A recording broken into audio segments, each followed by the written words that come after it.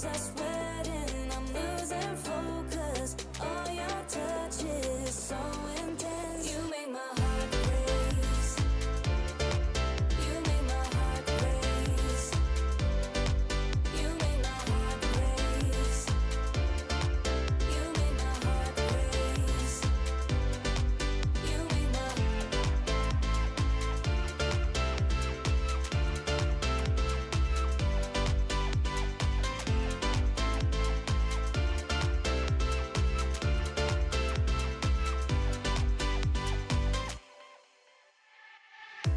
I put it on repeat. The melody keeps playing in my head. My heart is up to speed, and I won't change it. Can't slow down, 'cause I'm breathing faster. Your love is running through my head. Palms are sweating, I'm losing focus. All your touch is so intense. You make my heart race. You make my heart race. You make my heart race. You make my heart race. You make my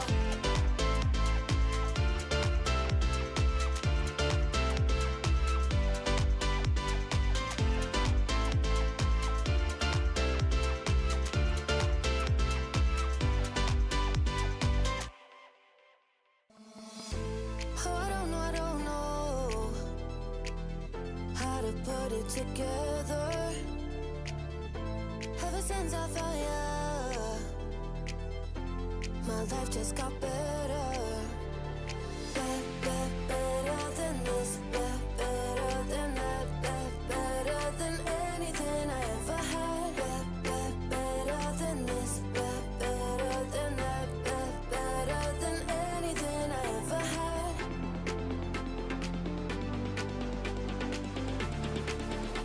Than anything I ever had.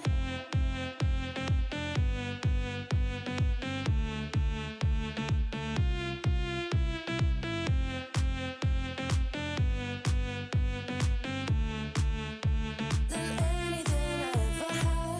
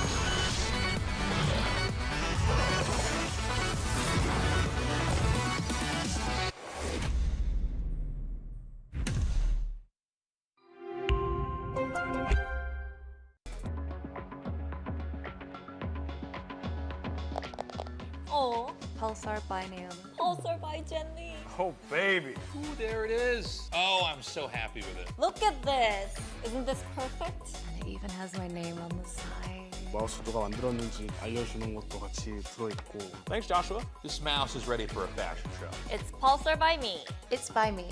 It's by me. It's by me. It's Pulsar by you.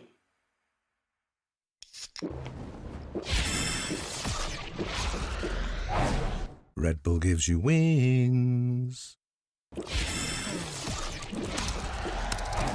Red Bull gives you wings.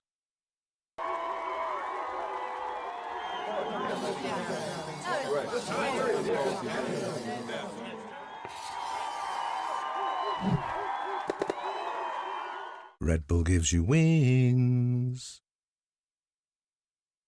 당연히 너프돼서 좋고요. 저는 사실 너프를 뭐 그건 당연히 해줬어야 되는 거고. 조금 더 다른 부분도. 는 너프를 하면 안 됩니다. 안 돼요? 네.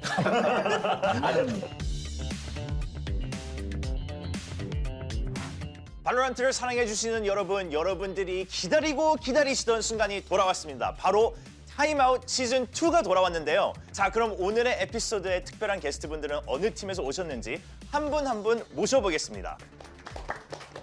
감사합니다. 환영합니다. 먼저 무엇보다도 T1 으뜸 감독님, 저희 너무나도 축하드리면서 이번에 그 우승을 하는데 비결이 무엇이었는지 좀 궁금하거든요. 아무래도 좀 전 세계적으로 강팀들을 많이 만나셨잖아요. 아무래도 퍼시픽 좋은 팀들도 많고 또 중국 좋은 팀들 많은데 각 두 개 리그 모두 다 스크림 할 수 있는 환경이 좋다 생각해서 여기 있는 모든 팀들이 다 도와줬다 생각합니다. 제가 사실 이거는 개인적으로 좀 궁금했던 부분인데 솔로 감독님하고 터미 감독님이 이번에 T1이 우승하는 모습을 보면서 거기에 이제 전 팀원들이 있잖아요, 선수들이 좀 보면서 좀 어떤 심정이 드셨나요? 태호가 잘하고 확실히 좀 많이 돋보이더라고요. 그 마스터즈라는 거 자체가 2번 연속 그리고 퍼시픽이 아닌 한국 팀이 연속으로 우승했다는 게 저는 좀 너무 많이 기쁘고 개인적으로는 네, 좋아했습니다. 근데 터미 감독님도 아무튼 또 스택스와 버즈 선수와 오랜 시간을 같이 하셨잖아요. 사실 내심 조금 뭐랄까 저희 킥오프 우승했을 때는 그 두 선수가 걱정이 좀 되긴 했었어요. 이번에 뭐 우승을 해서 너무 선수한테 축하한다고 말을 했었고 이번에 T1이 마스터즈 우승을 하면서 한국 팬분들이 정말 많이 좋아하지 않았을까. 그래서 훨씬 더 많은 사람들이 좀 발로란트에 관심을 갖게 되는 또 한 번의 계기가 됐을 거라고 생각해서 기쁘게 생각하고 있습니다. 실카놈 감독님은 이제 퍼시픽에 들어와서 첫 대회를 치르시고 좀 어떤 생각이 드셨나요? 저희가 조합이 많이 이상했거든요. 항상 스크림 때 해보시면 보면은 근데 그게 사실은 그 저희가 영웅 폭이 다 돼서 그걸 하는 게 아니라 남들은 다 기본적으로 하는 게 저희는 안 됐어요. 그 스크림 때 했던 것처럼 그림이 아예 안 나왔던 것 같아요. ダンビのネオンのせいでもう日本サーバーがすごいことになっているダンビネオンジャッジ 이제 지난 시즌에 참여해주신 분들은 기억이 날 텐데요. 감코진의 OX 퀴즈가 있겠습니다. 동의를 하시면 O를 들어주시면 되고요. 아니면 나는 생각이 다르다. 나는 동의하지 못한다. 이러면 X를 들어주시면 되겠습니다. 스크림 때 결과가 좋거나 스크림 때 그림이 잘 그려지면 경기에서도 똑같이 할 수 있다. 자, 하나, 둘, 셋. XQQ 감독님은 좀 어떤 이유로 X를 드셨나요? まあでもやっぱそのスクリームと同じようにはやっぱ大会本番はいかないことの方が多いので、まあ普段からちょっと柔軟性持って対応できるようにしないとまあいけないのかなっていうので、まああんまりスクリームの結果はまあ信用してなくて、まあどちらかというと内容を見てます。 그러니까 저희가 여태까지 해왔을 때 제가 감독하면서 느꼈던 거는 그러니까 스크림 결과가 좋으면 물론 스크림 때만큼은 안 나올 수는 있지만 그래도 비슷하게는 나온다.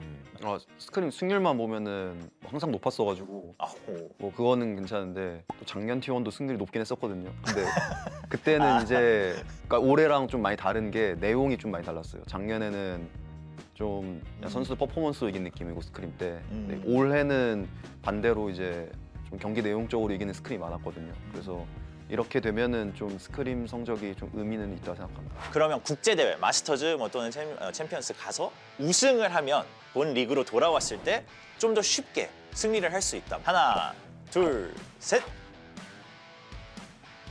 오. 경험치라고 해야 되나? 마드리드나 상하이 때 이제 우승하고 왔을 때 선수들이 잘하기도 하고 경험치도 많이 쌓이다 보니까 질 것 같지 않다라는 생각을 좀 많이 들었어요.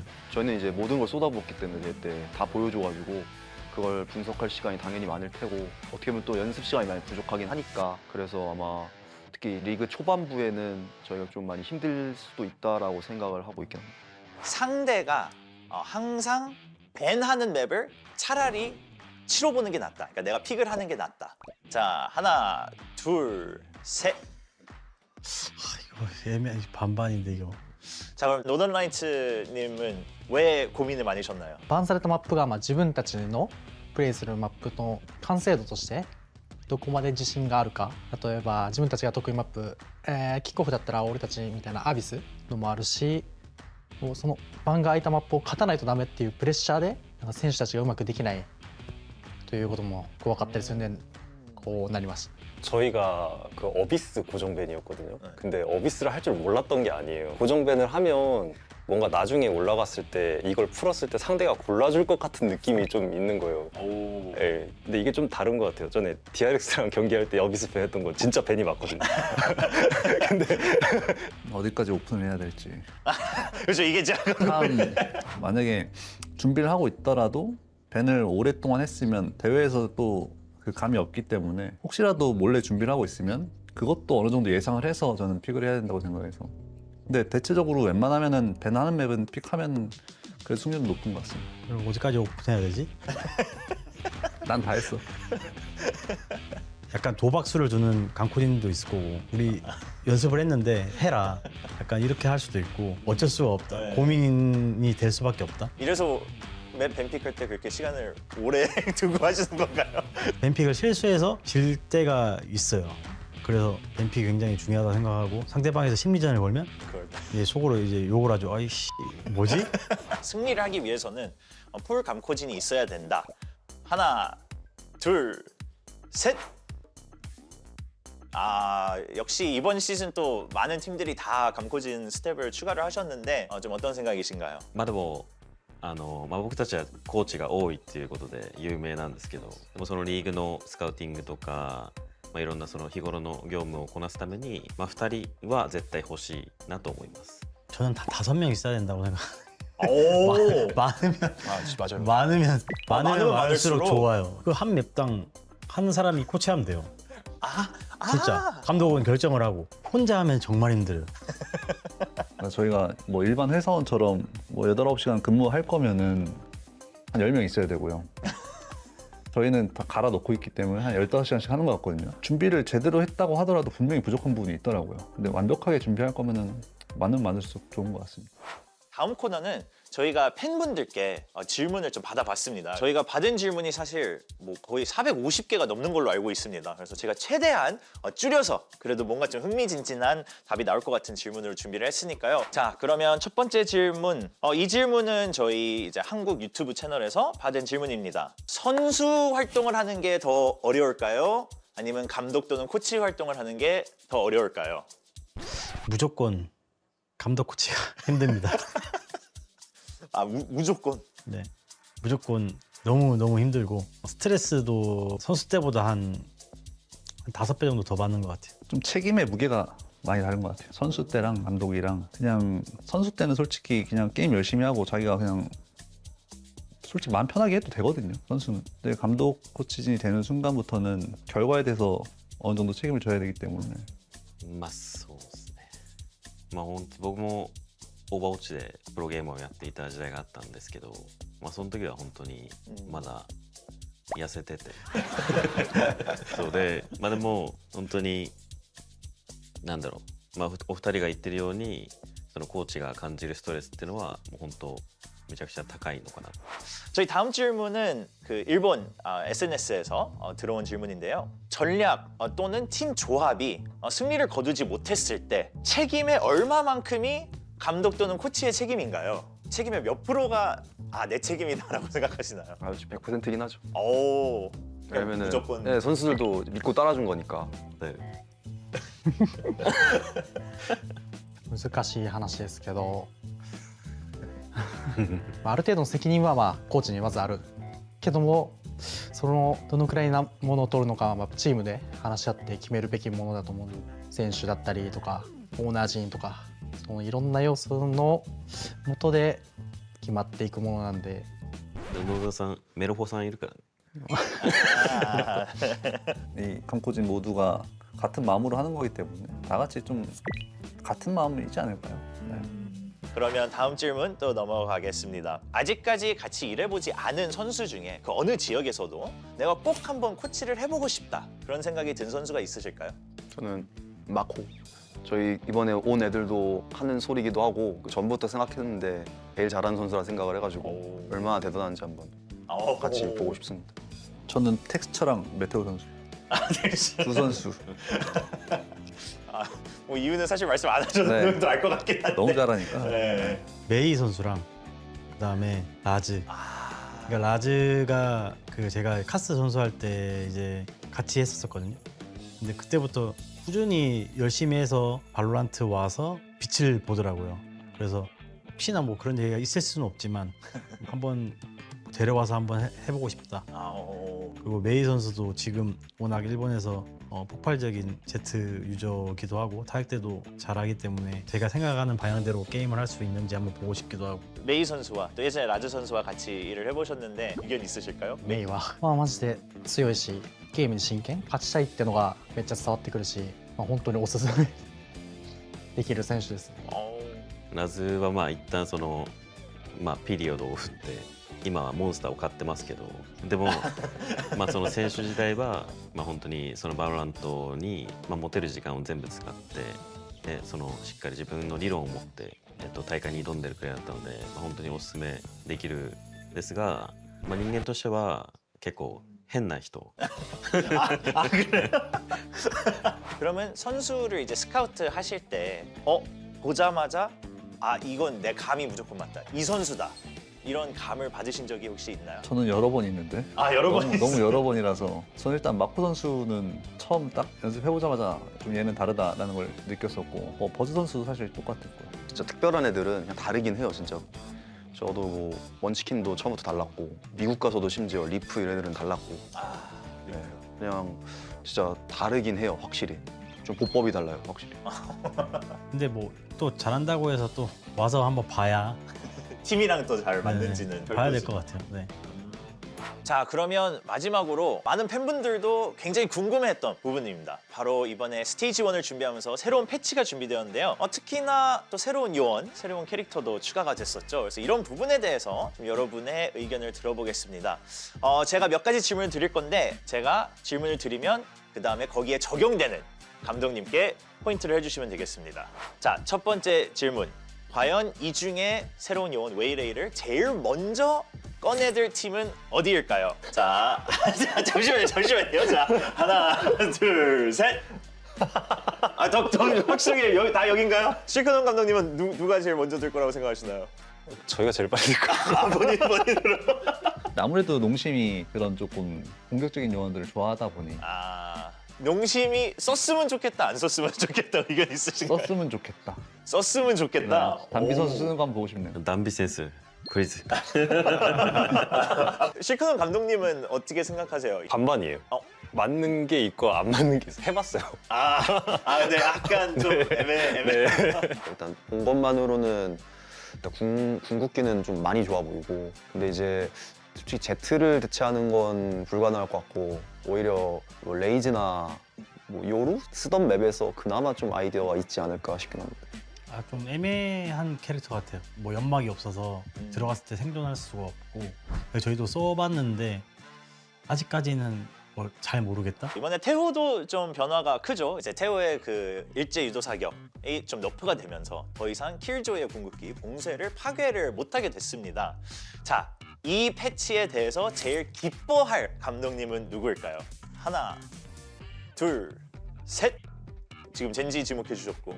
여기는 진지. D1. 지금 다양하게 지목해 주셨는데. 당연히 너프돼서 좋고요, 저는.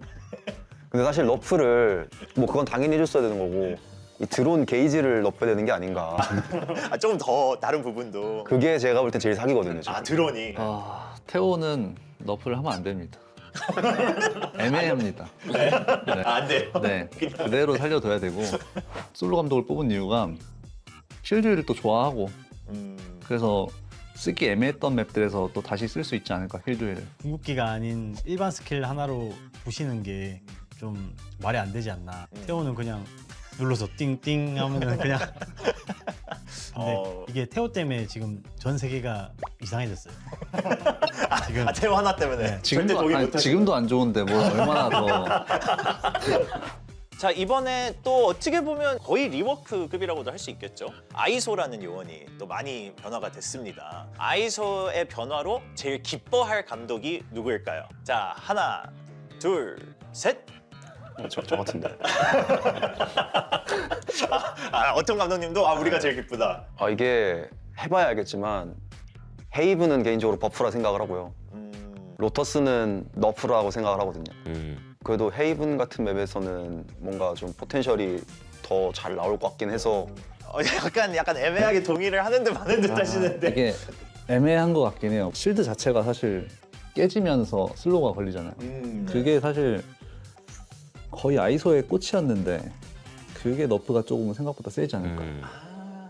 하지만 방벽 자체가 좀 슬로우로 쓸 수 있으면서 그거에 대한 좀 진입기에 이점이 있지 않을까. 이번에 맵도 또 변화가 됐습니다. 어센트와 아이스박스까지 또 다시 투입이 됩니다. 이번 맵을 제일 좋아할 감독은 누구인지 벌써 어느 정도 생각이 있으신 것 같은데, 자, 하나, 둘, 셋.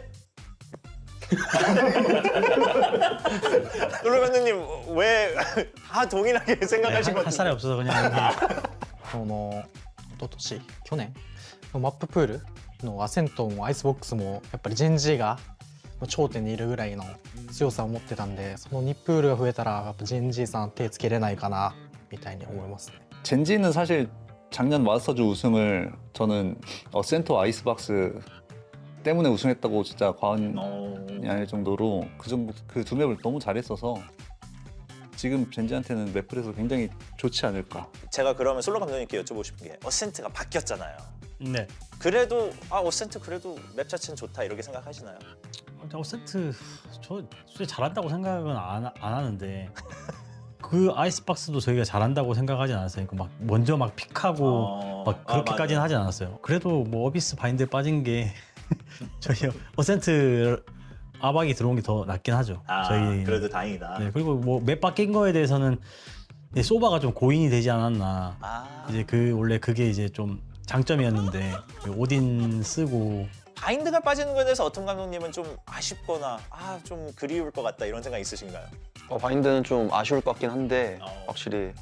근데 저희가 또 어센트도 좀 좋아하는 편이어서 그냥 교체되는 느낌이다. 네네. 알겠습니다. 자, 그러면 어센트에서의 그 벽의 변화가 있었죠. B 사이트의 오딘 활용이 훨씬 어려워졌습니다. 이거를 제일 아쉽게 생각할 감독이 누구일지, 자, 이거는 좀 고민이 되실 것 같은데요. 자, 하나, 둘, 셋. 본인 여기도 본인을. 저도 사실 이거는 데토네이션 포커스미가 아닐까 생각을 했는데, やっぱ DFM にはアート選手が所属してるので、彼その、DFM 入る前からずっとこういろんなマップでオーディンを使っていて、チームもそれし、アート君が結構悲しんでるんじゃないかなって。 혹시 뭐 아트 선수랑 그런 얘기가 있었나요? 노던라이트님? オーディンは弱くなっちゃったよね、ソバも弱くなっちゃったよねっていう話をして、彼はショック受けてましたね。 충격까지. 알겠습니다. 저도 바꾸겠습니다. 생각해보니까. 네, 저 DFM으로 바꾸겠습니다. DFM으로. 생각해보니 DFM. 나머지 두 분은 좀 전에 솔로 감독님이 말씀하신 것처럼 그 소바가 이제 좀 힘들 거다 얘기하셨잖아요. 근데 그거 자체가 진짜 그 B메인 수비에 대해서 정말 이해를 잘하고 있으시다 생각을 하는데, 그게 작년 젠지 어센트 높은 승률의 이유라 생각을 하거든요. 특히 수비 안정성이. 근데 이제 그게 안 된다는 게 확실히. 근데 좀 사기적인 했어요. 그게 그 자체가. 왜냐면 그거를 한 방 맞게 되면은 이제 트라우마가 생겨가지고 못 가게 되거든요. 선수들이. 그래서 저도 약간 그거에 대해서 약간 막아야 되는 부분이 없지 않아 있다고 생각했는데, 근데 또 막으니까 좀. 다음 마지막 질문. 만약에 여러분이 선수였다면 이 자리에 있는 어느 감독 밑에서 선수 활동을 해보고 싶으실지. 하나, 둘, 셋. 좀 많이 갈렸는데, 그럼 한 분 한 분 의견을 들어보겠습니다. DRX に入った選手はなんかそれが新人だろうと、どの選手も一流になっていけるので、やっぱ選手育成とか普通に教えるのがうまいんだろうなと傍から見てて思うんで、ちょっとコーチング受けてみたいなと思いますね。 그럼 개인적으로 약간 터미 감독님 미치면 나도 1류 선수가 될 수 있다고 믿으시는 건가요? 거기까지는.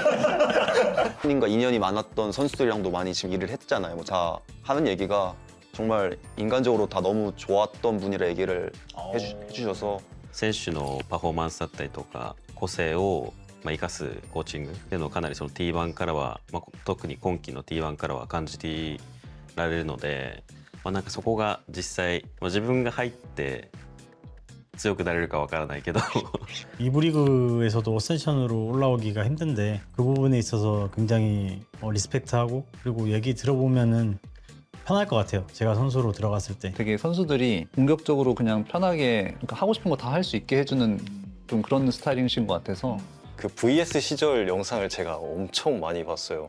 제가 원래 누구한테 사진 찍어달란 말을 한 번도 해본 적이 없는데 제가 처음으로 네, 전에 뱀픽 때 그랬거든요. 네. 개인적으로 사진은 얻으셨지만 네. 그때 예, 질만했습니다. 좀 아쉽게 됐네요. 교환을 하셨네요.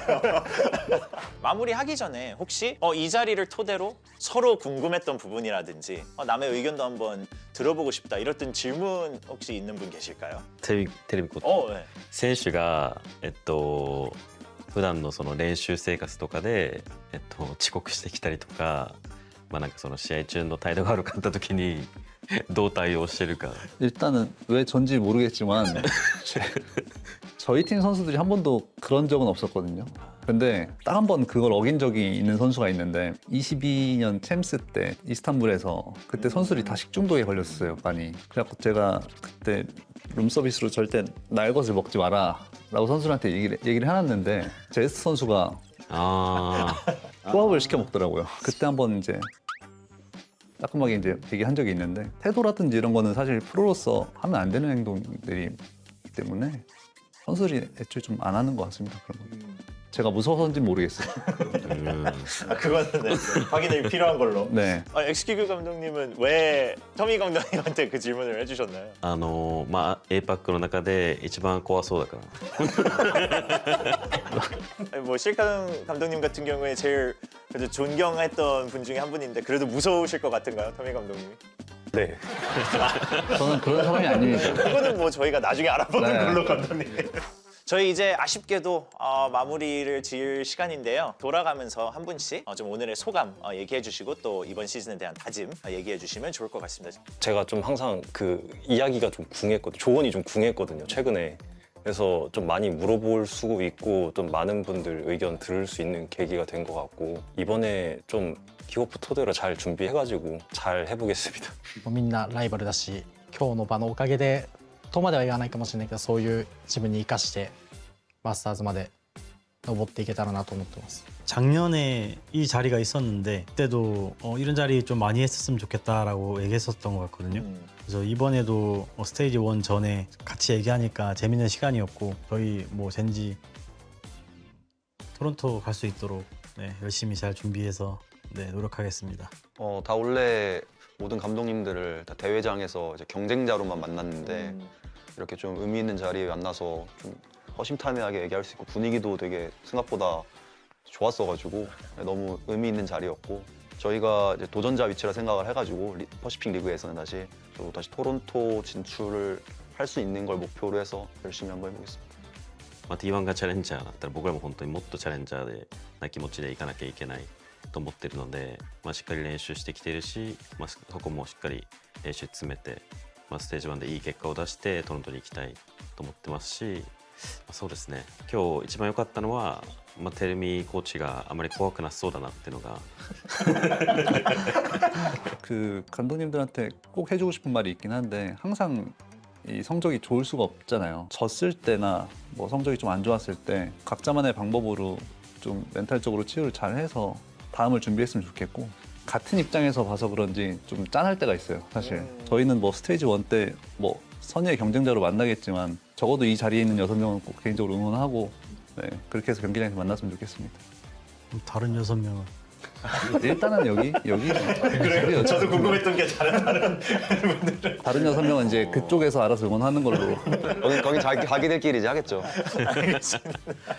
여러분 지금까지 시청해주셔서 너무나 감사드리고요. 물론 이번 스테이지 1 VCT 퍼시픽의 모든 팀들 관심 많이 가지고 바라봐 주시기 바랍니다. 그리고 역시 저희 남은 팀들도 있겠죠. 거기서는 또 어떤 얘기가 나왔는지 다음 타임아웃 에피소드도 함께 기대해 주시면 감사하겠습니다. 여러분 다음에 뵙겠습니다.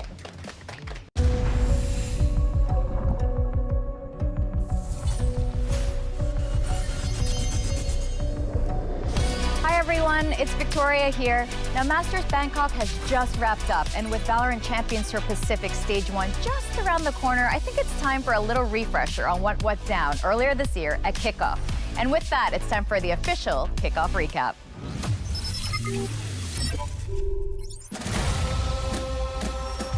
Even looking back now, Kickoff was incredibly intense, with most matches going the full distance. Not only that, we saw Ascension teams exceed expectations, a Pacific powerhouse PaperX struggle, and DFM at last breaking free from bottom placements with a completely new look. All signs point to 2025 shaping up to be a whole new era. After 960 days of pain and change, DRX have finally reclaimed their Pacific throne. In second place, right behind them, was T1 in their first ever grand final. And Gen G, who dominated in 2024, and Talon Esports, the sole Southeast Asian representative in the finals, were next in placements. Ultimately, DRX and T1, who secured first and second place, earned 3 and 2 championship points respectively. Meanwhile, Gen G and Talon finished third and fourth, each claimed 1 point, marking their first step towards champions. And after Masters Bangkok, T1 now stands at the top with the most championship points. So I've already mentioned earlier just how intense Kickoff was, right? Now comparing it to last year, it really highlights just how competitive it was. In the Pacific 2024 Kickoff, there were 19 matches with a total of 47 maps, averaging 2.4 maps per match, meaning many series ended in a clean 2-0 sweep. However, this year, we saw 22 matches with a staggering 63 maps, averaging 2.8 maps per match, meaning that most of the series were pushed to a full best-of-3 or best-of-5 battle. We have never seen so much Valorant in one event. Now let's take a look at some of the standout records from this year's highly competitive Kickoff. First up, a match that had Pacific fans on the edge of their seat, the lower bracket round 2 showdown between Nongshim and RRQ. On map 2 of Lotus, the match extended to an unbelievable 42 rounds, breaking the previous record of 40 rounds. The question is this record ever going to be broken again? With just how intense Pacific matches have been, it's definitely something to watch out for. Although it's widely known that ZETA Division's Depth holds the record for highest kills from the 2023 LCQ event, as far as the regular season records go, it's worth noting the most kills in a single map is 39 kills set by Monyet in Pacific 2023, back when he was on Global Esports. However, in this year's Kickoff, in the same lower bracket round 2 match between Nongshim and RRQ, Jemkin came incredibly close with 38 kills. Although the record wasn't broken this time around, the fact remains that this was so close, and it tells us just how fierce the competition has become. It was a truly remarkable feat. And hey, both of these players are now on RRQ. The final record is a rather unfortunate one. For the very first time in Pacific history, PaperX have failed to reach the top 4. Since the introduction of the franchise system, PaperX has been a dominant, near unstoppable force in Pacific. But they did struggle in this Kickoff event, leading to an early exit. Will PaperX make a comeback in Stage 1? We'll have to wait and see if they make their resurgence. Now let's take a look at the players who truly made their presence felt in this exceptional and closely contested event. Surprisingly, or perhaps not surprisingly, the most standout player of this Kickoff was none other than RRQ Jemkin. Even though his team was eliminated early, he managed to rank first in not just 1, but 3 major stats: ACS, KPR, and FKPR, showcasing his exceptional individual skill. On top of that, we saw Primi leading in KD and Hyunmin topping ADR, both delivering explosive performances that played a crucial role in their team's successes. While players like Jemkin, Buzz, and May stood out with consistent and even stronger performances than last year, there's something else that deserves just as much attention. And that's the rookies, players who made their Pacific debut this year. Their impact was undeniable, and we'll have to keep an eye on them as the season unfolds. A total of 26, that's 26 rookie players made their debut in Pacific during the 2025 Kickoff. Let's take a look at the standout newcomers who delivered the most impressive performances. Joining the prestigious ranks, we have Hyunmin and Freeing, who not only made their Pacific debut, but also won the tournament, becoming the true Royal Roaders. Then there's Kushi, who quickly garnered reputation as one of Pacific's best initiators, along with Francis and Danby, who showcased insane firepower, proving that Ascension teams are not to be underestimated. So I recommend you keep an eye on them this Stage 1. And now, during this kickoff, we've established a few new rules. Kickoff rule number 1. Now, real fans will be very familiar with this law. It's the Texture 4-kill rule. Historically, whenever Texture secures 4 kills in a round, his win rate is an incredible 75%. That makes the statement 4 kills equals victory feel very real. But here's the crazy part. Whenever Texture gets an ace, his match win rate is 0. He has recorded 4 aces in Pacific history, but has never won a match after doing so. Now, as we go into stage 1, is Texture gonna convert the ace curse into a blessing, converting into that win? We'll have to wait and see. Rule number 2 involves a very familiar player, and that player is Stax. Ever since Stax joined T1 in the 2024 Stage 2 of Pacific, every single match from then till now has been played in a full series. That's 10 consecutive full map matches. What's even more impressive is that during the Pacific 2025 kickoff, T1 played an incredible 22 maps, which is 8 maps more than the second place teams Genji and Nongshim. Despite such a grueling schedule, T1 showed off some of the best performances in the grand final. And at this point, you just have to give a big round of applause for these players for their efforts. Next up is a very special rule about Japan's rising star, Mei from DFM.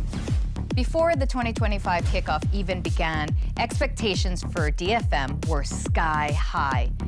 And they did live up to the hype, breaking free from the lower rankings for the very first time. But did you notice there's a hidden pattern behind their success? It turns out when Mei gets 17 or more kills, DFM wins. We've seen before that even when Mei dropped an insane 32 kills, it wasn't always enough to secure victory. But this time around, his teammates stepped up, proving that DFM's success was a true team effort. At this point, I have nothing but excitement to see what Mei and DFM will bring to the table for stage 1.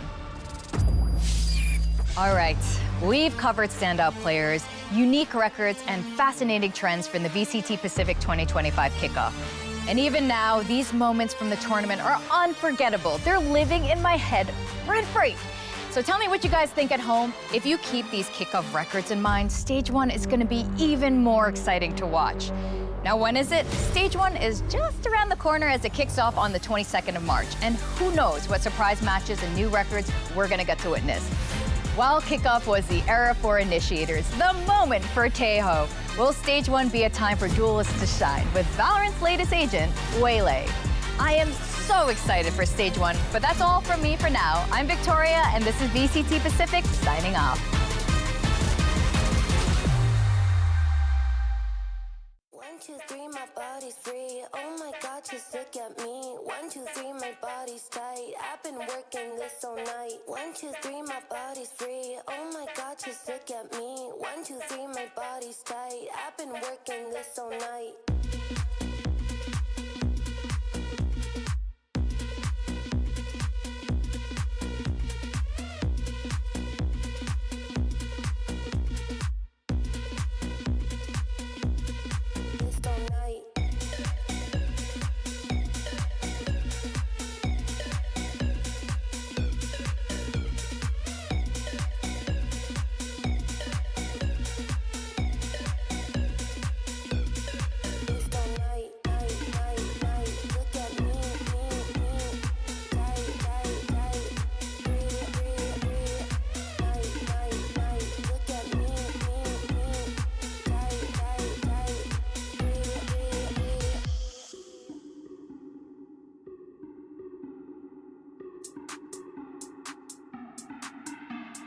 One, two, three, my body's free. Oh my God, just look at me. 1, 2, 3, my body's tight. I've been working this all night. 1, 2, 3, my body's free. Oh my God, just look at me. 1, 2, 3, my body's tight. I've been working this all night. Night, night, night. Look at me, me. Tight, tight, tight. Free, free, free. Night, night, night. Look at me, me. Tight, tight, tight. Free, free. Just all night.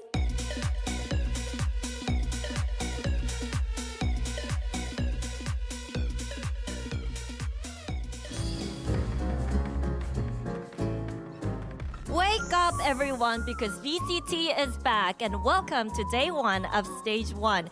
We have a lot to catch up on, of course, the roster shuffles, the format changes, but that's for the guys at the desk. Me, I'm here to personally walk you guys through the changes to the venue. So come take a walk with me. Hello. Hey guys, I'm on the 11th floor of the S-Plex Center, aka Esports Hall of Fame. Starting stage one. Now this will be where the VCT Pacific event zone will take place during the match days. Fan experience, this is where you get it. Come check it out. Hey, and check out this photo booth. Like the old saying, take a picture, it lasts longer.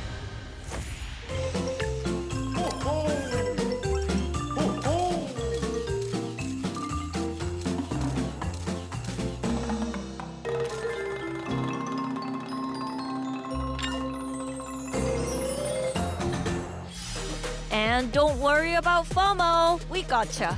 Here is the viewing party zone, so you don't have to miss a second of the game. And all of this because we are the actual Supreme region. I mean, remember when T1 won Masters Bangkok? Yeah, like last month. So for the first week of stage one, we are going to have the Masters Bangkok trophy on display. Because we can, because we actually have a trophy, and because T1 let us. And look, it's the best team in the world, come on! I don't think you're gonna be on the display, but congratulations, guys. All right, Stacks. Trophy looking shiny. Yeah. First one for T1 Valorant. You guys are world champions. Has it soaked in yet? I'm feeling thank you. Over to you, Buzz. How heavy was that trophy? So heavy, but happy. Heavy, happy, heavy as the crown. Now, how are you feeling about stage one? Because you guys still have that Pacific trophy to claim. Yeah, we still have achievements to. Yeah, and we have to prove in Pacific too. So we're gonna make it. Okay. Who's the best team in Pacific now? Come on. All right. Stacks, you will be playing later today. So anything you'd like to say to the fans? We won the Bangkok Masters, but this year is not over yet. So we're gonna keep more harder and harder, and then we're gonna prove it we're the best team in Korea right now. Every trophy, T1 trophy from now on. Yeah, of course. All right, good luck, you guys. So it's time to get the show on the road. So we'll see you guys in stage one of Pacific. Bye. Get ready for the VCT Pacific Stage 1. Good afternoon, Asia. On this day, March 22nd, 2025, the wait ends. VCT Pacific has returned. It's stage one, and we have a lot to talk about. I'm your host, Chubby Ninja, Victoria, and with me, we got Pilski, and we've got big time. Welcome back to the Analyst desk, gentlemen, and I gotta say, who is the best region in the world? Woo! Has to be Pacific, right? And we're going to get to answer a lot of other important questions, like who is the best team in Korea? When does Paper X play? Those are going to be great ones to see too. It feels great. It feels great to be able to work here. T1 really cemented the region as being incredibly strong. So, being able to represent this region, being able to talk about it here is such a pleasure.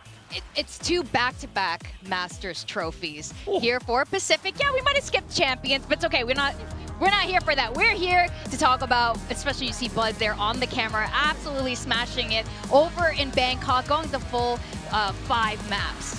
Yeah, unreal turnaround in general for T1. The way that they started the tournament was extremely concerning. I don't think that people had super high expectations of them. Of course, they didn't win Kickoff. At the end of the day, DRX was the better team domestically, but the tenure and the experience of these players, I mean, even doing things like swapping in and out their controller player are things that I look at and I'm like, I don't think a team could be successful doing something like that. But T1 have proven that they have got the winning formula. They've got such fantastic players, and they were able to put it together when the pressure was on. Yeah, I mean, saying that people didn't have high expectations is probably an understatement. Show me one pick'em that had them winning that event, and I bet you can't. They really surprised everybody. They came out swinging, even in this final, managing to upset G2 that was even up to that finals day. They were massive underdogs, but it was such a well-deserved victory for T1. You're exactly. Not only did no one pick them, they were at the bottom of everyone's pick'ems, which is insane. So this moment when we saw Stax and Buzz embrace each other during that win. It was so lovely. It was. Yeah, I felt that, like, you know, deep down, I really felt that hug, that win. They are some of our most seasoned players in VCT, let alone Pacific. So I don't know why we've been underrating them, but now they are at the very top and, you know, bringing victory to T1 over there. Meteor, of course, moving from Gen G. Now he's a back-to-back Masters champ as well, as the only player to do so from Pacific. Now, Stage 1 format. We saw Kickoff, we saw T1, you know, come in that runner-up here, but Stage 1 format is going to be slightly different than how we did Kickoff. We got two groups. We got Group Alpha and Group Omega. And Pilsky, initially, I thought Group Alpha was going to be the rougher group, but after the results from Bangkok, maybe not. Yeah, I think Alpha could be like a bit of a question mark, like a bit up in the air as far as I'm concerned. For Omega, I think it's going to be a little bit more straightforward who advances unless you see certain teams step up a little bit more. That's how I'm looking at it. I think the interesting thing as well, we're going into a completely different format from what we've seen in Kickoff. These teams are more used to playing, whether you're talking about the international event or you're talking about Kickoff, a double elim bracket. Now you're going to go into group play where everyone is going to play everyone once, and certain games are going to be more important for certain teams to win than others. Yeah, absolutely. And I think one thing that's really important about this format is that it's a little bit slower, right? So in a group of 6 with 4 qualifying, you don't have to start immediately strong. In Kickoff, if you lost that game, you're in the lower bracket, you lose twice, you're out. You could lose 2 games and still be well in contention for playoffs here. So you have a little bit more time to put it together.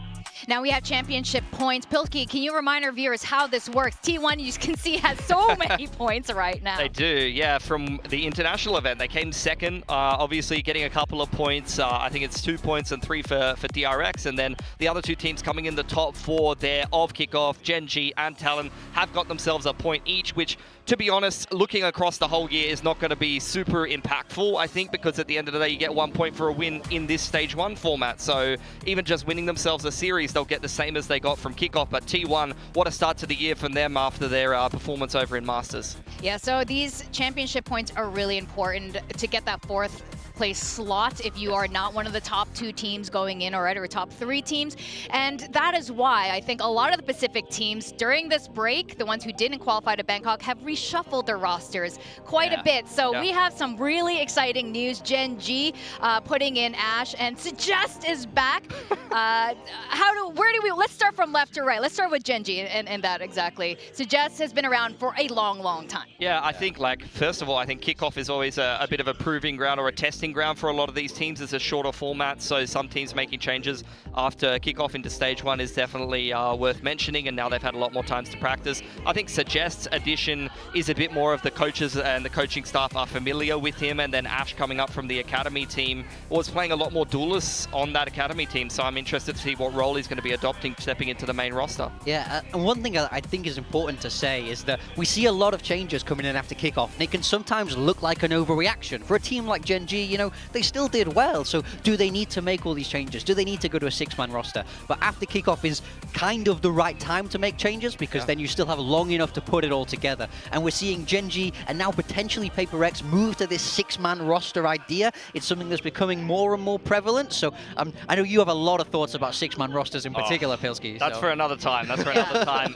Talon have gone full Thailand, though. Yeah. I have been waiting so long. I don't know if these are necessarily the players I'd be picking every time. They've gone for an academy player, getting the promotion. Kalu was a great one, though, to come up from Myth and some of the other teams in Thailand as well. Absolutely. I think Kalu is a great pickup. We got to see him featured on Myth before he joined Full Sense, dominating against Sentinels. I think it was like 60+ kills he dropped against them as an initiator. Yeah. Incredible. And of course, RRQ slotting in Crazy Guy as their IGL, replacing Estrella. Estrella is still part of the squad, but I believe he won't be playing for the earliest parts of Stage 1. Yeah, that to me was definitely one of the more unexpected changes. Everyone kind of felt like RRQ were putting it together, but we just have to trust the process. You know, we have to believe that there's an idea behind everything they're doing, and we'll see if it pays off. Definitely, and I think this is going to be a really exciting weekend. So not only did we see, you know, a bunch of roster changes that are going to be coming through, we have map pool changes. Ascent and Iceback Icebox. Yeah. Ice back. Ice back. Ice back. Ice back. It's ice back. Woo! Do we like this? Do we like these two maps coming back in? I think it depends what kind of Valorant that you like, to be honest. I think Ascent and Icebox, they're going to be a little bit more of those kind of like stock standard attack FPS maps where you've got two kind of lanes to a site and a middle. Yeah. You know, they're going to be a bit more skirmishy, they're going to be a bit more defaulty, whereas you're going to have some maps that are a little bit more kind of push and pull, like your Fractures, your Lotus, your 3-site maps. So some good diversity in the map pool. I'm just happy that we're not going to see Abyss anymore, and I know that there's some people that are not happy with Bind either, to be honest. Yeah, I'm glad Bind's gone. And for me, I've always been an Ascent hater for as long as possible. Ask anyone I've worked with, I moan about Ascent all the time. But now, is it the wall? Is it? well, it was the boring meta, right? But now Okay. Teo's in, the wall has changed, so maybe Ascent could be fun again.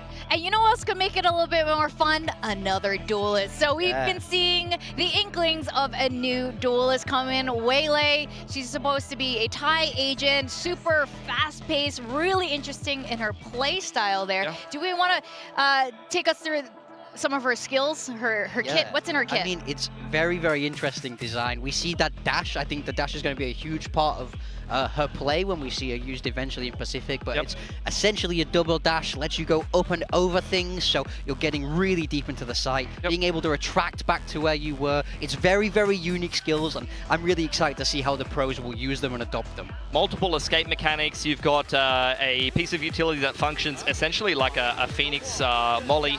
Here you see the dash, and you saw Kangkang and some of the other teams in China really adopting Waylay early on. And these clips, you can see it comboed with Breach and Teo to be able to dodge utility, bait out traps, or be able to take advantage of some of your teammates' utility. And that is the strength of Waylay right now. And I think it's a very interesting time to introduce this agent, not only in terms of adding certain maps like Ascent and Icebox, but as well as what kind of interactions they're going to have with other agents that are popular in the meta right now. Who do you think is going to be playing Waylay? We have some quotes here. We've asked some of the players what they thought. We got some mixed reviews, some rather tame reviews here too. They're like mixed feelings. No one wants to commit one way. I You don't want to say it's broken and then it's I terrible. think it's hard though. I think it's hard because there have been some agent releases like ISO, for example, even Teo was quite strong, where I was like, wow, this agent is very strong. I don't know how I feel about this. I feel like Waylay is a pretty balanced addition, to be honest. It's a choice. It's not an auto include. Yeah, I think that's a really fair point. Teho, we saw a lot of uptake on the agent. I think the skill level to pick up that agent a lot lower compared to something like Waylay, where it's, I think, a little bit more complicated to use to adopt. So I don't think everyone can play Waylay, but if you can add her to your arsenal, you have a player who does know how to play Waylay, I think that could be really, really dangerous here. Now, we do have an exciting very first weekend here. Again, of course, we got new rosters, we've got a lot of shuffling, new maps, we got new agents, we got a lot of new things. So, I wonder, this is what you guys did on day one of Kickoff, I believe. Yep. And so this was your tier beautifully list. laid out, really. So clear to read. Has anything changed, or are we keeping this the same? I think a lot has changed. A lot has changed. Let's start from the S tier. Sure.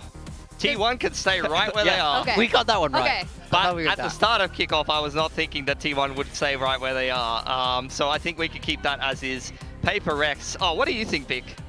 What do you think about that team? I'd like to hear your opinion What on that. tier did Paper Rex go in, Vic? Can you let us know? Don't do this to me.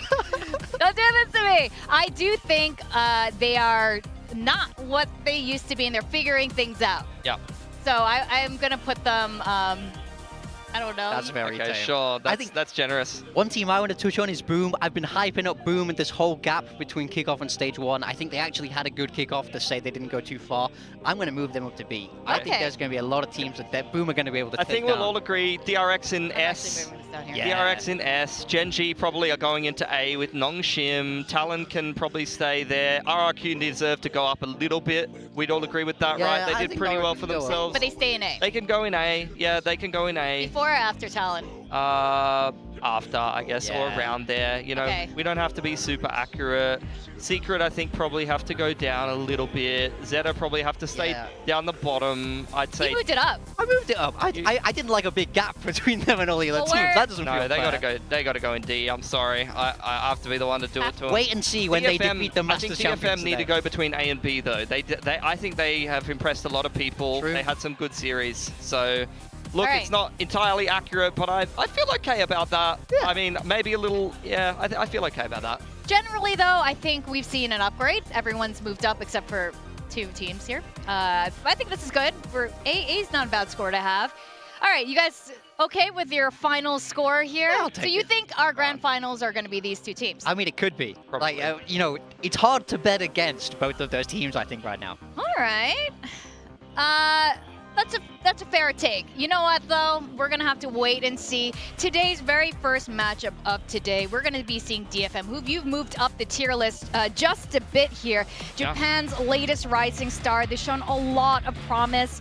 And, of course, with Art and his Art of Odin, is this man, what is he going to do now that the barrier is up on Ascent? I love Art. I actually think he's, you know, I actually rewatched some DFM games from Kickoff. Yeah. He's quickly becoming one of my favorite players to watch. He's not afraid to just abuse whatever he can. He plays in unconventional ways. He is absolutely raging that they've changed the wall of Ascent. He was about to go crazy down that lane. But I agree. He's quite a character. I remember he looked quite devastated when they lost, actually, that lower bracket game. And I think that really shows that they had great expectations. They believed that they could win. What a turnaround for this team. You know, 5th to 6th overall placing for a team that was finishing last. This new roster that they put together has got some great additions. Akame has shown a lot of flexibility and some good firepower. Mei is still Mei, still one of the best duelists in the lead. But GN had a good map or two. I think he's still got more to do, though. I didn't see much from him outside of Abyss personally, but I know he's won a lot of people over. And Jingbung's been a great sentinel. I think he's shown to be quite consistent, too. Now, on the opposing side, it's going to be Global Esports. It's another team that has showed a lot of promise at the beginning of Kickoff. Yeah. And Patrick, who? Patrick, what? Patrick, why? Patrick, why? Patrick, where have you been? But Patrick is finally here in Korea. yeah, I mean, I think that's going to be a huge boost for the guys on GE. Obviously, this was how the roster was originally planned, so it's great to see that come to fruition. And of course, this has a little bit of extra meaning for GE today because DFM were the ones that knocked them out of Kickoff.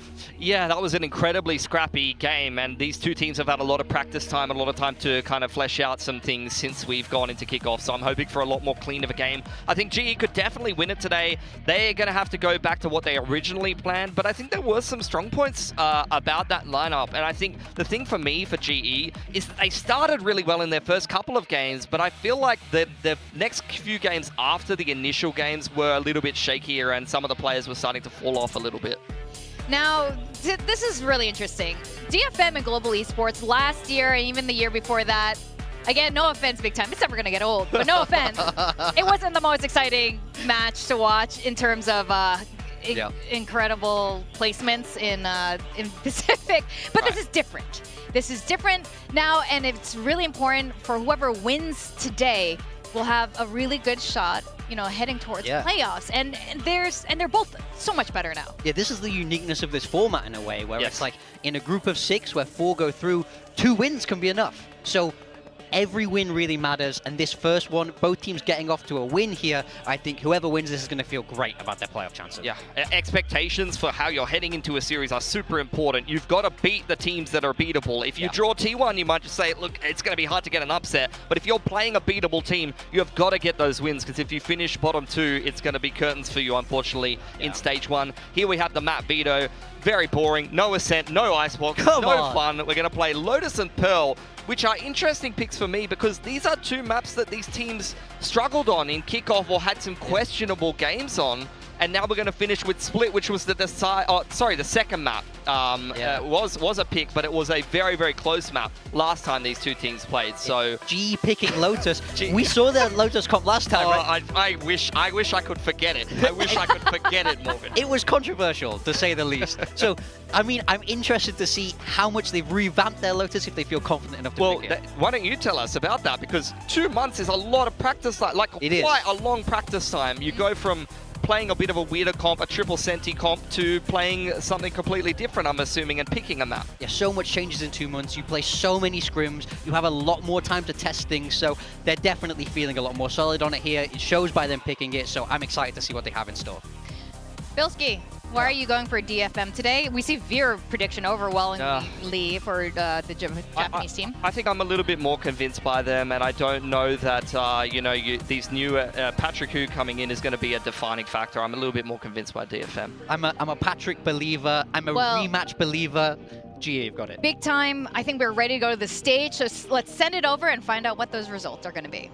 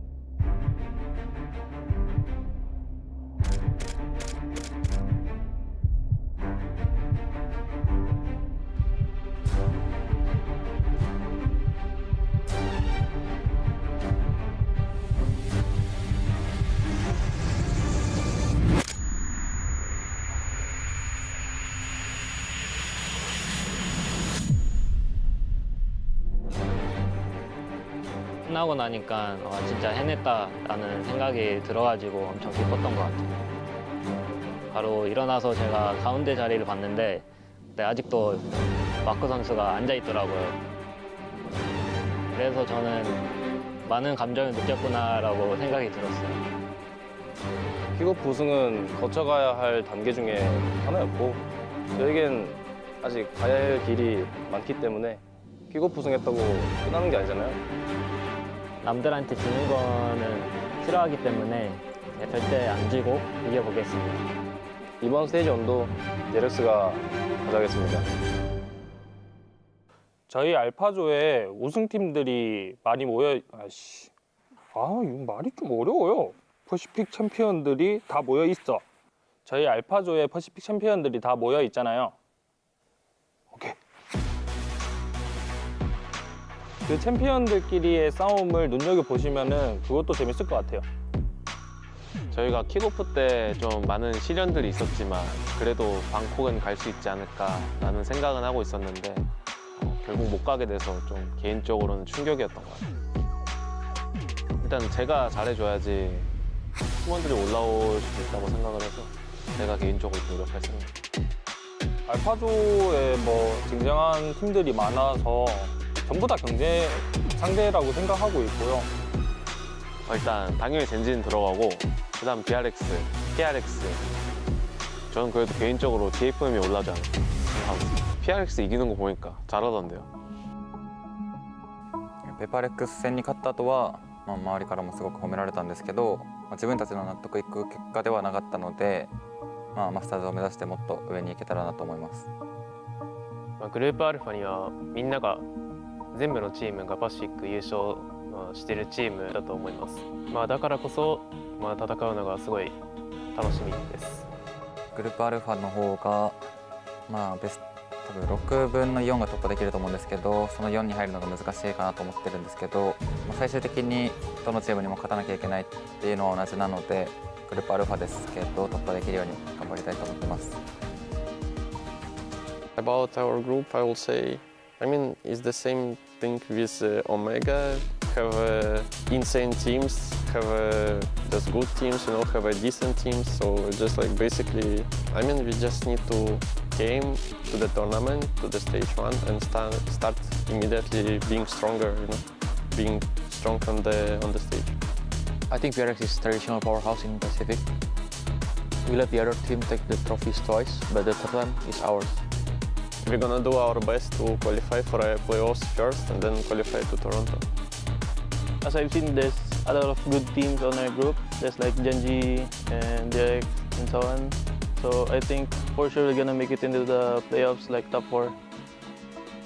For me, we're keeping an eye on almost every team, on our group. But I'm focusing more on the top teams because I know we're capable of defeating them. Okay, so going into stage 1, since we have had more time to prepare, we'll be more confident and just trust in our practice. And with that, we'll take down the rest of the teams. We play a match like in scrims. I think we're pretty confident that we're gonna like at least make it to top 4 in Alpha Group. We will be a different Boom Esports than what you expect. 저희 첫 상대가 붐인데 그냥 이길게요. General service here. I have a big respect for the 3 players, but for other 2, I don't know who are they. I'll go for a stage 1, destroying everyone. It's okay what the rest of the team think because we also think that they are all the weakest in the group. 2025년은 DRX의 해가 될 겁니다. しばらく日本チームがマスターズに行けてないので、マスターズに日本チームがいる景色を見せれたらなと思います。Now it's time to reclaim the honor.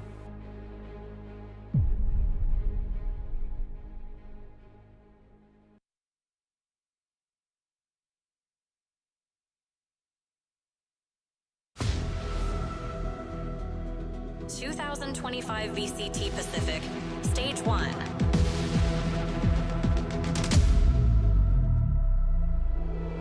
Rise Pacific.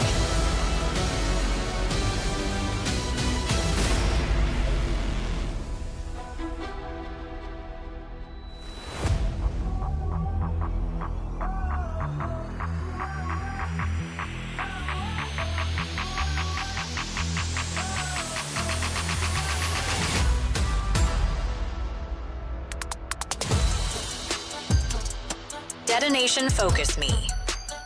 Yeah, it's a whole new level. Woo! Here we go, VCT Pacific. Now we got DFM and Global Esports kicking off our very first day of Stage 1. We got 2 teams who are showing massive improvements, definitely working and upgrading on those walkouts, and workouts. And we got 2 teams looking to prove what they're made of. DFM is looking fresh, very different looking than how they ended Kickoff just 2 months ago. Yeah, they're feeling good now. I mean, they surprised in Kickoff. They had a great offseason. They couldn't convert it all the way. And now is their time to really show everybody what they're about. Can they live up to all this hype? You know, we know they beat PRX in Kickoff, but is that going to be enough? Can you carry that through? That's the big question for today. And of course, the big question for Global Esports now with Patrick, who he's here. He's finally here on Korean soil, and he's really ready to join the rest of his squad here. And we saw a lot of promise from the squad already, Pilski. Is this the final piece to bring them to the top? They started really strong in Kickoff, and they need to do so again here. A game against DFM is a game that you must win when you're talking about a round robin format. There can be no slow starts here, or it may necessitate you to upset one of the top teams in the group later on if you want to make the playoffs. And we do have 2 IGLs on both sides who are, I have to say, they are the stars of their squads. They've done so much for their teams. How do you feel they're going to be matching up today? Because we got our coaches, Northern Lights and Juvenile, getting ready to go. These 2 teams had a lot of time to prep. Yeah, I mean, it's very interesting how both of these teams call. I think GE will lean towards that more structured approach. DFM a little bit looser in how they play. Rewatching that game from Kickoff, I felt like the calling from DFM was so on point, and that was a huge part of what got them that win. So I really want to see if they're able to continue that through to today, because if so, I think there's a world where they could look very dominant. I think GE are going to show us another gear where they can see the lineup that they originally thought in the way that they planned it. They're not just going to have to rely on individuals making big plays, players like Papi clutching in those initial games, Yudatan popping off on the duelist. We're going to see what this lineup was put together for, and is that going to be good enough to beat a DFM who started off the year so strong? Now, you guys didn't seem very inspired by the map draft, I have to say. It's not inspiring. They're not playing any of the new maps. But, I mean, maybe with Patrick Hu here, things might be changing up a bit. Yeah. We've got a Yoru in this. Yeah, the GE comp is very interesting. I think it's obviously Breach Tail style. Yoru is able to take that space really well. When they get to defense, expect a lot of trap plays off that Cypher utility. You have a lot of punish. Very different stylistically to what DFM are doing. I mean, DFM, it's the stock standard. It's the old Gen G comp. You mix in the Vice with that. You've seen the popularity of changing up those walls on defense, of using the arc loaders to be able to aggress or get info. So I think for DFM, it's a bit more of a standardized comp from them. Now, we didn't get to hear your prediction for Global Esports, Morgan. Why have we picked Global Esports today? I'm a Patrick Hu believer. I believe in the rematch curse. I just think now's that time. All right, now to bring us through this, we got the Masters Grand Finals casters to take us through Lotus. We've got Achilles and Paperthin. Hello, thank you very much. I'd like to say we did not ask for that introduction. We're just a couple of guys. That's all. Just couple chill guys. Couple chill guys. Anyway, welcome back. Stage 1, ready to begin. Always a pleasure to be back in the arena. Anytime we have a break, we're just like, oh, but you got any more of that work for us? When's that going to start again? You got any more of that VALORANT? Because we like our jobs. So happy to be back in the studio and ready to dive into the series, which is a very interesting one. DFM looking very strong during kickoff with the upgrades here. Global Esports, similar scenes, but now with their full original intended 5-man roster, this should be a hell of a clash. Yeah, absolutely. I mean, I think there's a lot to prove for both of these teams here today. You know, they squared up against each other once. During kickoff, it was DFM who won 2-0. Granted, the split was very close. You know, Abyss isn't in the map pool here for DFM, a map that they really relied on to get them some big wins. But I think if you look at this group, if you look at the way that this is going to shape out, in my mind, this is almost a must-win for both of these teams already. This group is stacked. This group is deadly. This group has all of the Pacific champions in it. Can DFM or GE find a way to get a win here, find a way to get themselves into the playoffs as we begin the road to Masters Toronto? Alrighty, well, let us find out. Take a look here. Global Esports have not been the pistol princes that they have been in the past. It's been DFM who overall have looked quite good in that regard. Let's see if that's going to continue, if Global can start trending back in the right direction. Yeah, for sure. And, you know, pistol rounds are a lot of, you know, hard reads or just, you know, maybe somebody pops off with the ghost, hits some heads. But they're so important right now in the VALORANT meta, right? You're going to hear this all over the place that because of the way the economy works, because of guns like the Outlaw that are available, it's really easy to win bonuses, maybe compared to days of old. Oh, a little bit of a peek out there. Patrick Hu spots it. But this is all just to try to keep this disguised here. This maneuver from Ken. In behind the box, waiting for his timing, sees the fake out. Clone, swings the corner, finds a headshot. Patrick Hu, welcome to the stage. You have to wait for that second round to begin. You're on the floor. Well, the good news for GE is they did sell this fake well enough. They kept 3 players from DFM on the other side of the map, so they're able to sneak their way through. Yudotan did take some damage, slowed up by the vines. Good flash. Corner. The flash is there, but boom, only able to find one. Kelly's going to be taken down. Prowler goes out. Scouts Crystal here in this position. They know he's behind the wall. Still does well to find that kill before getting taken down by Art. He's caught off guard by Kelly S lurking just outside of door. Down A. The falling though. That does leave Poppy now in a 1v2. Given what we know about this guy, he's absolutely capable of it.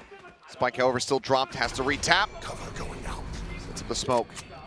As he decide the pile of this. A 2v1 facing towards Tree, and he gets it damn close, but it will be May to go ahead and close out the pistol win. Yeah, I think what I'm really liking early here from DFM on this defender side is they're playing for trades. They're playing to set up, you know, an early trap there is going to get G on a kill, but after that, it's just a lot of good working off of each other to make sure that they're getting those kills. You know, one goes down, another one is there to step right in. And that's encouraging. The teamwork for DFM. When they're locked into that mode, they can beat anybody on the planet. Saw it in the offseason, saw it in kickoff. This team definitely can be scary. And they're going to go with an all Bulldog loadout. Every single player on DFM going for the rifle. Not wanting to give him any kind of opportunity here. I thought maybe we would see an early save here from Art, not buy down, go for that Odin nice and early, but oh, Jinbung. And we'll just get a couple stray shots there, sensing a timing. As Yutan similarly tagged up, Crystal dead. And the odds of GE putting a dent in this DFM lineup at the moment looking pretty unlikely. Yeah. Going to be very challenging to break through these defenses. Good read here early from DFM. Good crossfires. Some really good util from Akame to make sure that some of those players trying to get through. Bit of a stun there, but GN right there. Oh, 3 kills for GN. Woo, that was snappy. They're versus Classics, but yeah, that was still very swift. Nice little pivots there from GN. And a very, very clean round. Flawless for the side of DFM as they start off Lotus 2-0. Yeah, and again, I like that DFM is really playing for each other. God, that's good. And this is kind of what you're going to need for DFM if they're going to start making deeper runs, if they're going to start making playoffs, if they're going to, who knows, maybe make an international event. You're going to need GN to step up. He's this guy that you bring in off of, you know, the ranked servers, essentially. He had played a little bit here and there, but, you know, May really vouching for him onto this DFM team. Had some rough matches for sure during kickoff, but we know that his mechanical skill, in theory, should be there. Just need to see him kind of integrated with this roster a little bit more, but with that Viper there for the side of DFM, I like this change up for GN. I think it gives him a little bit more comfort, a little bit more room to work the map, kind of set himself up individually in both his team. He can really cut off a lot of the map, keep GE guessing. Drone does get the spot there on a Jinboom. Jinboom a little bit too early with that jiggle peek. As well, Crystal, yeah, I was going to say, door gets opened up. He's got line of sight with that Outlaw in hand, able to find one. May just peel off a kill, but falls down quite low.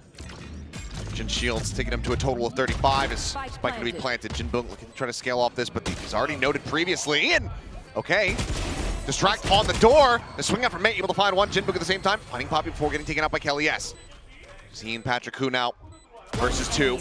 And Art will be the first to fall. May, with just no HP to work with, not going to be able to get it done. Global will go ahead, deny a bonus conversion, but he still suffers some heavy losses. Yeah, some decent damage done. And May there with a quick wrap back towards attacker spawn to find that flank angle and gets a kill with 10 HP. That's a really nice pickup there for him. Good early play through that door, kind of expecting the trap, have that Outlaw ready to go. Shut the players down. Nice off angle for Patrick Hu. LES able to work from up on top. Get that big kill. The IGL trying to hype up the squad. Get GE back involved. Getting close to some ultimates though. Kelly S only a couple away. One away for Patrick Hu as well, so should be able to potentially grab an orb. Get that Yoru ult, which is so annoying to deal with as a defender, especially on Lotus. There's just so many places that you can creep into. Oh, and GN, they just fall right into his open arms. LES, a bit too late on the swing to be able to really find that punish and save his comrades' lives. They end up getting taken down, bait out. They're able to find the thorns, find the wall. The pop, but what is going to be the pivot call? We've seen some really impressive spray transfers already from GN. He has been really on point today. And again, a big part of DFM's new roster is getting him fired up, getting him online. Kelly's pushing forward, peeking to Waterfall, able to find one. Cage out, Jinboom just going to disrespect that. It's going to be the spike drop now here towards backside. Finds the follow-up, Yutan not able to try to keep them in the round. All on Crystal. Looking for the first, finds it, the headshot connecting there. The spray a bit frantic, but eludes damage. 1v2. Still though, the salvo's a world away. The high-low setup, and they line up for him! What a Red Bull clutch as Crystal gets the 3K and ties us up at 2-2 DFM. Oh, they're gonna be kicking themselves after that. No doubt about it. That's, I mean, phenomenal work here by Crystal. Really like to see this. GN again, nice play there to find 2. This round looks like it's done and dusted. Jinboom holding the back of the site really nicely. Finds an awkward timing where GE isn't able to kind of come at him at the same time. And that's huge. That's a bit of a positional mistake in my opinion on DFM though. If you're gonna run that high-low, there's those boxes in the back corner you can set up on. There's a small bit of movement there. I believe it was Art kind of inching to the side. They end up getting a little bit more clustered together. As look, they're just trying to take their weapons away, flood out in towards rubble, but Global quickly pivoting back. Orb going to be snatched up here by May. One away from having that showstopper online. But with those ults available for the side of GE, you almost have to play retake as DFM off the rip unless you can just bottleneck the front of like B or something like that, which is why you're seeing DFM along with the weaker weaponry really thinking about trying to do something like that, but right now they don't have much information on the map. They're making a hard read that maybe it's A that GE's heading to. They haven't had much contact anywhere else on the map, but Art's about to get a rude awakening. Oh, just a pop of the wall, okay. Top of the wall. Paranoia is still held there by Art. Who's next? Waiting this out is Mask gonna go on. Patrick Hu. Not ready yet. Chasing forward, scouting things out. Pings it, fault line goes through. Art does manage to slink away, but the side is opened up. GE now in control. 5 members strong. Versus the eco attempt here from DFM. Oh, for DFMs, you'd love to try to get one of, if not both of the ults that are left in play for GE. The Armageddon and the Rolling Thunder out of their hands, if possible. See if they can make a go of it. And Art's just in such a poor spot. Does go ahead TP across to the opposite side, but Poppy watching long sight lines here. Is even the Rolling Thunder going to be committed? Global Esports just wanting to ensure that they can gain the lead right here, right now. Not going to be a flawless here as May able to find 2. Some decent damage dealt, but Crystal with a final shot from the Outlaw will be able to go ahead and clean things up. So an ult committed, but Global Esports now in the lead 3-2.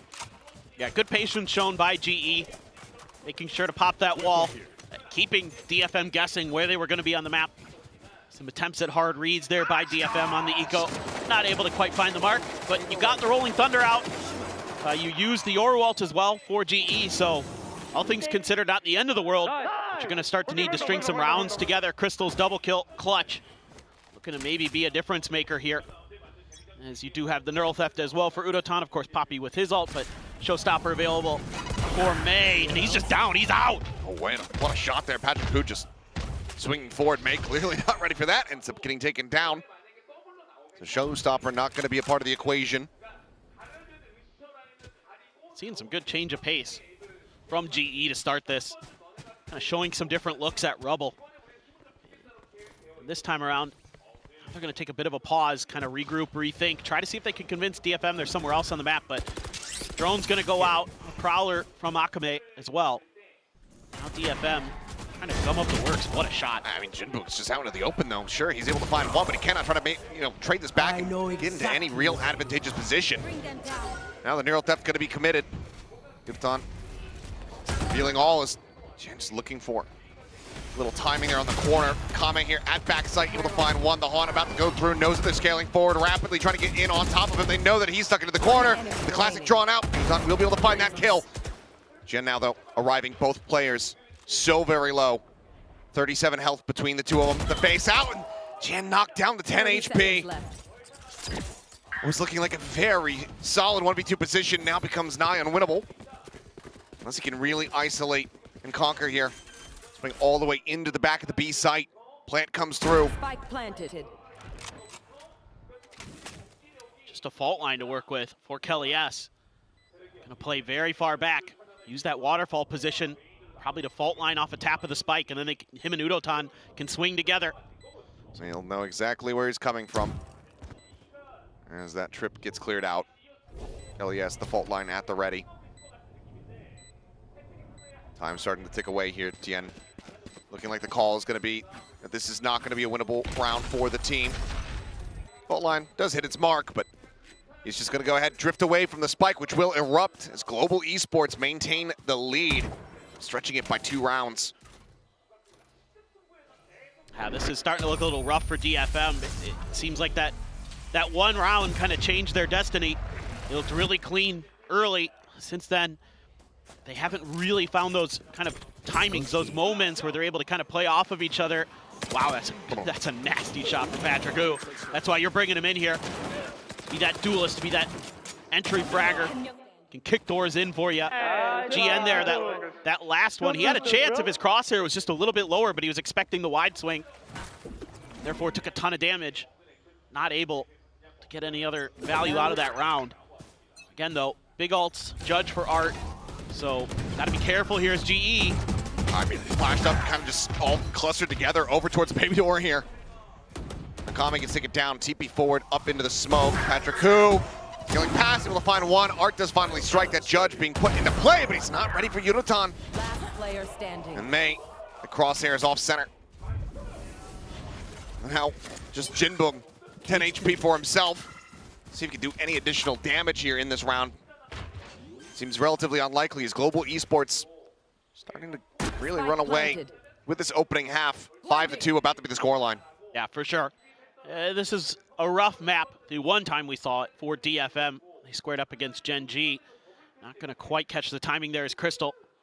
Jinbong going to keep sliding away, trying to save this gun as best as he can, and GE knows it. He is utterly surrounded, though. Crystal now down here on the site.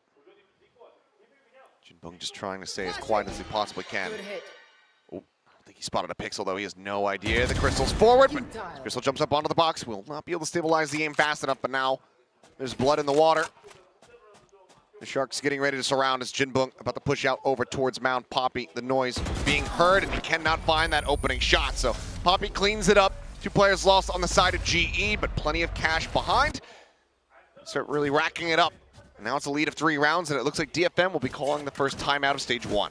Yeah, I mean, I think this makes a lot of sense. To me, this feels like the protocols of DFM are starting to fall apart a little bit. They're getting flashed up. They're getting stuck by the baby door. And then when Art TPs forward, there's nobody there to cover those angles, to kind of watch the extra space that he's giving up by hiding inside of his own smoke. So there seems to be some problems, some disorganization from DFM. Going to need to try to work that out. On the other side of things, GE looks really clean. They're starting to kind of shake off some of that rust we saw in the few opening rounds since then. They've looked really nice. They're crisp. Their shots are hitting. They're playing together as a team very nicely. They're kind of keeping DFM guessing, other than maybe that last round where it was just a fight over rubble control. But I'm pretty impressed so far, especially Patrick Hu. He's hit some really good openers. Now, it's been some good setups from the breach, but still, gotta like what you're seeing. Yeah, and I think that was the big curiosity for a lot of people, was how quickly integrated could Patrick Hu get. Obviously was the original 5-man, the 5th man, the one that they wanted to have in that duelist position from the very outset. Did get bogged up, but was able to have visa stuff sorted out coming into the stage. But was it going to be enough time? Would they get enough practice? Would things click immediately for the team? So far here on the attack, it's looking pretty good. Yeah, absolutely. I'm really, really impressed. And it's going to be Sheriffs for the side of DFM. Oh boy. I mean, this should just mad. read like This a is book now. madness. They know exactly where he's at. It's a solid idea. The problem was they saw you the whole time. Yeah. It's like one of those plays where if they don't go that way, you're going to get that extra step ahead of them maybe to try to get a quick flank. But that would have been great if all of Global Esports were blind. Yes. Turns out pretty hard to play Valorant. Yeah. If you're blind. Should have just, you need to have the assistant coach run over and unplug the monitors real quick before the round starts. Here. May, though. Fantastic headshot. May is May. One of the best. I think there was that stat that if he gets over a certain amount of kills, like DFM just wins. It's 17. Is it 17? Is that what it was? I believe so. I mean, makes sense. But a change up here in the Vice Wall could catch GE a bit off guard. Yudotan did get a spot on it and pops it. And they're just going to pivot in towards B. The pit was used by GN over at 30 C. seconds left. So he's going to be able to kind of lurk his way out of there, but pretty easy to read for GE, you would think. See what they want to push do. up through upper, though. Yeah. Jinbong still checking down towards stairs. Now sights being turned back over into this direction. Yudotan fading away, spots out that shoulder. Jinbong locked in position here for the moment. Second shot from Crystal will connect. Jin going to be taken down. It's Jinbong, oh my God, desperately needed the breakthrough there. That shot was just instantaneous, however. And May getting timing a bit. Kellyas from behind will be able to find that kill. So attempt at a thrifty, some nice shots in the mix, but timeout call. It's going to be for the setup here on this round. Really enjoying the way that GE is also integrating the Outlaw into some of these rounds. Like we've been seeing them pick it up against the Ecos to really not give DFM many options, many chances. If you're just holding those angles, watching it, it's going to be real tough to get that Sheriff shot to go. May is going to grab an operator, though. Still sitting on a showstopper for, what is that, 3-4 rounds now? It's been quite some time, and I thought it was going to be something we saw invested in the previous round, given that they also went for the pit. But not to be seen. Spot out there on the Jinbong Poppy, going to be TPing all the way here, well into the back, and Patrick Hu as well, just jumping out. Finds May with a shorty in hand. Crystal sends out the Armageddon. Jinbung absolutely obliterated. Jin just held in a position to flash across. Patrick Hu on the swing. You gotta Comes save. up with a kill. I mean, yeah, DFM immediately have to save. The execution here from Global just far too clean. Everyone from DFM on this C site getting caught off guard. It seems like the timeout in the end not going to lead to a round win. Yeah, and you can see GE here adapting to a lot of the meta that we saw in Masters and in some of the later stages of Kickoff with, you know, the Breach Teho, but also the Yoru. The Yoru is a huge part of this. You can get that ult. You can identify where Mei is. You can then call in Crystal's Armageddon right on top of the majority of DFM. Akame and Art, okay. You're going to get a couple. Not going to drop the guns just yet. I mean, but in the end, just need to hold on to these. Nothing else to play for other than their lives. Ults are online. Global obviously have a hell of a bank. As Akame looks to try to hold the door, Art will be able to find that second kill. Poppy on the chase. TP across, back into the A lobby. And in the end, Art will be the lone survivor, but Global Esports now up 7-2. Yeah, and Global Esports is doing a lot of things really well, and DFM is not. In terms of, frankly, the way that they're cycling their ults, the way that they're combining some of their util and things like that, whereas it doesn't feel like DFM has like any kind of comfort with when they want to use the pit or the showstopper or some of their ults to kind of try to turn around, try to get something going. Instead, they're the ones playing on the back foot. GE, of course, it's the attacker side on Lotus. I get it. It is generally the stronger side of the map, but I'm not seeing some of the ideas and adaptations from DFM that you would like to see. And it's like they're trying to hide the showstopper for like a big moment instead of just maybe using it to take rubble control, change the map a little bit. Now you've got a second breach ult built up here from Kelly S. As everyone stood up around this A site. Could be a pivot in towards B where it's just Akame for the moment by himself. Looks like Global going to look to try to explore this space here, make sure that it's going to be cleared out. Maybe even cause distraction for the rest of the team as they get ready to attack. I mean, Akame's in a difficult position, potentially. A pinch being set up here by GE towards B. Faces onto the first, he's able to find Crystal. Thinks about the Prowler. And maybe a potential timing here as Poppy is able to find one. Akame on the reswing, able to go ahead, picks him off. Checks for a little bit more, Haunt now destroyed. As the showstopper into the corner, gets the spot out, Yutan gonna be blown to smithereens. In shell down onto the site. Coming with a re-peek back in from main, will be able to clean it up. DFM, at long last, will break the win streak as they get themselves a third round victory. Yeah, this time around, the timing there, I thought Akame might be just screwed. But instead, him and Art are able to find that timing to get ahead of the crunch attempt by GE. Find a couple big kills. Got the Nightfall online, threw it out there. Art doesn't get the immediate trade off that Nightfall, but that's okay. Akame's good for it. Now you can finally use that showstopper, clear the corner, paint shells to clear the site. And then that is going to be a much needed round win. If you can make this 7-5, that's okay for DFM, honestly. If they can win these next couple, okay, you drop 7 in a row, big deal. It was defender side of Lotus. Definitely recoverable. A lot of attention now. Using the drone, clear B, TP in as well. Double TP forward once again this time. Gian not in a position to go for the transfer shots. Art, however, just trying to scale up through the wall. Pushes forward. I mean, it's just a shooting gallery, one by one. They just give line of sight over, and Global just hit every single target. Spike plant. Yeah, it just felt like trying to get ahead of the curve a little bit was DFM. Trying to catch him off guard with some of these timings, perhaps. Either way, though, the pinch is there. Yutan breaks through the door, gives him the bad news. Akame falls. Last round before Global now look for a 9-3 scoreline at the half. Yeah, and some of these ideas that GE are implementing are very reminiscent of some of the stuff we saw from DRX at Masters. Some of these double TPs, aggressive positioning towards sight. Kind of keeping DFM a little bit off balance. Nice paranoia there to make sure that no more further damage can be done. But yeah, the tempo changes from GE, really nice. And again, you're going to have an operator and an outlaw. A lot of variation in what GE can bring to the table. A couple of the players do have full armor for the side of DFM, a judge for GN and a judge for Art. And Yudotan, jeez, is able to find the shot. Art a bit too slow now. That neural theft once again telling all. Pivot getting ready to come through. Looks like DFM does have the right read. They're starting to go for the pivot back over to A, but then they rethink it. Who's next? Double peek back in from Waterfall slows up the reapproach here from Jien, who would love to be in position a bit faster, given that he just has a judge. Excuse me. I don't know if like an elbow stuck through that smoke or something. I know your name stands for guided missile, but guided bullets is, that's just unfair. Akame doing his damnedest, is able to find a second. Gives them an opportunity, but Crystal's still here.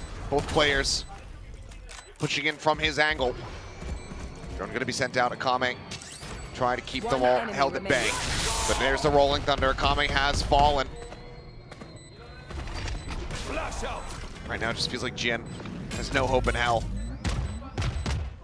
Both players just stuck back at tree. The time is ticking away. Just no real opportunity. Trying to make a go of this one. A triple face finds the first and will end up falling. 9-3 at the half. Global Esports very much answering all the questions we had about the integration of the roster and how they would be looking.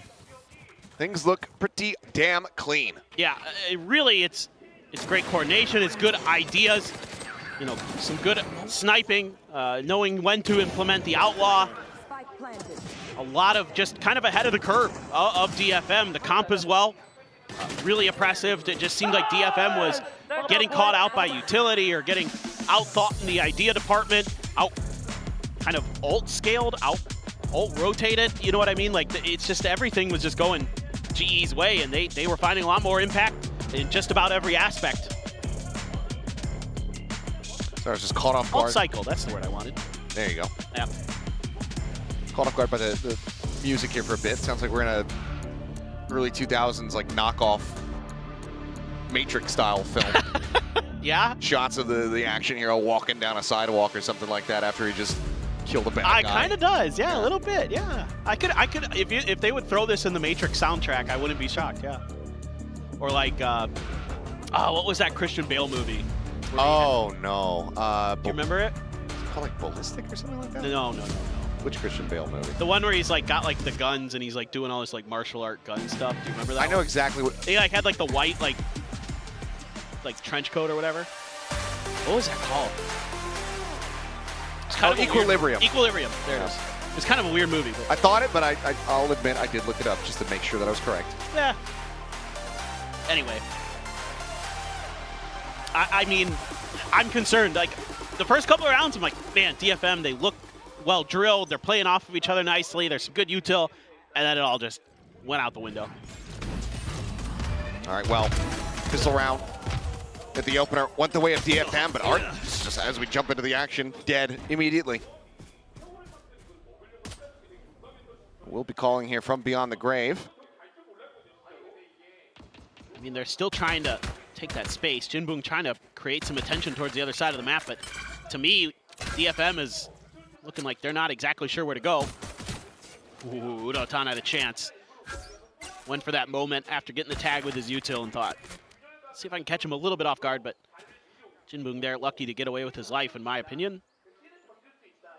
They're going to try to go this way. I don't think They have no information about Poppy. Exactly. They pinged the spot, but do they think that's where Udotan went? For now, Udotan on the third attempt, we'll be able to find it. Jinbung going to be taken down, 2 players lost. Some decent damage onto the lineup here of Global, but elimination still not quite yet in their hands until May manages to find Patrick Hu. A site opened up a bit. This tripwire. Time, starting to dwindle. This trip is going to be cleared. May pushing his way through, but Crystal on that peak, finding one. Jin going to be taken down. Akame does get into a position to go for the plant. May is instantaneous with that headshot. Poppy, however, arriving, interrupts the spike plant. It's now just stranded here on the floor. 12 seconds remaining. It's May, sends out the paint shield, trying to buy himself some space. Gets drawn off of the plant. Challenges in for a fight, but he's just out of time. Player standing. He'll find the kill. But surely, yep, it is just too late. Off by a hair. Global Esports just steal away the pistol round. But again, it just feels like DFM is a bit lost. The coordination, I mean, the call is to spread the map. but really they're lost on the positioning of where GE might be, you know, almost getting caught out trying to go for an orb. And then when you push into the site, you're not expecting two to be there. You kind of just read that it'd be a solo hold from Yudotan. You know, you're only showing the Vice yourself, so you're just kind of like, okay, it's lurk player versus lurk player. You know, let's see what we can get done. Let's see if we can catch him off guard, but GE not fooled in the slightest. You know, see the buy down. Yeah. Still not even overly strong. May able to get himself a Guardian, the full armor there. Otherwise, 2 Stingers, 2 Sheriffs. And Art's going to be glass cannon. Not much of a cannon, I suppose. It's a Stinger. It's a mini cannon. I mean, in the hands of, you know, G2, kind of a cannon. Oh, sure. They play a very different game. Yeah, their Stingers hit different for sure. But just a walkabout behind the Toxic screen. Kind of that classic one you'll see that cuts up towards a site. But all of the Cypher util is here. Kind of slow things up. And you just got a huge stealth drone over at C, past mound, almost into spawn for GE. They know full well that this is A. Kalias already here. Gonna guide them to an 11th round win. Haunt does get a reveal. Patrick Hu, noted by that, is Art pushing forward, goes for it. Swinging on the corner though, but it's just far too slow. And Patrick Hu backs across, finding him now, spraying wildly into the smoke. And one by one, they shall fall. Yudotan is coming away with these eliminations. 2 remaining players absolutely tagged up. Akame has been doing well to find some frags, but it's just not going to be enough. GE now up to 11. DFM once again broke. Yeah, and it's just, again, GE winning in so many different ways. In this modern composition, they're playing it extremely well. Disrespecting the util a little bit there, getting the info. That's a huge advantage in these compositions as well that GE is really abusing.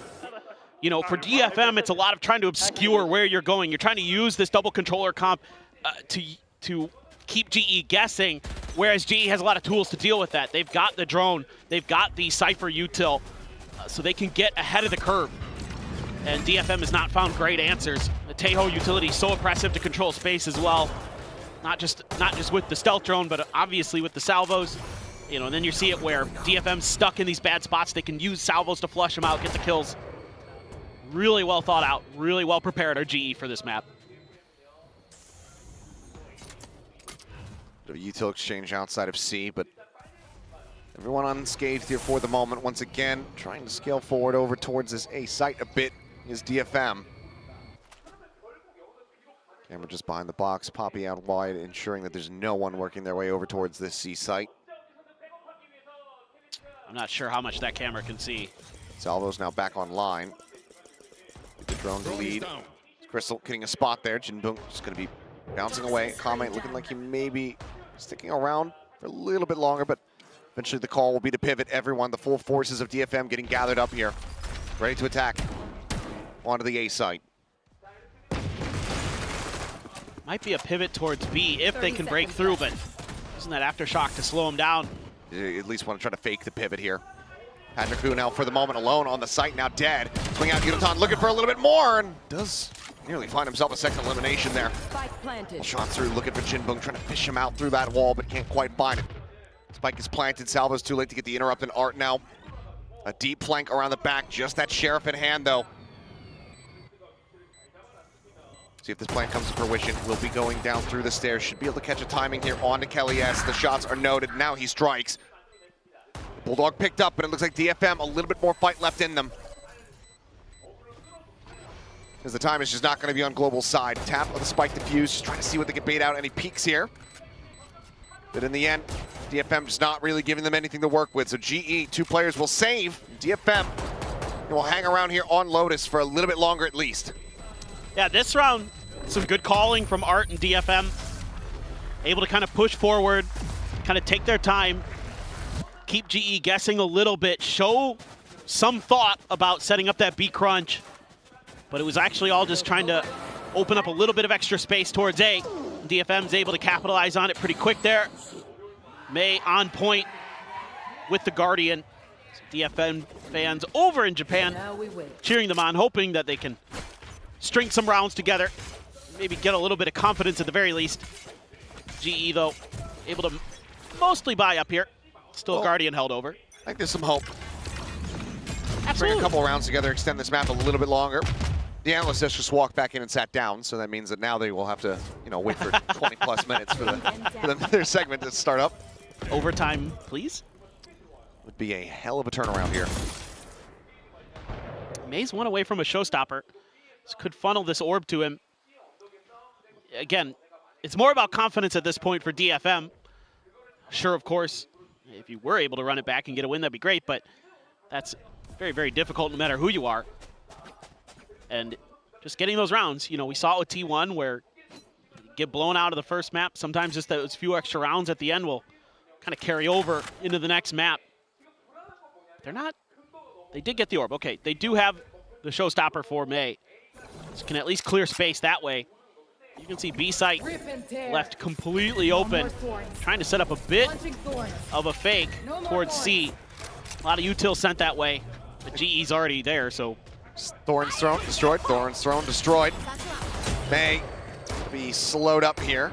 30 seconds left. None of Global going to be nearby, immediately evacuating as soon as they hear the showstopper draw out. Checks the close corner. Crystal at the same time, able to find one as Kame going to be taken down. Swing on with the corner, but now default plant coming through DFM. Spike in play. Kelly's lurking around the back. Art once again trying to go for this lurk timing here. Flash not going to connect. They look to double face. Now he knows that he's in a bit of a bad situation, but cannot run away. Faces back in. Ends up along the wayside. A little bit of damage there onto the enemy breach, but kill cannot be found. GN flashed up, tucks back. The salvos flying towards him. Looks for a little bit more. May with covering fire. Help to try to keep him alive. Fault line going to be flying out. And they're all lined up as Kelly S will pick up a 3K and get Global up to map point. Yeah, and this is really good stuff from Kelly S and GE. Quickly identifying that Art was going to be lurking somewhere, and they're really diligent about making sure that he's dealt with, because he was hiding over towards C lobby, and they were already kind of thinking about pushing in towards pillars. Yeah, it do be like that sometimes. But I really want to give a lot of credit to the immediate adjustment here, and that shows a lot of great preparation, great understanding, on the fly thinking, and it's going to be another final timeout, I'm assuming from DFM, to try to see if they can get some more rounds, get something going here on Lotus, but it's tough. Very much so. A few round wins that we've had from DFM, very much separated. Nothing really consecutive aside from the start of the series, that pistol into the anti-eco. Should be a very calm, cool, and collected little chat here from the side of Global Esports. Miley just telling them, keep up the good work. Patrick, who's having fun? First time on the stage, and they're having a roaring start. Gotta like what you're seeing. A lot of laughs. Obviously, joining a couple other Filipino players on the squad, and they are immediately clicking here against one of the hopefuls of Japan. Trying to find a way, like you saw it in the intro video before the game started today, that DFM knows, they're cognizant of the fact that a Japanese team hasn't made a Masters in a very long time. Yeah. They want to try to change that, but this is not the start they were looking for sure. Certainly not. I mean, you already highlighted how important it is, given the group find themselves in. Whichever team is able to find the victory here in this set, it's going to be a very big boon for them moving forward. Ton's fishing here for some wallbang shots. Jinbong, however, managing to get up on top of the box. Lude's taking damage and comes away with that elimination. So C-Site for now in control here for DFM. Have the spike plant. We look for a little bit more. Nightfall's going to be sent out over towards Waterfall at the same time. Patrick Koo puts a mask on, goes sprinting forward, identifying two players over towards this water. Ben, Paranoia, crashing across. Jen, however, to win out the fight. The flank is noted, but he still comes away with that kill. Patrick good for one, now a 4v2. Salvo sent to just buy a little bit more time, but with 45 seconds remaining on the clock, and GN still backstabbing. This round is not going to be going the way of Global Esports. It seems this time for DFM, barring a miracle from Poppy, something that he has delivered in the past. They should beat DFM clinging to life. Slow push forward, finds that first. And he got in the transfer onto Akame. You start believing, but Still some losses suffered. The money's not in a good spot for DFM, but they critically get the round win. Yeah, they're able to win a huge opening duel there, not suffering any casualties. And GN, this is really important stuff that he's winning these flank battles. Kind of a little Munchkin-esque there from GN, playing the Viper on Lotus, holding that flank. Because if he gives over that kill to Kelly S gets the Rolling Thunder, and that could be a very different round very quickly. And you can see there that, you know, trying to use that Yoru ult to set up for that retake. You know, if you could find that one kill, get another ult going, just end the map right then and there. But DFM's GN comes up big, keeping the B site lurk under control. This time around, he's going to be leading the charge towards A, and DFM, they've seen enough. DFM's like, yeah, we're not going to contest the C side this time. They've solved the riddle. Managed to drift over towards the correct side of the map, so no util, no nothing here for Global on this A site. There's going to be at least, by the looks of it, a four-man push through that A lobby side. Just a smoke and some salvos were enough for DFM to try something different. The thing is, though, Global Esports, if they get any kind of advantages, they'll be more than willing to pull the trigger on these ultimates. And there's not a full push across the wall. Players still going to be locked out here for the moment.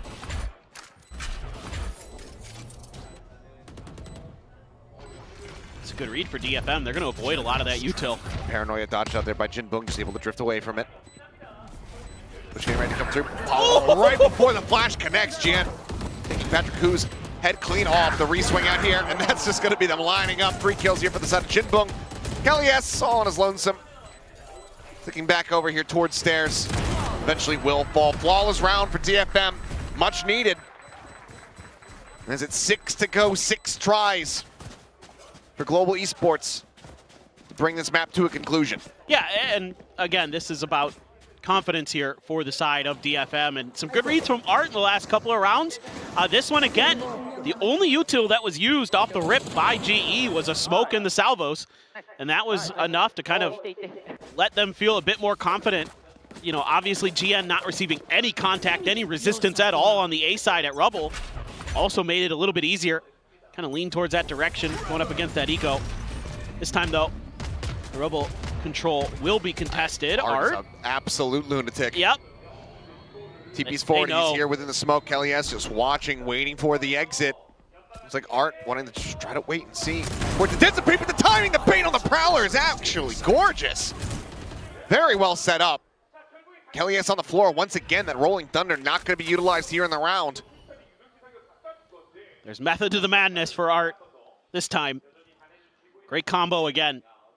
Reminiscent of some of what we were seeing early on for DFM. And a bit of a spread now for GE, but they're really leaning towards B. They seem to feel pretty confident because Yudotan has been watching Mound and hasn't really seen much. They can lean in this direction. Poppy right around the corner, gets identified. And jump forward here, May, despite being caught up in the tripwire, still able to find a shot. Crystal finding it, the trade there, but Jinbung is catching Yudotan on a bit of a linger. Dead at the door switch. As now the C site wide open. And for Patrick Hu and Crystal, there is no other recourse but to sit back and save. Yep, 100%. Nothing else to do there. Yeah, a couple just kind of wild plays from DFM. The early TP from Art. Getting Akame to come and help. Getting that kill. And then May just sending it in for the cause there. Gets another kill, and that's enough to break open enough space on the map to get the plants, and you win the fight towards C Mound. Good to go. So DFM starting to kind of work the map a little bit, starting to get some good reads on this GE defensive setup. Gotta wonder if, you know, sitting on 2 timeouts, you might as well pull the ripcord on one of them. Yeah, about to go into, you know, 2 rifles. We'll see if anybody else really puts any impact behind their purchases, but just 2 rifles carried over. The rest going to be on a bit of an eco here. See if they opt to go forward right here, right now, or if they maybe delay, wait for another full purchase. Either way, I don't think that they would mind it too much. DFM now winning 3 in a row off the back of their own timeout, but it seems like the timer is going to continue to tick down. Okay. showing some trust. I mean, in general, I've been super impressed with Kelly S on this map. The way that he is calling for GE has been really, really good. He has mostly been ahead of the curve. So I also want the team to be able to make these pivots and, you know, suss things out on their own. That's true. Especially now that you've got a new player coming in, you know, you want to get them comfortable with each other, being able to communicate in the heat of the moment. 100%, I like it. Oh boy. Looking for a bit of a crunch play here. 3 players still on the approach from Mound. Jan some shots through the smoke to just try to fish for anything that he can get. Flash, however, does connect. Patrick Hu able to find one. Chris will find another. Poppy with a headshot onto Art, and suddenly the round starts getting away from him. Rolling Thunder gonna be dodged out, but the spike is absolutely stranded. So deep into the spawn. And this is noted for DFM. Is this how it ends? Is this how this map comes to its conclusion? Well, you got to send Jinbung trying to create that flank angle so you can actually get to this spike. Poppy so aware of it, already holding. And there's still some time. GE doesn't need to move a muscle, just need to hold their angles. And instead, they're going to double up on this B push. Try to see if they can take Poppy out. Starting to make some noise here. Jinbung eating a bit of damage. Kelly has 5 HP, but on this deep line of sight angle, as the swing out is good. And just like that, Global Esports will show why they did not need the timeout.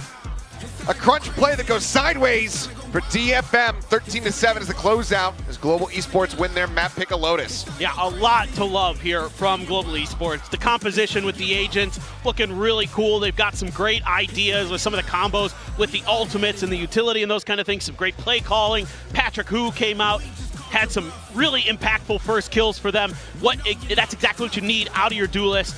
Comes in, doesn't look like it mattered too much that he wasn't there for kickoff.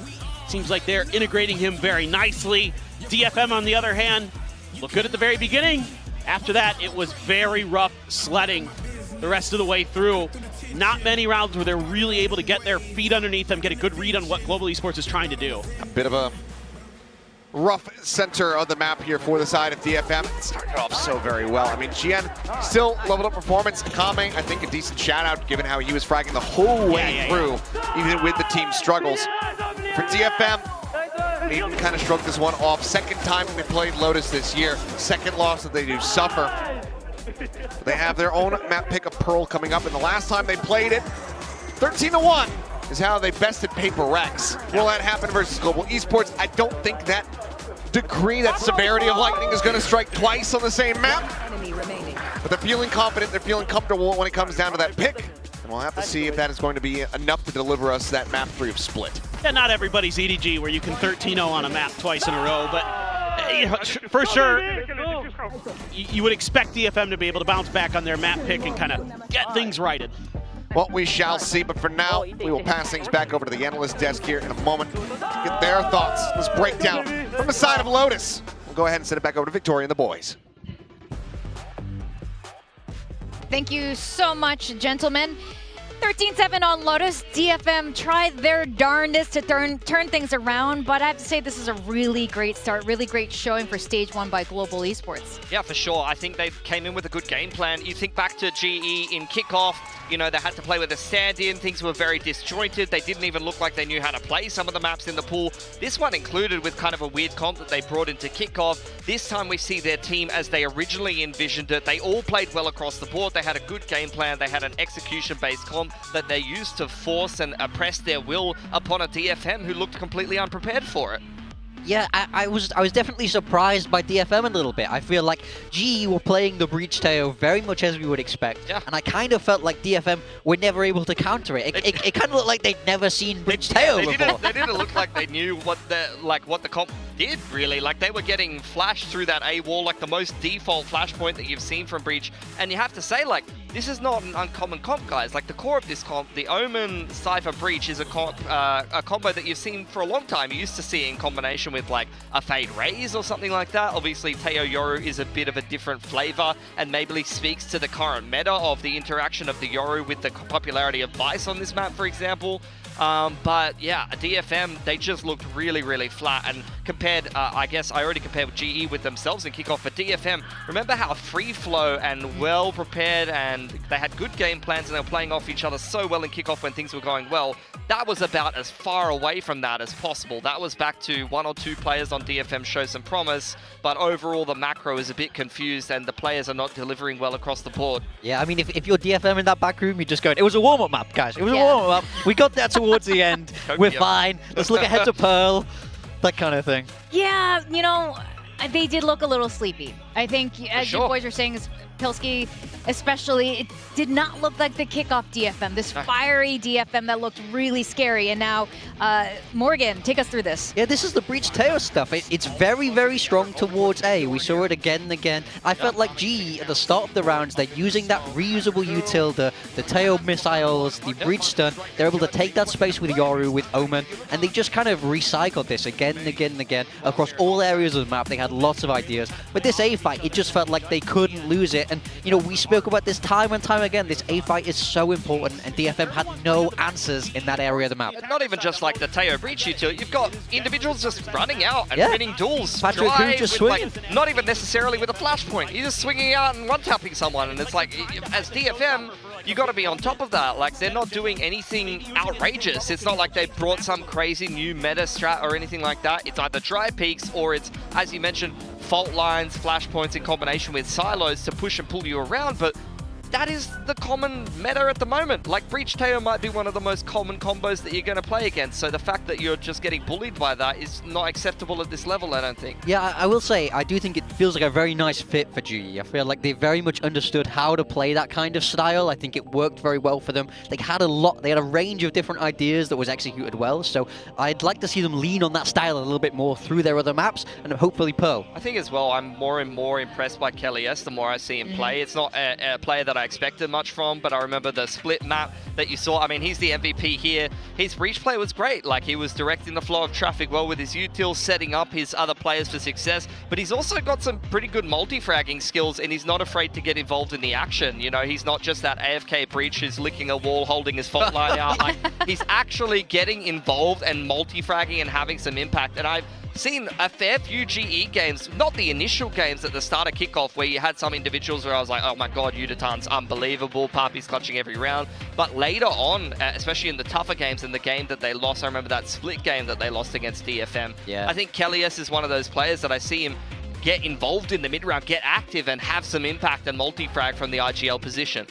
I think that's a fantastic point. Kelly S, of course, is doing a lot of the calling and a lot of great calling. Yes, DFM weren't looking their best, but I'm pretty sure a lot of those calls were capitalizing on exactly that. Just keep hitting A. They have not figured it out, and they're just looking a lot better, a lot more complete. I think we saw glimpses of this, like you said earlier on in Kickoff. I don't know if it's simply the addition of their original roster being in its full force, or if it's something else that they've been working on in the out season. Would you say that might be a bit of a copy-paste approach from the GE coaching staff, perhaps, that they're just continuing to go A over and over again, you know, not crazy original ideas, perhaps? Oh, for real, I like that. I mean, you don't need it. If it works, it works. Yeah. Yeah.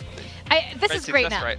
And now going into Pearl as our second map with DFM. As Achilles had mentioned, the last time we saw DFM play on Pearl, it was a 13-1 against PaperX of all teams. So this is very promising for DFM, but based on what we just saw, based on what we saw from Global Esports, I don't think this is going to be the same scoreline coming in for this second attempt at Pearl. The thing I want to say about DFM is that was a fantastic game against PaperX, don't get me wrong, but at the same time, I've never seen PaperX look so lifeless, and the game before that was the complete opposite from DFM. Yeah, like, the consistency on this map is not really there. They went from playing that ISO Yoru comp that I did not think was good to actually going into what you see in the second comp. That was the more recent one with the Teo KO that looked really, really good against PRX. So we'll see what they prepared here on Pearl, but you know, they've been a bit up and down, and you can see GE, they've got a dub on this map. They've played it a little bit. Also, I think with DFM, like when they managed to beat Paper X in that dominant fashion,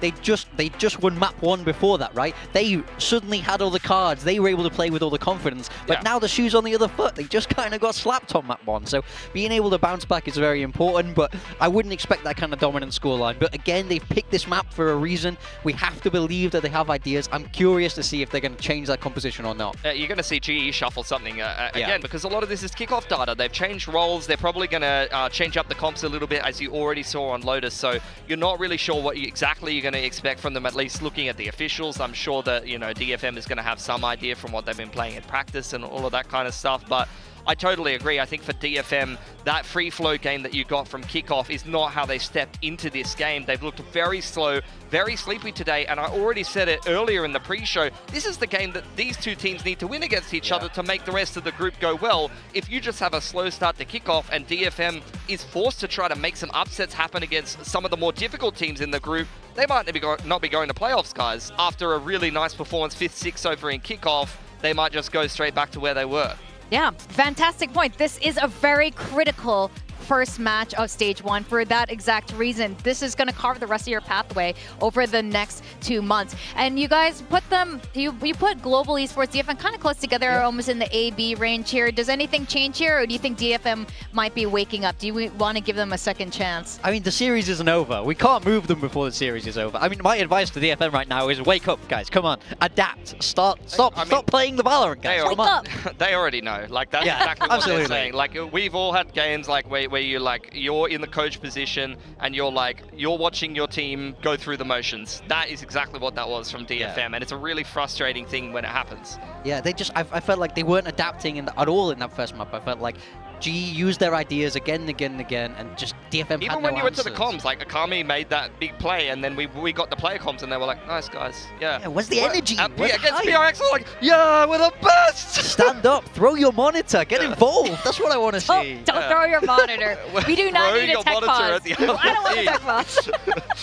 But you're right. We need that energy. The same energy that we saw them walk out on stage with. Yeah, exactly. Maybe they didn't have the blow-up toys this time, so I don't know. Honestly, that throw your monitor comment reminded me of those, Insta posts where it's like, you don't want to go to work today? Just throw your monitor at the other team. They can't ask you to come. You do not have to work today. Here we go, though. DFM, they're going back to Yoru mixed in with a chamber. So they've changed quite a lot. It's going to be a multi-senti comp. It's going to be a little bit of a slower style that you've been seeing. You're going to have to rely a lot more on that Yoru for the entry power, but also playing a bit more of a pseudo init because they are just playing the Sova instead of like a double init style that's a bit more flexible. Yeah, I mean, I think this chamber's obviously going to want to get the op out, right? That's a huge part of the game plan. GE don't have too much to force it off apart from that Sova, so they need to find answers there. Well, let's see if DFM can stay in the game or if GE is going to get the 2-0 to start off Stage 1. We're going to send it back to our casters, Achilleos and Paperthin, to take it away. Thank you very much. Let's get ready to jump into Pearl. I think the one thing we can all agree on is, that 13-1 scoring line, not going to be something that DFM is likely able to achieve once again here versus Global Esports. But maybe, since we think that, they're not going to get that again, maybe they can get 13-0. Yeah. That's on the cards, right? Sure, why not? Yeah. I mean, I'm all about it Very if possible. it happens. I'm quite curious about DFM coming into this map because this is a very different comp from what they ran against Paper Rex when they 13-1 them. There's no Tejo in here, for example. The other thing is, this is G2's comp. This is literally the same comp that G2 uses on this map. And so you need to rely on players like Akame to do their best leaf impersonation, shut things down with that chamber, be really proactive on watching the flanks, taking mid control if they're going to try to mirror that in any way. Because that's something that G2 does super, super well with this composition, is they're really annoying on this attacker side, trying to lock down mid, and you can see GE's already trying to get ahead of it. There's a spot on the Patrick who, there's a flash waiting for Jinboong over towards mid, but they're already out of it. Scaled quite far forward there in mid. Being able to back away. He's getting tagged up, avoids getting taken down here. A couple sheriff shots at Patrick, who is down so very low. 8 HP now remaining. Solid damage, but still an opportunity for Patrick to find some impact here in the round.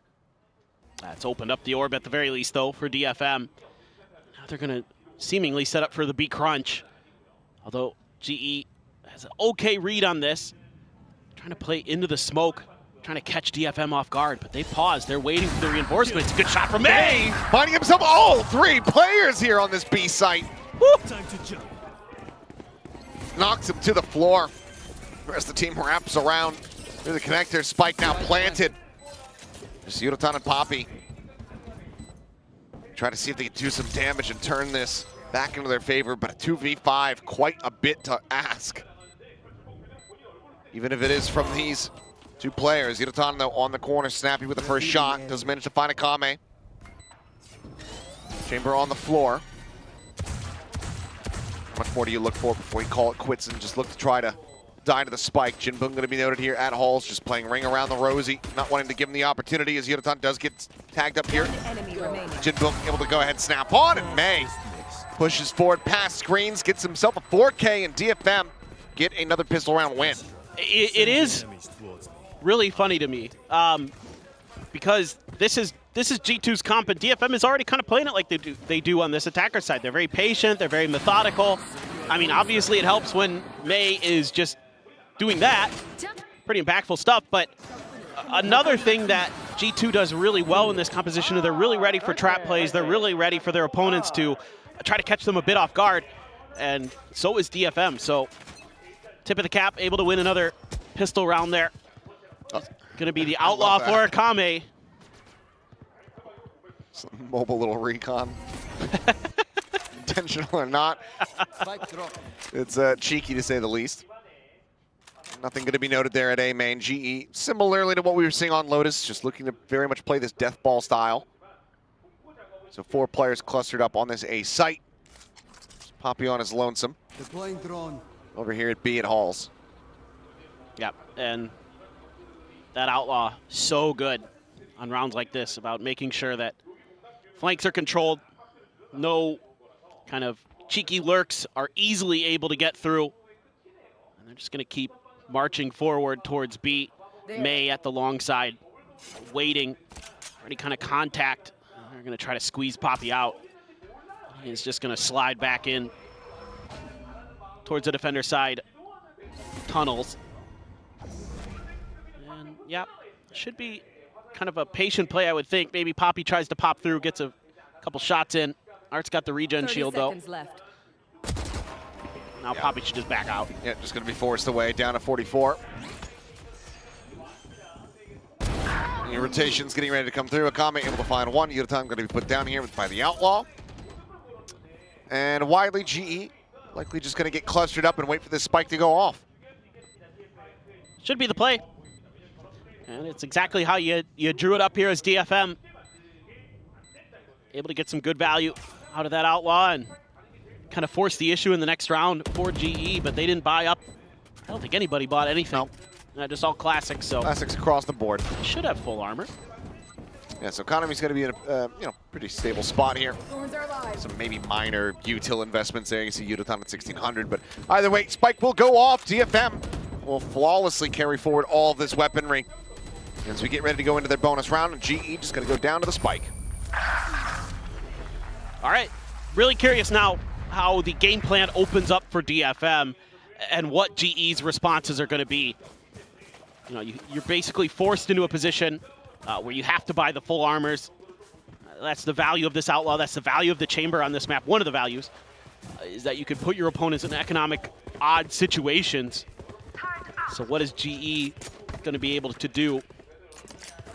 And you know, as DFM, you're going to want to play slow. You're going to want to play methodical with this double sentinel composition. Try to keep GE corralled and try to find that weak side of the map. Kame trying to get ahead a little bit. Oh, and the second shot connects. Kelly S. Lucky to be alive. Down to 10 HP. A little bit whiffy there on the start, but still some damage dealt. It looks like Kame considering scaling forward and looking for a little bit more. GE there hiding their players, trying to keep DFM guessing. Poppy, the one trying to hold things down from Art, but shoulder's going to be spotted. It's a little tiny bit of damage through the box. So fake out goes his way. Ultimately, not going to be able to turn away from it, but takes the time to go into the astral form. Set up a little bit more util as the drone pushes forward into Art, but it's getting cleared out. They continue to disguise May behind that box. Nebula up, Art going for the bait out. The wall comes up, gets away scot-free. So far, DFM approaching this very methodically, very wisely. This was just a rotate as well from Patrick Huji. He just sprinted across to the B site. Right now, that Jet is not here trying to counteract. Still, though, 3 players trying to grind through here is push out of the smoke, and Poppy just doesn't know which way to look. Jinbung able to find 2 as Kelly S. Poppy, Nouse, Crystal as well. All falling to the floor. A solid shot. Patrick who will find the hit there. But Jan around the back still on these lurks. Comes away with the kill, and Yuratan now with nothing more to be done. Just trips the wall. They'll know exactly where he's at. Not really in the spot to go hunting too deep, but this is going to be a bonus conversion. DFM looking absolutely fantastic thus far. Yeah, and it's taking a lot of, you know, what G2 likes to do on this map and implementing it themselves very nicely. And you said it well, they're being methodical. They're working through all the util that GE is trying to set up. Getting through that, you know, there's a double sentinel on the other side of the map as well. It's a very different looking double sentinel because you have the KJ instead of the chamber. So you have to be extremely thoughtful because you can get caught out at a moment's notice by an alarm bot, or you walk over a nano that isn't checked. Things like that can all of a sudden change the destiny of a round. So you gotta like what you're seeing from DFM. They seem very ready, very well prepared to kind of dissect and surgically cut apart the defenses that Global Esports wants to put into place. Jinbung there doing a great job. He's been looking really good today. All too casual to be able to come away with that 3K. Keep them cornered. Now just the one rifle carried over here, staying in the hands of Yuratan, it would seem. Sheriffs for everybody else. Couple half armor purchases, but Minakami is just like, well, I'm just going to keep using this Outlaw forever, I guess. Yeah. It's so powerful if you can get some of these rounds going, if you can win that bonus. It makes it so difficult for your opponents. You know, yes, Yuratan is going to have the full armor, but nobody else will. Although, it seems like DFM is realizing they left a little bit of space open. Better double check. Make sure that no one had pushed through towards shops. And they're just going to keep kind of creeping their way forward, but this has allowed GE to get a pretty good read. They haven't had any kind of contact over on the A side, so they can quickly rotate all the way over. Going to use that smoke to get even deeper, set a player into halls. Now, you do have that Yoru, so you do have the ability to kind of potentially throw the clone through, throw a flash through, try to clear out that hall's position. Patrick who just spotted the recon, not getting cleared fast enough through the wall. Kill does come through. It's Kelly S. Tucking away, able to find 2, and suddenly the round is absolutely shifted. Gian will stabilize, finding another, but Kelly S with a 3rd Sheriff shot. Thorn's thrown in, Akame sliding forward over towards screens, making some noise here, but now is all on his lonesome, just that Outlaw. Try to keep him in it, but seems like good things for DFM do not come in 4s. Is once again, it's 3 rounds in a row into a thrifty loss. Just like the way Lotus ended, Global Esports get themselves on the board. And this is all about map control. And, you know, with an eco buy, things just kind of fall apart there for DFM, and they're just kind of not calming well, in my opinion, about those halls positions. And they fall apart because of it. And you're not using that Yoru util to clear that hall spot either. So kind of make it easy for Global Esports. You know, you're not anticipating that. And it really works a treat. So another good call, another good round for Kelly S. Was the MVP on map 1. Spot on to Patrick who does have the operator. He's going to challenge this.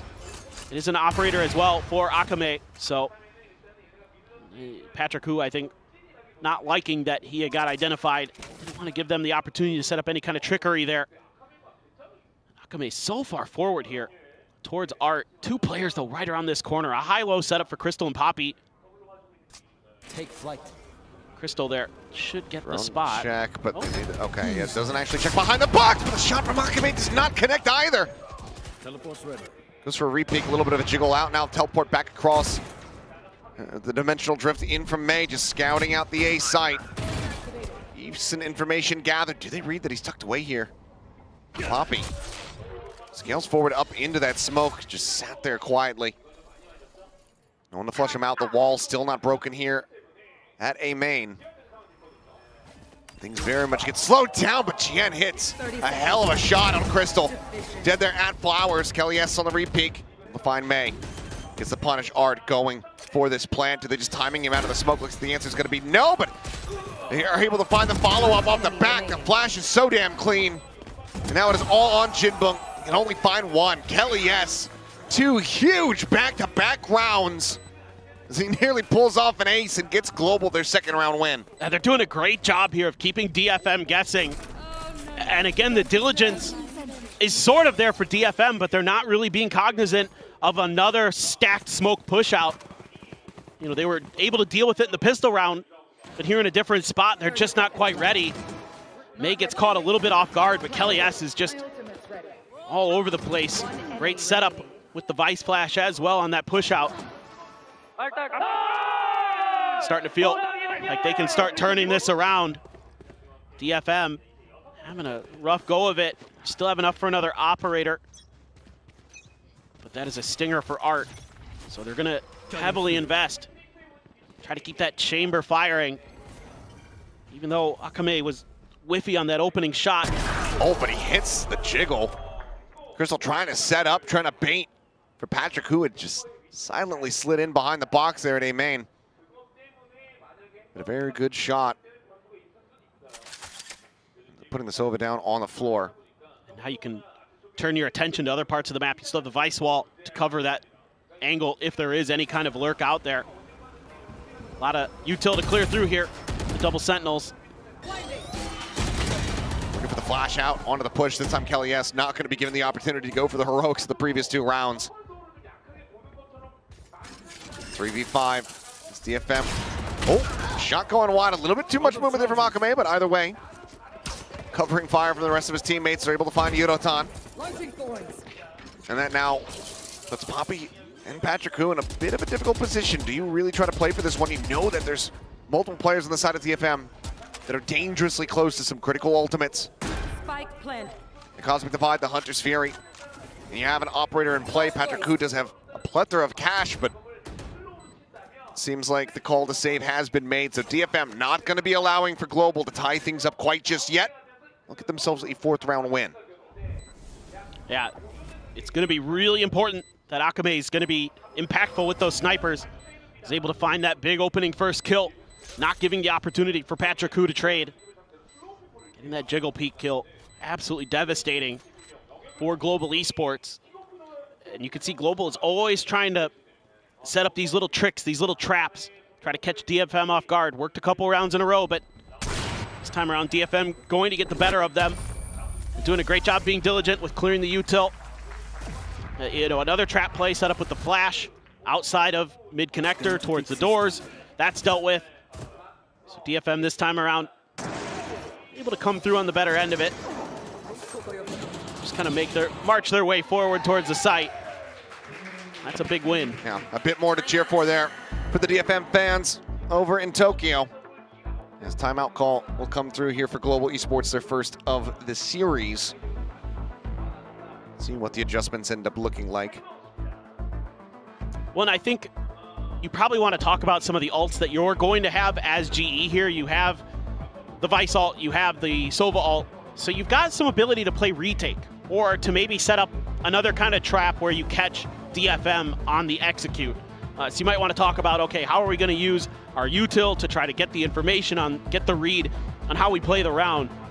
You know, if you can catch them at the right time, you can throw those couple of ults down, really keep DFM from being able to get a comfortable plant in, or just try to flush them out of a retake setup. But it's difficult, you know, with the Vice ult and with this composition that DFM is going to be running. If they could get a plant down on B or something like that, use those sniper rifles, it could be really, really tricky to try to get some value out of those situations. So A lot to consider, a lot to talk about as GE. They are going to have still have an operator of their own, still able to get the full buy going.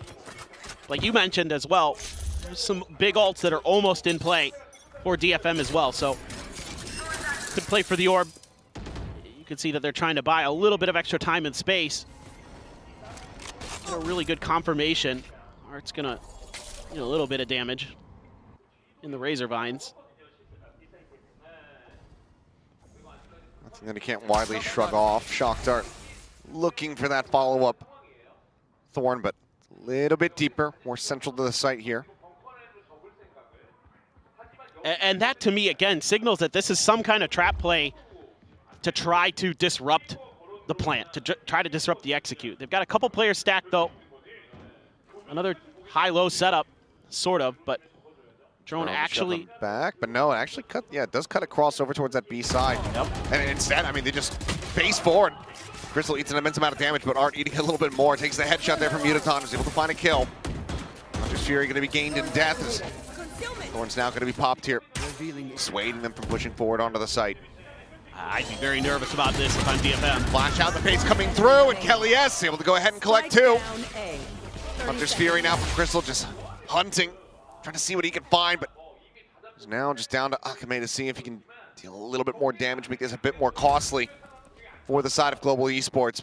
Just that operator in hand hits the leg shot, anticipates the close angle, doesn't have the op out fast enough, tries to go for a flick, but inevitably will have to go ahead and rendezvous out to safety. The time will dwindle, and the timeout call from Global Esports will work a treat as they get themselves a third-round win. Yep, really like this timeout from Global Esports. Kind of similar ideas, but you don't even have to use the Steel Garden from Kelly S because they just found a great timing on the execute to just get those kills. So you're still able to keep that in the back pocket to go up against this big ult cycle that DFM has coming into play. Potentially just really rip this half away from them. But I'm kind of starting to get a little bit concerned here for DFM. They're not really kind of reading these trap plays on the A site when they go for it. And that's a couple times where it's just a swing out around that box and Kelly S finds a couple big kills while DFM is walking down that ramp from A-Link. Jump across. Patrick Hu trying to look for it here. Shots from both sides. Both going to be going a little bit wide. Both getting away unscathed. Patrick Hu pulls back over towards Halls, maybe considering a little bit of a repeat, but looks like he'll opt to hold the safer angle. DFM, though, no rotations, no thought of really playing around with A. They're just going to go ahead and really look to storm their way forward into the B site before any kind of reinforcements can come through. Trigger gets pulled here on the ultimate. Weapons taken away from the side of DFM here for a brief little moment as Yudotan trying to go up and over the top, but it's going to be the shot there from Jinbung with the classic in hand. Go ahead and finish off the enemy KJ. Run Steel Garden now in play. No one going to get caught by that. The Cosmic Divide as well. Going to be exchanged on both sides. Just absolutely dissecting the map. Cutting it to pieces. And Kelly S trying to look for a timing, trying to catch them off guard. It's a falling to the wayside. He's in control now here in the hands of DFM, but Shock Dart at the feet. Decent damage found as May Flash going deep enough, and that's the last one that he has at the ready. But as the wall falls, it's going to be Crystal who actually manages to find Kian and May. A 2v3, the drone not going to be finding a damn thing. Star set up for the pull. The recon going to be lobbed in. Quickly cleared as the spam fight begins. And Art wins it out. Another tap from Crystal. But there's just realistically no hope in hell. Would have to be an ace clutch. There's just not enough time for him. Even if he can get the eliminations, he cannot get the defuse. A team ace for DFM. Want to pop as they get a fifth round win. Once again, just not allowing for Global Esports to get a tied up scoreline. Yeah, the patience is paying off for DFM again. Just sort of slowly but surely working these angles. Yudotan goes for a timing play. Tell me this. Yeah, that's nasty. Crystal is, we know how good he can be. 3 kills in that round, but again, with that chamber, with the operator, with the deep post plant positions onto the site, really, really tough to deal with that, especially with the double sentinel composition. You know, a lot of times it's going to be hard to find those flank lurk angles. Patrick Hu So aggressive, but the drone to clear. A very smart drone. Poppy this time able to slide away, not taking any damage. As Jakku just looking for yet another peek, really trying to limit test there. With the tailwind available, but now has to back well off from the angles. As Yudotan pushing forward, trusts that it's going to be a fake out. I need a stop. Fall for it. Patrick Kuhn now going to take a try his luck. Does manage to stabilize that shot. Looked like he was going to be off, but it's the hit. Jan now dead. Smokes taken away from DFM. And you can see they're setting up sneaky plays on both sides of the map. Oh, the wall's there, and Art is completely trapped in with the spike dropped. Thorns now popped on the opposite side, and Kalies just staying tucked back. Reinforcement's a world away, but it seems like he likes his odds. No one looking to really join in alongside him in this position. There's a spot out there, onto one player. Now look at the try to flood and overwhelm. Kalies still doing well to come away with another. Woo. Kame dead, May just taking the time, grabbing the orb, spike in hand, 19 seconds left on the clock. It's just gonna be a save for the operator in all likelihood. Or maybe the call says, you know what, we don't need it. I do have a tour de force. Either way, Crystal will push forward and find the kill, and Global Esports continue to keep this absolutely neck and neck. Yeah, and again, it's, you know, kind of a game of cat and mouse between these two teams. Whose trap plays can work better? And when you're able to find that opening pick as Patrick Hu, a really nice play, a really high-tempo move there to get up onto the screens, get the shot, and get out.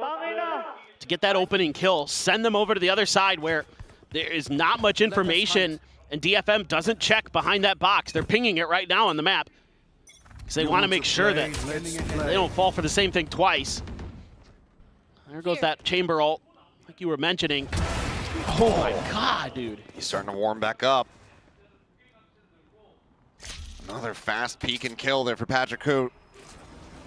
This time Jinbung on the floor, not necessarily as devastating as losing Jian. Given the util available. That's a good spot. So far, nothing really being allotted over to DFM. GE wanting them to have to really fight to gain any kind of information, any kind of space. But they've got such a good read on this. There's a deep turret over on B, so that's allowing them to slide to the other side of the map. Kind of cover A a little bit heavier. Helps when you get the spot onto Akame as well. Or Art, excuse me. And things getting a little bit dicey. Crystal gonna get ahead of this wall. Are they gonna be ready? Waiting for the timing. Spots up the first. Pulls the trigger, finds it. TB having to be taken there by May, but he's delivered right into Kalies' hands. Akame only able to find one. Art down to 5 HP. It's Global Esports this time. Looks like they will jump the hurdle to be able to tie things up in the map. Yeah, with Yudotan still in connector. No time to shift to the other side of the map. 10 seconds left. Might as well just be a save at this point. Grab a gun here for Akame. Sit and spawn and hide and wait this out. I think you need a timeout as DFM. Try to reassess some of what's going on. Maybe you've got one of those high tempo executes that you can try to dial in right now. Kind of turn things around. This is just, again, these trap plays. They're just not really reading the timings of when and where GE players can be when they can push out of those smokes. You know, you just don't anticipate it. And that's really been the name of the game, and the adaptations haven't really always been there for DFM. If they can win those opening kills, if they can win some of those opening fights, that's when they're able to kind of really work the map methodically. But Patrick Hu again, trying to get into the cubby. Bit of a bait there by Yudotan. Is May gonna contest that, try to challenge it? Just gonna set up the arc rose, but yeah, okay, TP out, please do not try to go for that angle. That's gonna open up space for Yudotan. He's gonna try to challenge him a bit. Time to jump. Okay, dimensional drift considered here. The gate crash goes through. Oh, he gets that ult off just in time. An attempt at clearing the gate crash, not quite going to connect there with the shorty. Spots out both players, gets himself over into Halls. Akame at the same time just pushing forward into the connector there, and Poppy just taken down. TV back out from May now. The pivot. DFM once again turn their sights over towards A. Revealing area. Few players nearby. The recon not spotting anybody over at main. Crystal, a quick jump peek there from dugout. On the wall now. Waiting for the swing. Clears the Thorns. Shock dart. Base of the stairs to try to slope the approach. The Thorns very much locking everyone in place. 27 seconds. Looks like a pivot call is going to be made here from DFM now, sprinting their way towards B. Yutan still here. If you can find one from Halls. Anytime. That lockdown could come out. It's waiting patiently. Footsteps spotted. The shot there. Swinging forward. Interrupts the plant and kills them all. And Art will find one. Make gets the other. But the time, it's out of their hands. Yutan's so quiet, so patient, so deadly. Gets GE the round win. 3 in a row to now move up 6-5. And again, the protocols and the kind of awareness is falling apart for DFM. He's going to see those feet right underneath that one-way. Uses the smoke against them so nicely. That was DFM smoke, by the way. And it worked right into Yudotan's hands. And they're not clearing Hall. We've seen this a couple times where they're not dealing with that very crucial position. I mean, you look at the teams that are really good on this map, it's because a lot of it, when they go B, they're clearing that Hall. You know, you see like T1, for example. They're throwing their duelists into that Hall to make sure it's clear. Every single time. You know, Buzz in particular is going to be one of those players who's making sure that that part of the map is theirs. And now you've got an ult here, like you said, for Yudotan. And used it in the previous round when I thought he might, just to go ahead and ensure it didn't need it. As Crystal peek out, Crystal hunting, finding two. The Hunter's Fury, Patrick Hu, Yudotan both going to be taken down at the same time. But they have to respect this lockdown. They have to peel away. Spike not yet planted, 55 seconds remaining. There's the Nebula obfuscating, stopping the drone from getting too much, but a blind shot still goes through. Quite a bit invested from both sides. It's still going to be Global Esports sitting in a slightly better position. Full HP armor across the remainder of these players. Art down to 5. This has been so slow, though. 30 seconds left. DFM is really unaware of what's going on in the They're map. fully believing it seems like that this is going to be a hit onto the A site, and Art he's here to try to sell this one. He's passed the spike over. The wall activated now. Noise being heard here. Kame just basically having a sprint. If he gets interrupted at all, it would just be the end of the round, but they're still running low on time. 8 seconds remaining. Crystal makes it to the site, looking to go for the plant. Shock dart. Attempted the bounce, not able to find it. This time the spike does get planted. It's in play. 3v3, 3v2 is Art on the linger. Finds the IGL of Global. Thorns popped. Stopping any attempt at a Hall's push. Kame taking a little bit more damage. Jinbung. Last unscathed player is Crystal. Finds himself a third. 5 HP. They almost line up for him. But it's going to be Poppy left standing as Global get themselves a 7-5 half. This is after DFM convert the bonus. What a run back. Switching sides. Yeah, they're just doing a great job of getting the read on things.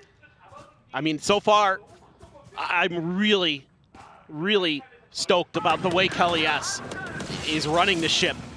He is just captaining GE so nicely, and they are just keeping DFM guessing. You know, DFM trying to make some cheeky moves, Art trying to sell that they went over to A when they're actually doubling back towards B. That gets them the plant, but then they kind of spread and they're not able to win some of these 1v1s. But in general, just GE has a lot of these cool, cheeky ideas that, you know, this comp is actually kind of built to sort of deal with. G2, that's when I was watching them, you know, in the lead up to Masters, when I was watching them at Masters, that was something they do really well. You know, EDG would try to throw all these kind of trap plays, and they just kind of handle it nicely because you've got a couple TPs, you've got some ways to kind of handle some of that pressure, but DFM doesn't have those protocols built in yet. They were getting caught a lot of the time and not really able to keep control of that information game often. It was really GE who was ahead in that regard.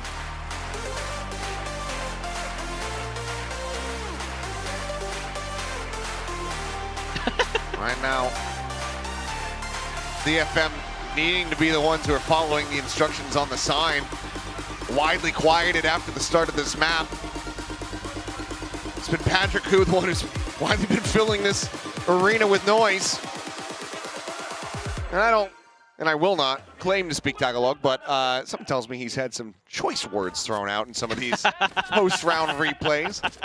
But given the way that he's been playing, hey, you've absolutely earned it. No doubt. He has just been stellar today in every aspect. May out in the open, able to TP out. Trying to bait a bit for Akame, but he got spotted. Turret there as well, so not really a ton. Oh, would have been a hell of a shot. Rendezvous back into the corner, but they should know pretty much exactly where he's gone. So for now, sort of just pinned. Honestly, Crystal could just go for a double shock dart to try to flush him out, but as the Nebula comes up, he will be able to reposition, just keeping him covered. Trying to set up a crunch plate in towards B-Link. May and Art trying to cut this off. They're going to have to cede control of the B side over. If they can get this flank under control, could still be good. Oh, Art able to find one. Poppy trades it out, takes a little bit of damage as May looks for a timing. Seeing the shock dart fly, cannot confirm the kill, and Poppy's just holding down the door.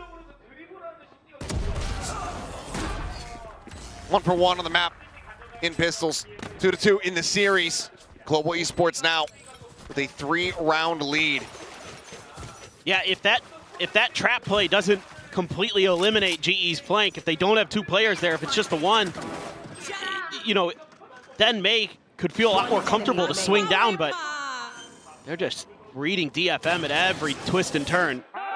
May stuck in a bad spot, had to go for a hero play, couldn't convert. And GE looking like they might just take this map pick of DFM away from them, get some revenge from Kickoff. DFM was able to take them down. Tap of the orb and high pen guns. Oh. Well, speaking of, it's a good kill for Yudotan. Catches Jinbung just out on the side on B. Maybe just the timing with the smoke there. I'll see it back, but Global not looking. And he advantages. Very nice. Shot that from Akame, finds Kelly S. Cluster up here from DFM. The call expecting this push here on the A site, but as Yudotan continues to scale forward, could just go ahead, sign out for the rest of the team, signal to them. This B site widely is opened up. It seems like DFM are acknowledging this potential timing, though. Thought of a pivot back, but second guessed it. Yep, are going to be sticking around here. I don't know if maybe some footsteps got heard by Akame or something, but I thought maybe GE was too far for that. It's just hard to say. 30 seconds left. What convinced them that it was in fact A? They're going to know here in a second. Yeah, they are. And there's the bad news. 4-player group up, 4 headhunter bullets in the hands here of Akame. Try to make a go of it, get a little bit more damage here perhaps. Pulling off the thrifty, just given the way that GE's been playing. Seems nigh impossible here for them, and they might even really try for it. Maybe some picks onto the exiting players perhaps. Akame swinging out, tailwind over the side, updraft from Patrick Kuch, trying to stay a little bit more elusive here. It's tiny bits of damage, and okay, eventually will get taken down. May find Yudotan. Okay. But the time, not really gonna be there. It's just all about damage from here on out. Seems like that might just be the end of it, and it is. 2 players surviving. Once again, not too bad here. The damage dealt. Global Esports get themselves up to 9 all the same. A massive win streak now across the 2 halves. Yeah, you're really going to need to have a little bit of that and more. Just a jiggle peek. No smoke was even up. And long-range gunfire at B. Working a treat. A little bit of Astra util in there for good measure. Not that it was really needed. Time for a field But you're not able to carry much over. Guardian, Bulldog, and you got to buy up a little bit. Stinger, Sheriff, a Ghost. So GE here with weak weaponry. Gonna try to challenge this mid position that Akame is holding down. Bit of an off angle. Raifu at the ready. He's going to have to be Johnny on the spot with it. Finds the first, overstays though. It's out for a little bit more, not necessarily anticipating that it was going to be a 3-player push in from Art. Speaking of, Art on the crossfire. On the side, able to find one. Patrick who going to be put down. Solid advantage gained here for the side of DFM as they need to prevent this bonus conversion. Trying to right the ship. Gian, a bit of damage there on the Crystal, but unable to find the headshot. Yeah, they're just kind of waiting this out. Art's got to be so careful. If he can't win a 1v1 against Poppy coming out of Link, this could be very fruitful for GE. Oh, he just pushes up into the smoke. That's one way to deal with it. He's able to play off the damage previously set there on the Crystal, so finds that kill, giving his life to the cause. 30 seconds left.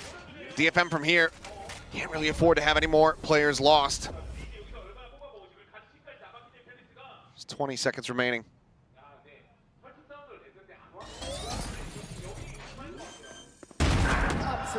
Kellyas is still able to find a kill. May going to be taken down. The swing out. Jinbung dead. All on GN, and Puppy is instantaneous with a headshot. Bonus is converted. The streak continues. Global Esports. Absolute domination. 7 rounds in a row. Just a great idea there to overstack that angle. You know, force that chamber into a bad position. You have to TP after that first kill or else you're in trouble potentially. Doesn't happen. And then Art, this position here on A, he has no help.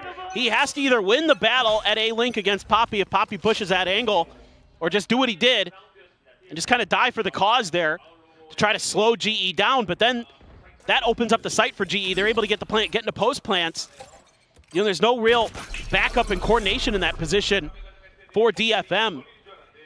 Need to work through some of these defensive setups a little bit more, in my opinion, to make sure that, you know, there's backup ideas there. There's something else other than get the one and done.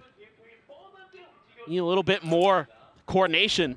We've seen a lot of that from GE today. They've been doing a great job. Oh. This time Akame not going to be able to find the headshot. Yuratan taking him down. Quick little jiggle peek out. May does find the follow-up headshot. Potentially recover the weapon, but for the moment does not have any kind of gate crash set up to try to rejoin over on this A side a little bit faster. GN does manage to find one, dodges the shock. It's about the re-peek, but Elias just strafing over. Finds the kill. There's the follow-up Thorns. Gets situated. Just trying to hold them in place. Flash at the ready. The drone to try to check May. I don't believe he gets caught by this one, and the second shot is able to find Poppy. Crystal, however, there for the punish. Comes away with the kill. Full flash there onto Kelly S. Forces him into the back of dugout. As realistically, what are you trying to do from here?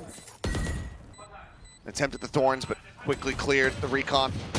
Over the top to just try to get some kind of eyes on him, but Crystal swings the corner, comes up with 2. And Global Esports are now just 2 rounds away from closing out this series and slamming the door in DFM's face. I love these post-plan ideas from Global Esports. That positioning with the spike causes a shock dart to miss, so they can get the spike down without taking any damage, and they can play this post-plant because they've got control over Secret, set up a crossfire with dugout, and make it really, really challenging for DFM to try to break that open. A really nice on-the-fly idea. Works a treat. You do have May's ult here. You have the operator for Akame. So has to be turned around right now for DFM. That's almost all of your cash invested in this. You know, yeah, you've got enough for another buy in the next round, more or less, but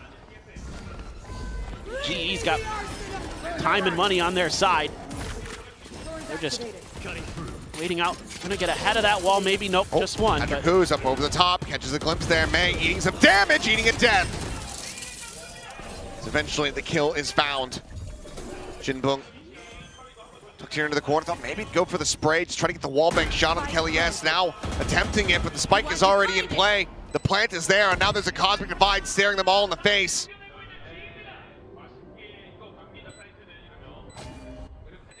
Well, and they're all going to group up and try to push from the other side of this cosmic divide.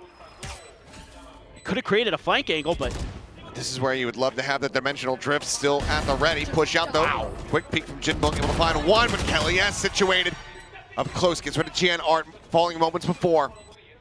2v3, you have this off and play. The time is not on your side. Purely DFM, you have to get out of here. Consolation prize perhaps as the tap does allow you to draw up this Hunter's Fury.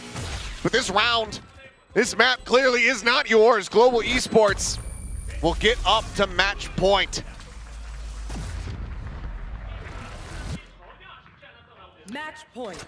It's difficult to watch this because this DFM team looks scared. They look like they're not confident in some of their decisions. They're not creating flank angles. They're not trying to work against the ults of their opponents. And I would say if you're going to stack up behind this Cosmic Divide, you make a great point here, Achilleos, that not only do you not have May's ult, but you don't have the flashes either to try to break through to the other side of that Cosmic Divide. So you need to create flank angles there. You need to go through Art and clear that and then try to make your retake. Instead, they just try to go for a kind of a flood play. Just gets shut right down. Plus, there's the Cosmic Divide there. Okay, that's not great for Akame. And there's no exit. Nope. Flick misses. Ronnie, who does not go out. They're just trying to reposition Art desperately. Urbanly hunting here for a kill and will be rewarded with one. Poppy going to be taken down, so at least able to trade one out. And that's the smoke's gone. That makes this round, in theory, quite a bit easier. But Patrick, who's so far forward, Art able to outduel him. That's a big win for DFM. Now into a 3v4. Kelly S getting a bit damage still. Not going to be dead quite just yet, but is whittled away at down to 40 HP.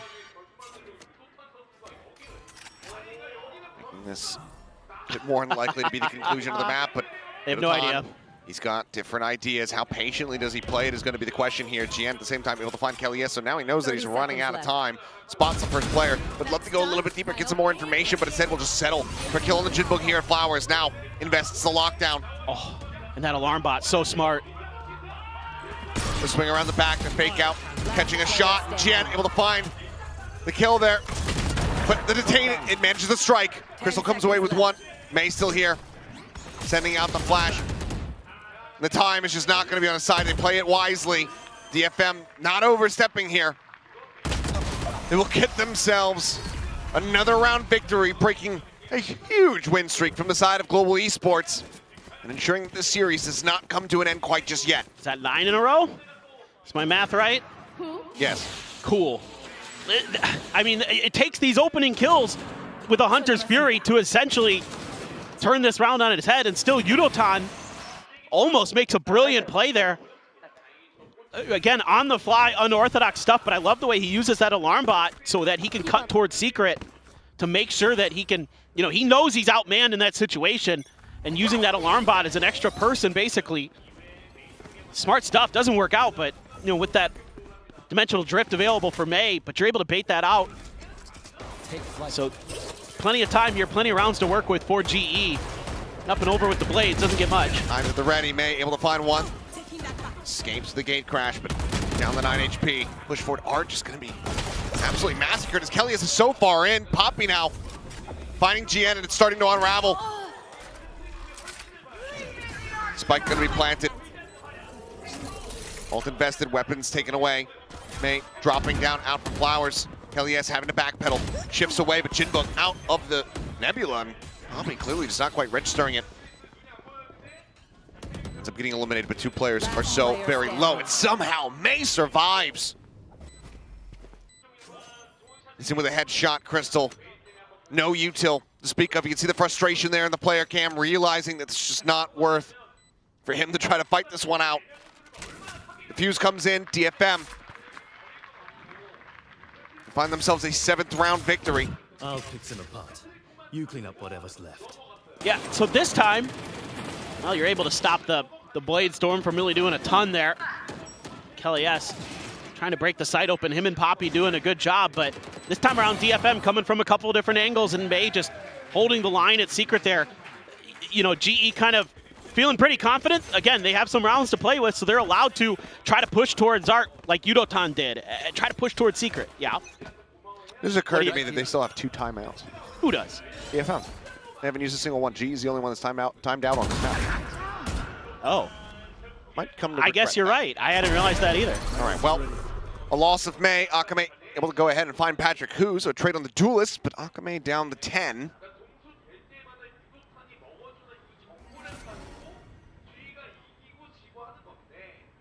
As things grind to a halt here. You just see what they can figure out around Art, but not much being gained here. My ultimate's ready. Strong spots out 1. Kelly S now ultimate going to be online. Might just pull the trigger on that once this Vice Wall is gone on B. Just going to use that Steel Garden. Pushes Art forward. So smart. Yudotan is there. Ready to find that elimination. Jian holding the door, however, Jinbong says, I got a classic, that's fine. Buy the bundle, baby. Peeks in, Yudotan gonna be taken down. Now the spike is stranded. All 3 players stacked up. GE would have to just brawl their way through this. It's clear on the flash, headshot instantaneous. And Jinbong with the 3K cleanup. He's a DFM, still afloat. They brought weapons made of metal to kill me. I love the idea again from GE. Using that ult to flush players out, but fortunately, GN, whew. I mean, there have been some snappy shots from DFM, but the game plan widely has been much better for GE. And who's actually taking the timeout? Who actually pulled the trigger here? It's Global Esports. It's Global, yeah, they're using their second. Still Clearly 2 for DFM. Not feeling quite as confident, perhaps, on the closeout here as they were on Lotus. We didn't have to really see any intervention this time. Calling for the pause. Wanting to ensure that they are able to bring this to a conclusion. Not let DFM take this all the way into overtime. Very curious. You know, this can be one of those rounds. Can't quite remember what the economy's looking like here for GE, but try to go for something. I believe it's not in a great spot. Yeah, it's kind of what I was feeling. But here's the biggest concern for me. Yeah. Start of the map, bonus conversion comes in. 3 in a row for DFM. Yeah. Lose to a Thrifty. That's correct. How many rounds in a row have DFM just won? I see, 3. And GE's on a Thrifty.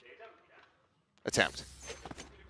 Surely. So you're reading the tea leaves here. Surely. Yeah. It doesn't end like this. Uh-huh. You say that. I mean, you've got an operator, you've got a couple ults, you've got a dead operator. You got a dead op. It's Patrick Hu just over the top. That hero rifle trades it out for the operator. Cloudburst covering fire. Obfuscation there as Jen will do well to go ahead and ensure that remains on the floor.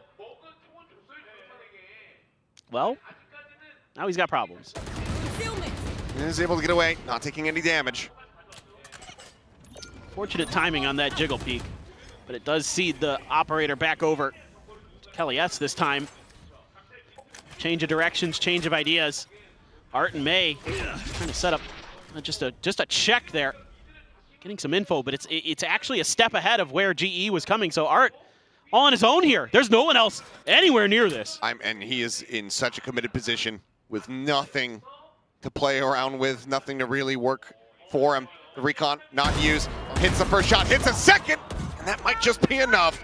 Cosmic Divide now going to be called out, but already Yudotan pushing well past that. 30 seconds left. Could be widely unconcerned. He looks to try to flood a little bit deeper, fight forward. Cannot find more. Crystal now on 1v2. The op in hand, the tap of the spike. Now we'll commit in for the plant itself. As the Cosmic Divide has dissipated. The peek in, May. Pre-firing the angle, will find the headshot, and this time, DFM will not allow it to happen. See, I was right. And that's gonna be them now getting up to 9. My ult's ready. Good try, idiot. You can't admit, though, that you weren't not worried a little bit at moments during that round. As soon as Akame died. It's like, how have I done this? It definitely felt like it, but great stuff here from Art. I mean, we see these moments from DFM, but the bigger picture seemingly mostly in GE's favor. But 4 in a row for DFM. Not giving up. Needing to make it 7 to get this into OT. Doable. Got a couple. You got, well, one all that really matters, since you have the dimensional drift. Check with the drone.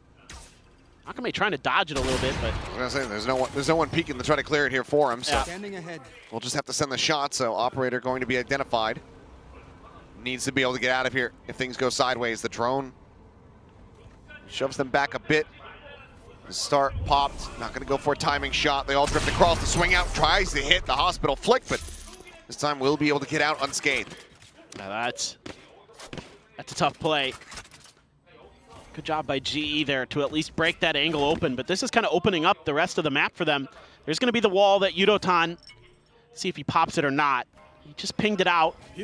Hasn't opted. I don't think he got it to go just yet. I'm not sure, but they're just waiting now for the reinforcements.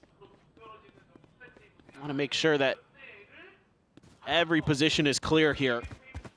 Do have the Cosmic Divide, so maybe just going to set it up to cover the front of the site. That's my guess. Gate crash from May, just expiring. Going to be a little bit further away as Patrick Hu looks for the opener and finds it. Jinboom going to be taken down. Site widely opened up, 20 seconds remaining on the clock to push forward. Crystal going for the plant. Thorn set up. Here. Spike in play, 5 players still strong here for the side of G as they look to bring this series to its end. Dimensional drift out, May. Scouting, calls here, noticing Patrick Hu's on the corner. Akame able to hold the line, finds the first, now brings it back into a 4v4. Time working against them. The swing up from Yudotan, faces back in towards mid. Art going to be eliminated. Jien off screen, able to find Kelly S and May. Flushes out Yudotan, the Hunter's Fury to try and delay. Jien going to be taken down. Poppy saved up, and look at the damage. Both of them eating the hit. As May, he dies, but the defuse is there. Akame doing his best. Sylvan comes away with a round win. DFM 2 off, taking us now into overtime. I mean, this looked like this was game, set, match for GE. Patrick Hu gets the opening kill. Then things kind of start to crumble a little bit. Yudotan there, able to be cleared out of Art. But I mean, there was so much post-plant utility. I mean, you had Nanos, you had the Astra, you had the Vice util, you had the Hunter's Fury. I thought for sure GE was just going to be able to kind of scrape by on that. But again, DFM is getting more active on the map. They're coming from more angles on these retakes. And that started to get them these round wins that they so desperately needed. It's kind of made it a lot more difficult for GE to just post up into their post-plant positions. And they're able to clear out players fast enough to just barely squeak through with a round win. Now push towards Art. Trying to overstack this A-side angle. GN's like, well, I've been here before, and this is something that GE's been dipping into to win rounds. Akame here at main, in behind the box. The trademark going to be cleared out over towards Art. The lockdown in play. Sights in towards main once again, but felt Kelly S very suspicious about this position, but isn't going to confirm anything here. The jiggle peek out, the shoulder spotted. The shot flies, but Akame cannot find the punish. A world away from his rendezvous. As the flood gets ready to come through. Nice flick, finds one. Crystal can take it down. The redraw on the up, and Patrick Hu is dead. Tries to find this final flick, cannot make it happen, but Kelly S is the last one standing. Is my God, DFM. You look at the money here for the side of Global Esports. A full loss bonus. But it's just Kelly S slowly slipping away with the op in hand. And DFM getting this 1 round away from an overtime. This is quite the map. What looked like it was just going to be GE kind of running away with this series. Could have an overtime. Well, okay, Kelly S. It's calling like he's so low! Get him! The operator will be retained. I mean, what a play here from Akame. Stuck on A main. GE knows it.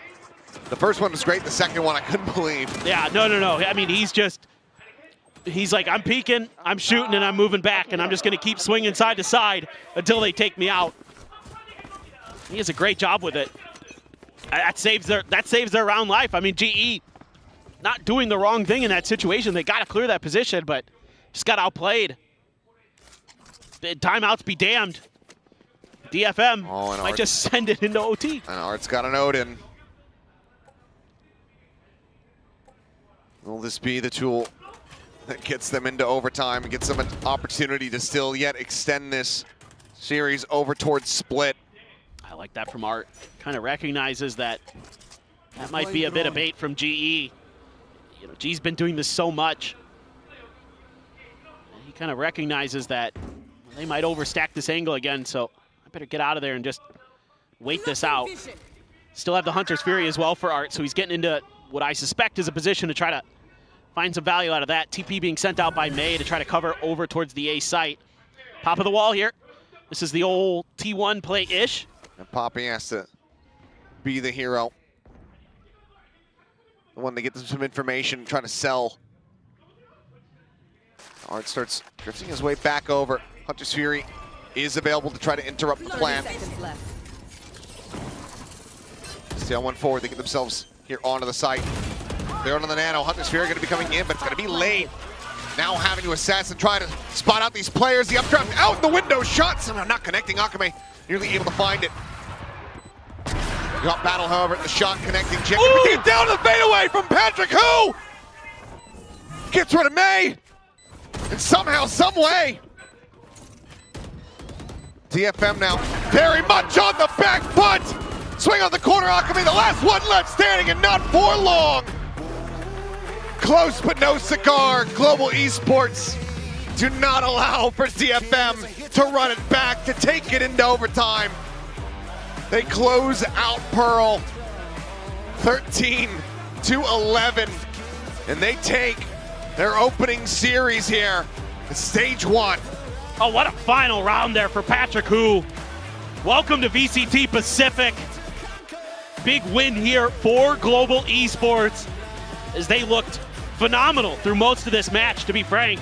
I mean, only that run back from DFM really had them on the ropes. It felt like, you see Kellyas very excited to have Patrick here with him, giving him a big hug, and this time off during the off season, DFM still has a lot to work on, still not really in a place where they'd like to be, and potentially a challenging stage 1 ahead of them.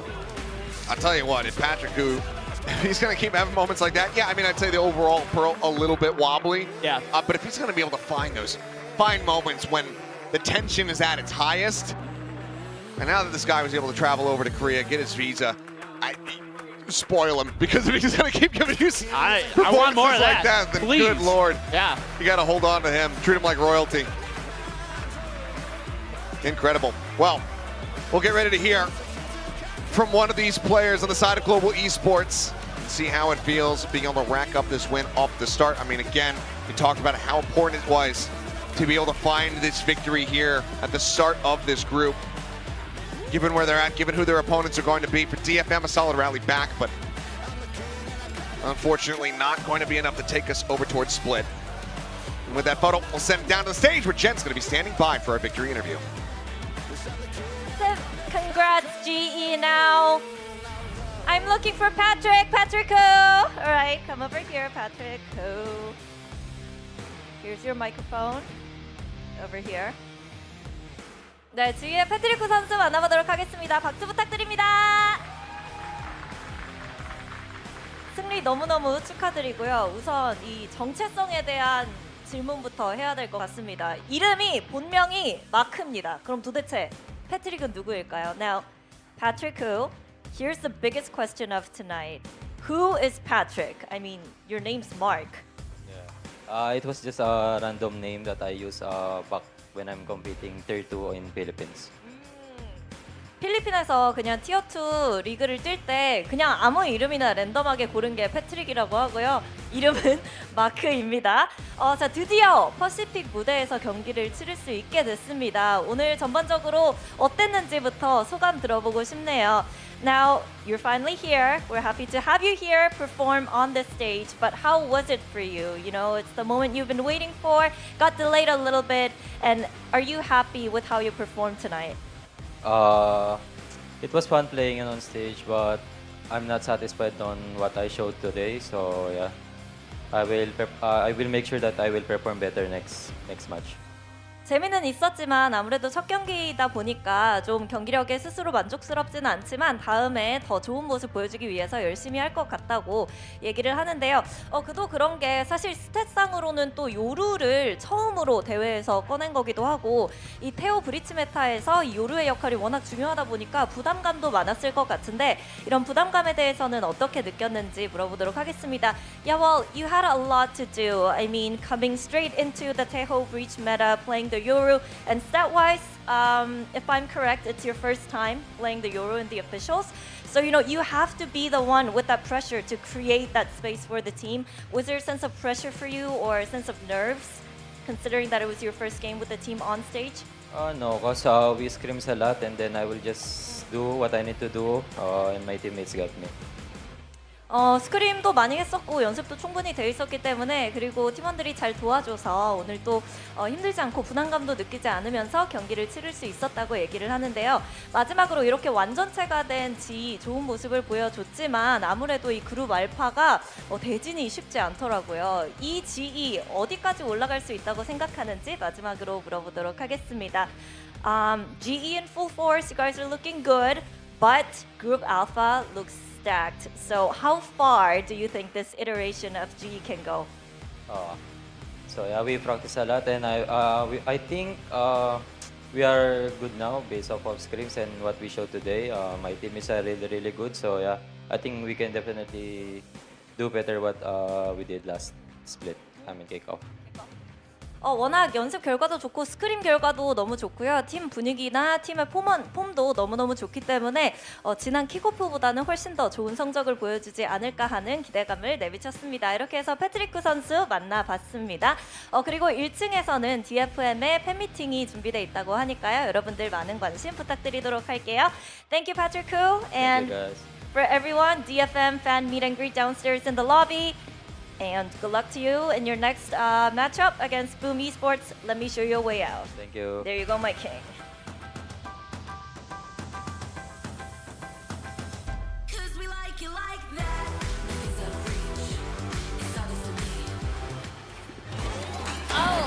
We finally got to hear a word from Patrick Koo, whose name is Mark, and he decided to go for Patrick, but we still don't really know why. But I don't think he does. I've never seen a more chilled interview in my life.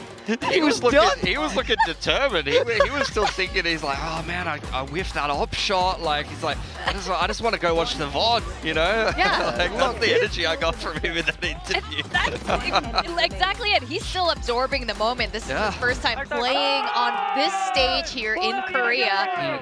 But still, it's a 2-0. Great first showing for their stage 1 appearance for Global Esports. The road to playoffs looking a lot more clear, a lot better now, a little bit more solid. Yeah, they'll be very happy that they got this game across the line in the 2-0 fashion. It was looking close towards the end there, but you know, they won the round that really mattered. It was a fake comeback in the end, so GE can leave very happy, feeling comfortable in a 2-0 heading into next. Yeah, it actually kind of reminded me of the in the opposite fashion, the same series that we got between them in Kickoff last time, where you had a very close second map, a bit more of a straightforward first map, a little bit of a comeback, but it was very sloppy stuff from both of these teams. I felt like on Pearl, I felt like the ideas weren't really there from either of them on the attacking side. And yeah, there was some kind of shocking stuff. I'm surprised, honestly, that you got that many post-plant wins for both of these teams on attack, because I felt like the defense was probably the more successful for both of them. Yeah, for DFM, it was too little too late. It was the same in the first map as well, where you can't show up, you know, 12, 14 rounds into the game and then you start playing. You've got to wake up earlier than that. I think DFM, they just weren't there today. Don't get me wrong, I think GE executed well, and I think they played, like, more solidly, but for me, DFM just were not there in this game today. There were slow starters in the game, but I have to point it out. there's no timeouts. And anytime I see a timeout, I don't see the coaches from DFM talking to the players at all. Like, I'm just, and then I see the comps that they pick as well, and I feel like the roles are not quite right. Like, I like Akame when he's playing a KO or something, or a flash in it, and he's getting active, but they put him on a chamber, and I just didn't really feel like it was a good fit for him. And then the Pearl comp before that, on the first game of Pearl that they played, I didn't like that one over either with the ISO Yoru. They've changed their comp 3 times in 3 games on Pearl. Like, I don't really understand what's going on in terms of the direction of this team, and I don't see the coaches talking. I'm like wondering what the hell. Is there ever a reason not to call a timeout? Yes. Oh, yeah. Sure. So yes. you wouldn't call a timeout if your players have kind of found the answer. So sometimes you'll be like, oh, I think we need to do this. You get ready to call the timeout, and then your IGL will go, okay, no, we need to do this. So then you don't call it. But to not use either is a little confusing. I would have thought at some point it would come up, but we're not in the comms. We don't have all the answers, so it must be something. Well, that something cost them. Like you said, it's too little, too late. We have to talk about this moment. Little peg there on his backside. Steal that for your ranked games. Okay, all right. Look, you had some beautiful stuff from Kelly S this entire series. He was absolutely phenomenal. He was calling a pretty good game, except for maybe the attacking side of Pearl. That was not so fantastic. I thought GE wasn't even going to be able to get across the line there, and then that was going to, you know, maybe leave a little bit of a sour taste in my mouth overall. But for the most part, great stuff individually from Kelly S. Some great game planning and calling from Global as a whole, and I loved what we saw from them. Yeah, he had A on lock, like, continuously. I thought he did a really good job. And I really like this little cheeky little play with the forward. Takes the forward control, puts the wall there, able to get one and isolate the spike in that round. Yeah, pointing out this round, though, for DFM, they are playing the G2 comp, and the thing is, I just felt like they were so indecisive on this attacking side. They did get 5 rounds, but the thing that, you know, with G2, when they play these slower comps, is they're very decisive in the mid to late round, even if they have a slow early round, and you're seeing DFM constantly running down the clock. They went in towards mid link instead of just kicking off the B-split off the back of the Yoru ult, and then they run into Yutatan in the back of the site and don't leave themselves enough time. I just didn't feel like it was organized enough in the mid to late round, or they had a clear enough direction playing a slower comp that a team like G2 might play, where they have very clear calling structure and very clearly planned mid to late rounds that they execute very well, despite the fact that they run the clock down. Yeah, it's hard to play that slow, right? Playing fast is easier because you have a lot more structured. Yeah, it's very simple. If you're going to play that slow, you have to move around confidently, and you have to understand your opponent's movements. Like we saw at the end of that round, that they have a player backside and just nobody's looking that way. You have to be more aware if you want to play that slower style, and it didn't seem to fit with them today. You know, I'm sure it's been working for them in scrims, but it just was not there on that stage. Now we do have to highlight our MVP. Not just for this map, but for this match as a whole. It's got to be Kelly S, I think, unanimously across all talents. Kelly S, not only is he their IGL, their caller, I think he really stepped up and just played really well in the server. Yeah, I didn't really have any expectations for this guy coming into Global. He wasn't as big of a name as some of the other guys, although he has been making some waves in the Filipino scene and playing in various of the more well-known orgs over there, like Oasis and teams like that. So he is a kind of known quantity in Tier 2. I think he's over-delivered coming up and being the IGL here of Global. There's a lot of pressure on his shoulders, and he's playing with some pretty big-name players, but I think he really delivers in the server. And I think not only from the coaches, but also from him leading the team, I felt like they had pretty good game plans today against DFM, and it showed. Yeah, I think they looked very solid across the board. I think you can see that the expertise for them comes in like the first 20 seconds of the round when they're able to really use their set strats. I think he IGLs very well in that style, and then in that kind of later on in the round, he's just free to kind of shoot. He's free to make his own decisions. We saw him anchor in A very, very effectively. Great pickup for GE in the offseason. Definitely. A very cool way to kick off stage 1. But we do have one more match after this. We got our champions from Masters Bangkok T1 facing off against Japan's ZETA division right after this short break. So guys, don't go too far away.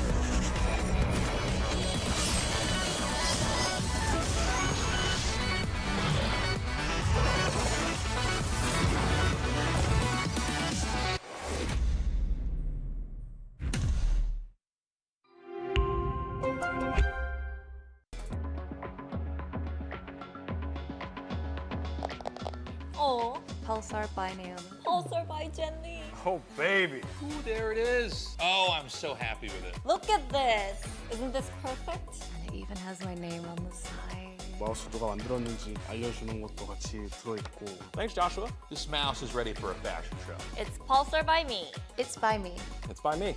It's by me. It's Pulsar by you.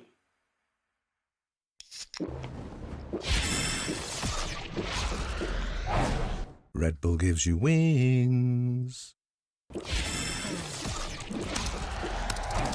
Red Bull gives you wings.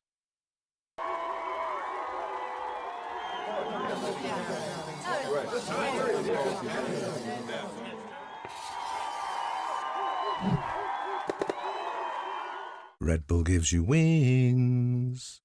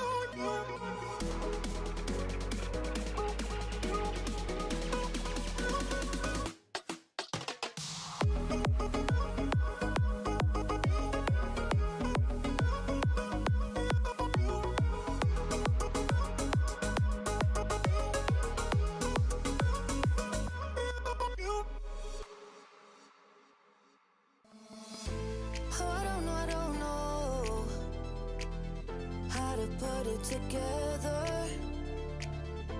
Ever since I found you, my life just got better. Better than this, better than that, better than anything I ever had. Better than this, better than that, better than anything I ever had.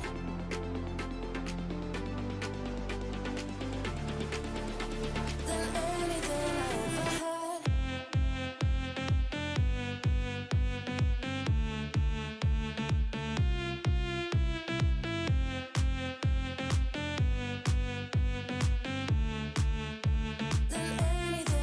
ever had.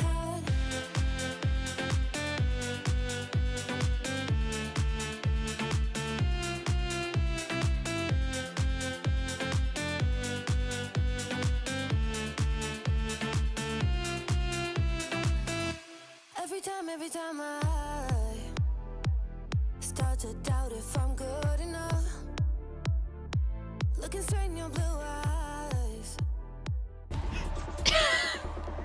Hello and welcome back to VALORANT Champions Tour Pacific. It's day one of stage one. Victoria here alongside our analyst Pilsky and Big Time. We're going to match 2 of today. And first up we got T1, and now this is officially a team that needs no introduction. Oh my god. What is happening? It's very hard to introduce them somehow. It is. They don't even need to be introduced in any way at all. Now, they figured out a lot of things the past month here. We saw some bouncing between Carpe and Sylvan, but looks like Sylvan's here to stay. Yeah, I think it was a super interesting dynamic. It's not something that I would ever think is something that you could pull off and have as much success as they've had, but I feel like they've just been a bit of an outlier, despite the fact they've got so much quality, so much veterancy on this team, so much history in Pacific, and finally getting themselves an international trophy. I think that, you know, they've done very well for themselves considering what they've been putting together and the kind of the unique system that they've adopted. Yeah, it's like the greatest use of a sixth man we've ever seen. Maybe. In Valorant, I feel like it's the first time we've seen it actually work and do something positive. I mean, like you say, these guys need no introduction. They've just come off the back of a Masters win. You know, I want to say the pressure can't be any higher for them, but I think that's kind of the opposite. I think they're going to feel relaxed going into Pacific after just coming off that Masters win. I mean, they just had the ultimate scrims ever compared to everyone else here in Pacific. And on the other side, we've got ZETA Division. Now, this squad did not leave us a lot to work with. They departed rather quickly from Kickoff through eliminations, but the coaching staff has adjusted a bit, and the roster remains the same. So it didn't change like the other teams. They like the roster, so something's got to be working out here. Yeah, I'm surprised about that. Like, they picked up the core of Fennel, kept two of the other players that they've continued through with from the last ZETA lineup. It didn't work in Kickoff, but they only played 4 maps, 2 series, none of which they won. Yeah. I guess they've opted to just put in the practice and try to make it work again. There's lots of options that you can pick up in the Japanese scene, and you've seen that the success of that on DFM. Maybe not that last series, but in some other series in Kickoff. I think for ZETA, it's got to be now or never, as far as I'm concerned. But at the end of the day, what was the opening map of Kickoff, the opening match of Kickoff? T1 against Boom, top of the table versus bottom of the table. That's exactly what we're seeing here today, and that was not as straightforward as a lot of people thought it was going to be. I mean, there's no stress on ZETA for this game, you know, especially in this format where you don't have to win your opening game. It's okay if you lose this game. ZETA can play with no stress, and let's be real, they have the chance to do the funniest thing ever today. If they manage to come out and win, upset everybody, they'll go down in history. I want them to just have a nothing to lose mentality, but I don't see that team playing like this team playing like that. They play very structured. Yeah, they do play really structured, and I mean, this is a tall order because these guys have come fresh from Bangkok with a trophy in hand, and some teams look tired, you know, going through that grind, but this team, they look reborn, reinvigorated. There's an energy coming from all of them that I just didn't really see that much of. I think there's a little bit of doubt, but now they know they can do it, especially Stax and Buzz. They've been waiting for this moment for so long, and now they know. We got it. And I don't think they're going to lean back. I think they're going to push forward. Yeah, it can be quite easy to rest on your laurels in a way. After, you know, where do you go from here, in a sense? If you've just won that Masters trophy, it can be easy to chill. But, you know, I think with these T1 boys, I think it's relit a hunger in them. Like you say, they've proven that they can do it now. So they want to keep going back to these events. They want to keep winning these events. But it has to start here today. You've got to get over the first hurdle. I mean, the thing that I really want to highlight with T1, it's obvious they're world champions, but the bounce back potential, I mean, some of the games were really rough at the start of Kickoff. They came back, made it into the grand final. The same thing can be said starting out in Masters. Wasn't a lot of expectations for them. They lost to both Vitality and EDG, who they then went on to beat later in the tournament. The bounce back for this team is very impressive. They play so many maps and they get so many reps at this tournament that if you compare them directly, Kickoff with ZETA, ZETA played 4 maps. T1 played 22 maps in Kickoff. It literally is the least and the most playing against each other here. But you know what? I'm sure they played a lot of maps in the 2 months of practice that they've gotten since they got eliminated from Kickoff, because we talked about it during Kickoff. That is the good thing about it. Sometimes if you lose early, that's a lot of practice time and lead into the next stage. Yeah, I mean, I think coming off the back of Masters as well is also quite hard. Your turnaround time is very, very fast. So they won't have had time to play around with Waylay much. You know, all these kind of newer changes. T1 shouldn't have had as much time compared to ZETA. So there's a huge prep advantage going towards ZETA in this. So I want to see them use it. Get creative today. Use Waylay today. Come out, be surprising. Throw things at them that T1 won't have had time to see. That's what I want. Okay, I think that's a fair take, and now we're going to get the map draft in, and I can imagine T1, like you said, didn't have a lot of time to prep coming from Masters Bangkok, so they're probably going to stick to what has already been shown. I don't think they're going to change very much. Yeah, I'd agree, and I don't think that's necessarily a bad thing for T1. I think they always have a straightforward approach that, you know, you can look at it on the surface of things and think, I kind of know what T1 is going to do, but can you stop it? A lot of teams can't stop it when they get rolling, and ZETA have not shown the firepower to be able to do that, so I agree with you. It's got to be the practice, it's got to be the prep, it's got to be the coaches coming in with a really good approach. We do see both Icebox as well as Ascent going out. That's so boring. I'm not surprised to see Ascent VALORANT getting banned against all of the Japanese teams, and you might even see it get banned against Secret as well. They are some of the teams that really like Ascent in the past. We're going to go Fracture for ZETA. It's a map that they lost on. They only played it once, but it fits their roles very, very well. And for T1, they're 3 and 5 on it, so one of the more shaky ones for them. But it is still been a pretty solid map for them. They obviously did change from the double duelers with the Neon Rays into more of that Teo Breach comp that you see popularized more. This might be a cope, but maybe because ZETA has not really shown this map, they can do something. Give me Waylay. Surprising. Give me something. Give me something different. Come on. I don't want to see Ciuta. Yeah. I don't want to see Ciuta be like a Laz cosplay on the Chamber. I think he's much more impactful on the Cypher, to be honest. I agree. That's what I would prefer to see here on Fracture, but we'll see what we're going to get from ZETA. I mean, look, I like Depp on the Neon, but if I see Depp on Waylay, that would be interesting to me. I love a bit of Depp Jet, so a bit of Depp Waylay would be... It's a combi of like Neon and Jet, and maybe this is the moment that Depp's been waiting for. And look, we had T1, at least the global talent pool, had them like way down at the bottom. Now they're at the top. Maybe ZETA can do something similar? Yeah, maybe. I mean, get a win today, you'll shoot up that tier list. That's what I want to say. I mean, look at our predictions here. I mean... It's not recency bias, it's Masters champions bias. Yes. Okay, like that's what it is. I don't think we're crazy for this. But you're right.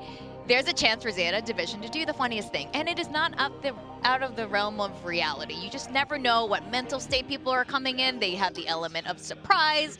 It's a cope. I know, but still. This is Valorant, right? Anything can happen in Valorant. We've seen it happen time and time again. The underdog can win. You can cheese a map. There's a lot of ways you can win, even when it's really hard to win. Don't be wrong, it will be really hard. But there's a chance they can do it. There's a, according to you guys, there's an 11% chance. There's a lot of cope going on here. Look, honestly, in this format in particular, it's round robin. You draw T1, you're probably not expecting to win necessarily. So for me, what I want to see from ZETA, I'm not expecting them to win. I just want to see them play well enough against a team of T1's quality to show that maybe they can do better against some of the other teams in the group that are a little bit more beatable. And then maybe if they show some promise in this match, then I can have a little bit more faith for them going deeper into the group. I think that's a fair take.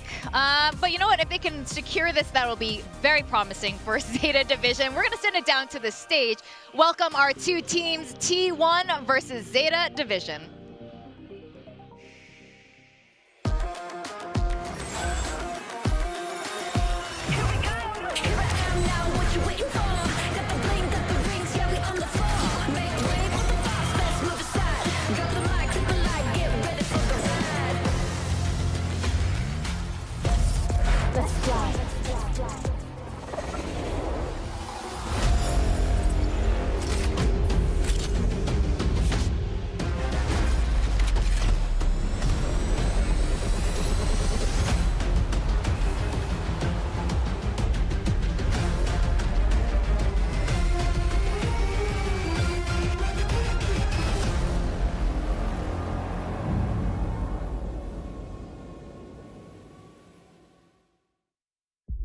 It is far from over.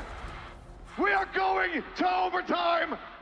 저희가 계속 연장을 계속 가면서 체력도 딸리고 많이 힘들만도 한데 우승을 딱 결정 짓고 나서는 혼자 다른 세계에 간 듯한 약간 소리가 끊긴 느낌. Lockdown in play. No hope in hell. 아, 내가 진짜 우승했구나. T1 are your Masters Bangkok champions. 퍼시픽의 세계 챔피언이 돌아왔습니다. You're never gonna forget who I am. My name and boss go hand in hand.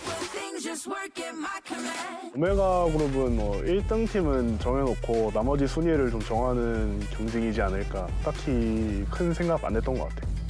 The first thing that crossed my mind when I saw the group, I think it's doable.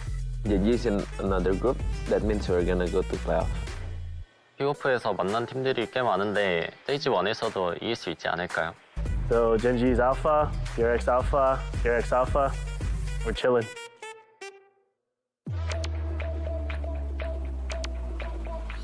올라갈 것 같은 내 팀은 일단 농심이랑 T1. 탈론하고 RRQ가 올라오지 않을까 싶습니다. T1 is, I think, the best team in APAC right now. T1이 제일 잘했던 거는 개개인 퍼포먼스가 좋았다고 봅니다. Meteor has been proving himself as like methodical and very fast at approaching the game. Their macro, Stacks is pretty good with macro. 저에 대한 얘기한 사람은 없었나요? Talon, I think, better than last year. Now finally being a full-time roster. I look forward to play against Killua. Hey Killua, welcome to Pacific. ก็รู้สึกว่าเข้าขากันได้ดีครับแล้วก็จริงๆก็รู้จักกันมาตั้งนานก็เลยรู้สึกสบายใจที่เล่นด้วยกัน So this stage 1, we're gonna destroy every team mechanically. 농심도 어린 선수들도 되게 많다 보니까 경험치 챙기다 보면은 강해질 것 같아요. I think RTU has a very solid team. They seem to have a hard time closing out games, but I think they're still very strong. The champion, however, holding it down now. It shows number. No! That is an ace! Swings down, it's another ace! Nongshim, it was a pretty fun game to be honest, but I'm scared that like all of us, like our energy, especially if you lose the game.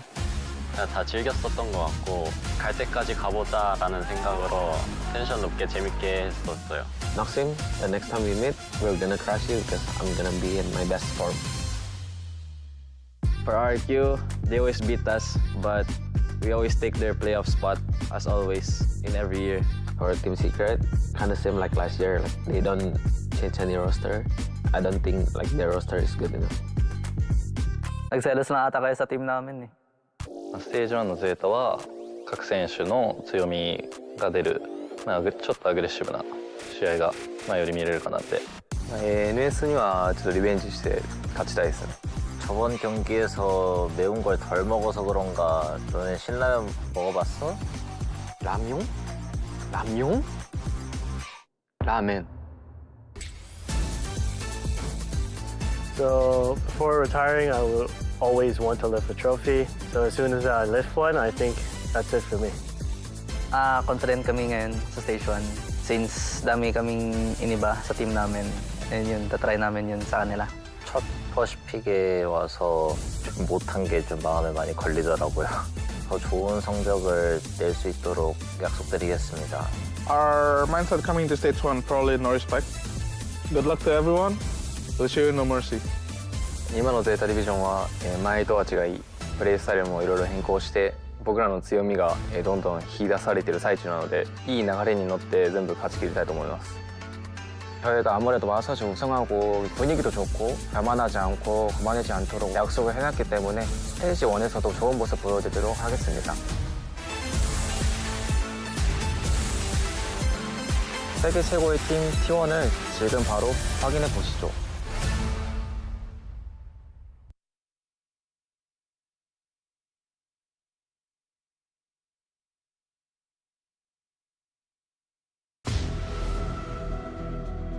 (2025) VCT Pacific, Stage 1.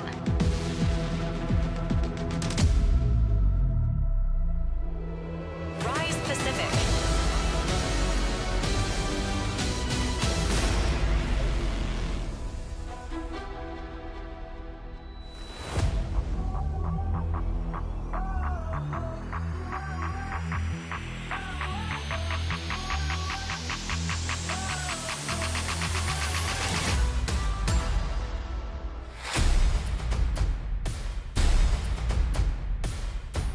T1 Masters Bangkok winner.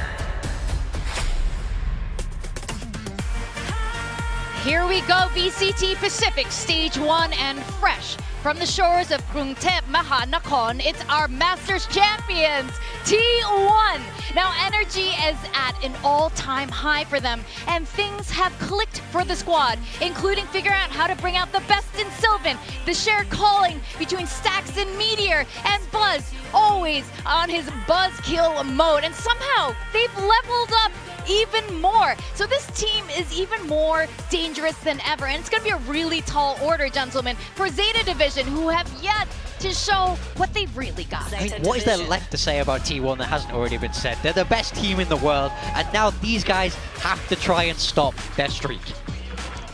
Is this the team that's going to do it? We just saw it in the interview just now. Shiota, he was saying, look, our team has completely changed our play style. We should be expecting a much better performance in stage 1 from the squad. Yeah, I thought it was very interesting what he was saying in that video, saying, you know, you're going to see more of our mechanics, more of our individual skill. We're going to be more aggressive. So looks like they're going to take the fight to T1, really be loose, which is what they need to do today if they're going to manage to upset the Goliath that is T1. Yeah, I want to see them play a waylay on Fracture, to be honest. We've been seeing it in the Chinese region. I think that you can definitely play this execution-based style, and I think it fits the roles of ZETA Division as well. Clues loves to play the breach, but I feel like in that initial kickoff, they couldn't capitalize well enough off of it. They've had plenty of prep time. The coaching staff can get these guys ready. T1 have had to show absolutely everything that they can do to be able to win at that international event. It took everything for them to push it all the way into the finals of Pacific, and for them, they want to win it out this time because they didn't win in Korea last time around. And as far as the pressure goes on an org, if you're playing for T1, you got to win in Korea. I mean, international win is fantastic, and you are probably the best team in Korea for sure, but you definitely want to be winning in Korea this time around. Yeah, I mean, I feel like none of it matters, right? You can go to Bangkok and win Bangkok, but if you come back and get, you know, absolutely destroyed in, you know, game 1 by ZETA, it's all for nothing. You know, that's the very start of the year, and the year is long. You have to keep up your performance through stage 1, through stage 2, and eventually all these playoff games that are going to come to make it to these other international events. You can't stop now if you're T1. I mean, yeah, Quack is counting on them, their downfall though, otherwise he's going to be as bold as paper thin by the end of things. So that's something that I can't wait to see, and I think it'll be a reality because T1's pretty bloody good, but it's up to ZETA to show us what they've got here. Fracture is their pick. It's a map that there's a lot of reps on for T1, and they are not, you know, immovable on this map. 3 and 5. They are beatable. Yep. They've lost a lot of games on Fracture. And they haven't had time to really fix it since. Yeah. You know, they had a little bit of a break, but you know what T1 was doing the whole time? They're doing content, interviews, they're celebrating their wins, they're resting a bit. So what have they really fixed on Fracture?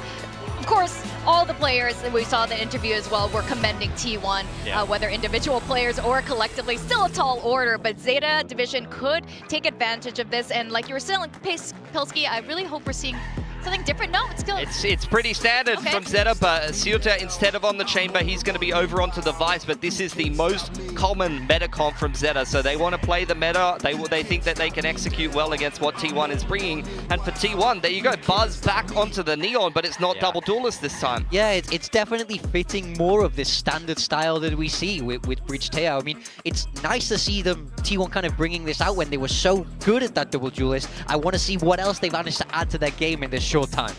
Well, I'm sure T1 has adjusted for the playstyle back in Pacific, and I'm very excited to see the very first map back in Pacific by T1 and ZETA Division. To take us through this, it's going to be Achilleos and Paper Thin. Yes, here we go, our second series, the first day of stage 1. ZETA Division looking to do what DFM could not in the opening series, which is get that win here for the Japanese fans watching back home at Tokyo, and as well as the ones that are here in the arena, because they always come over to watch. But they have to go up against T1, fresh off the victory there at Bangkok. The best team in the world. Can they get it done? Yeah. Come on, you're the guy. I mean, yes, I do believe in these players. I believe in this team, but you're making a coaching change again. You know, Jonta has been removed from ZETA, so we're going back to XQQ, and you know, with Carlisle still there. Yep. So, you know, the idea is maybe going to start to look more like 2023 ZETA potentially, where things are maybe a little bit slower and things like that. But they said in some of their, you know, interviews here that they've got a new look to them. So I'm kind of curious what that means. Like, we know that when you've got players like Depp on the team, you can go high tempo if you want, and he can kick down doors for you. But he obviously didn't look good, frankly. Sure. Them and Team Secret looked like maybe our 2 weakest teams in the region. So a lot to prove here for ZETA. I like the talent on the team, but you're also going up against the Masters winners, the best team in the world. Good luck. Good luck indeed. Let's see what they do have prepared. Fracture, the map pick for ZETA Division, favoring their chances here on the map.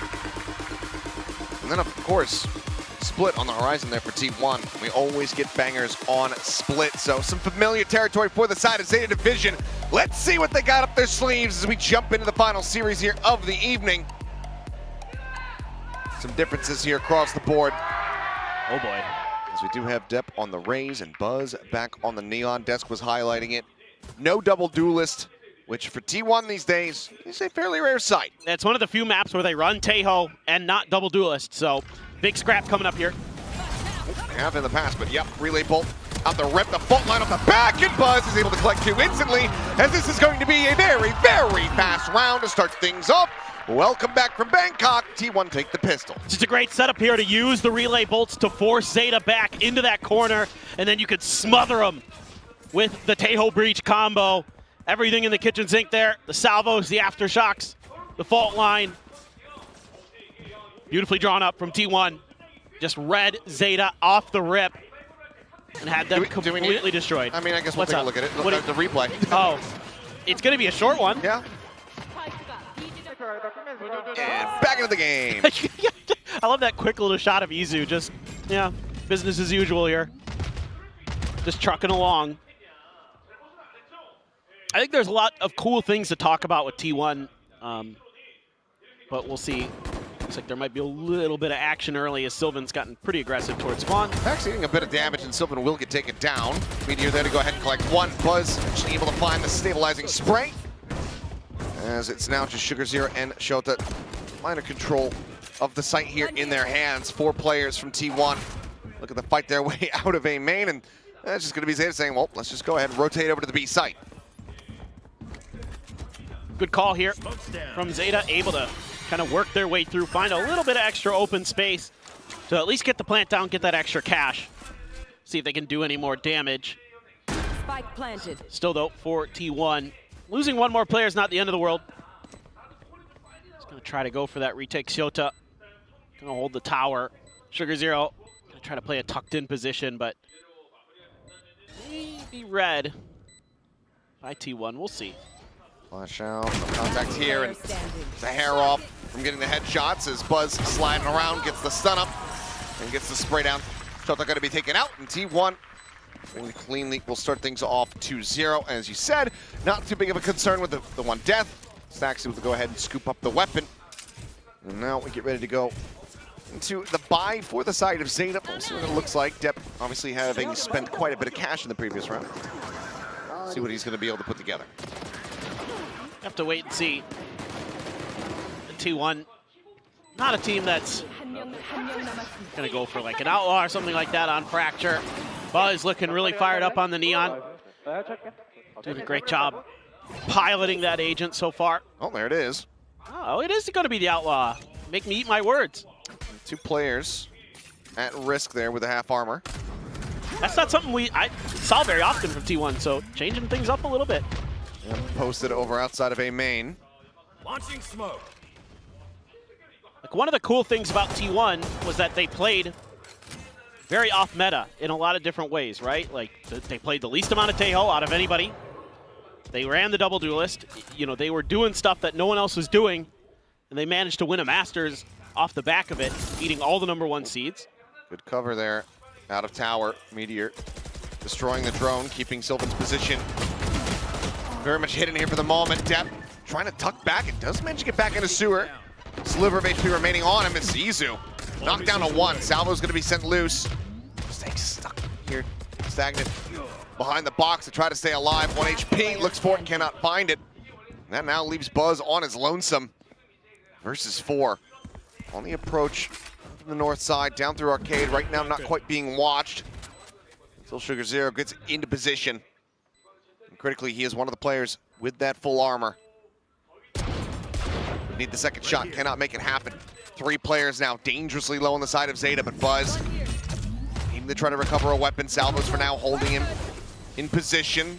The jump for the Bulldog gonna be recovered. Relay bolt up in the tower, rides the rope. Swaps over the Guardian now in hand. Time starting to tick, Jiggle peek out. Couple shots sent. And will not be able to find a single one. Very nicely done here by ZETA, holding the ground. Just the 1 death. They will go ahead and get themselves on the board in round 3.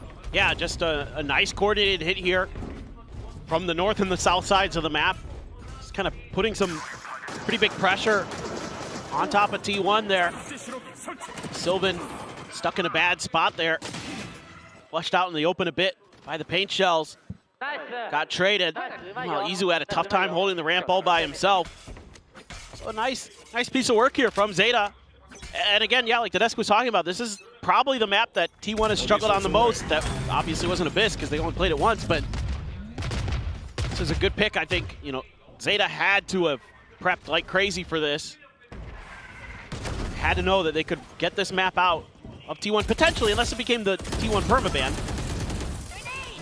That's one of the things that was discussed, obviously, around the time that the map pool changes were announced. Was okay, it seems to go to Masters, an opportunity for glory, an opportunity to get a trophy, to rack up some championship points. For the other teams, some additional time to prep, to get ready.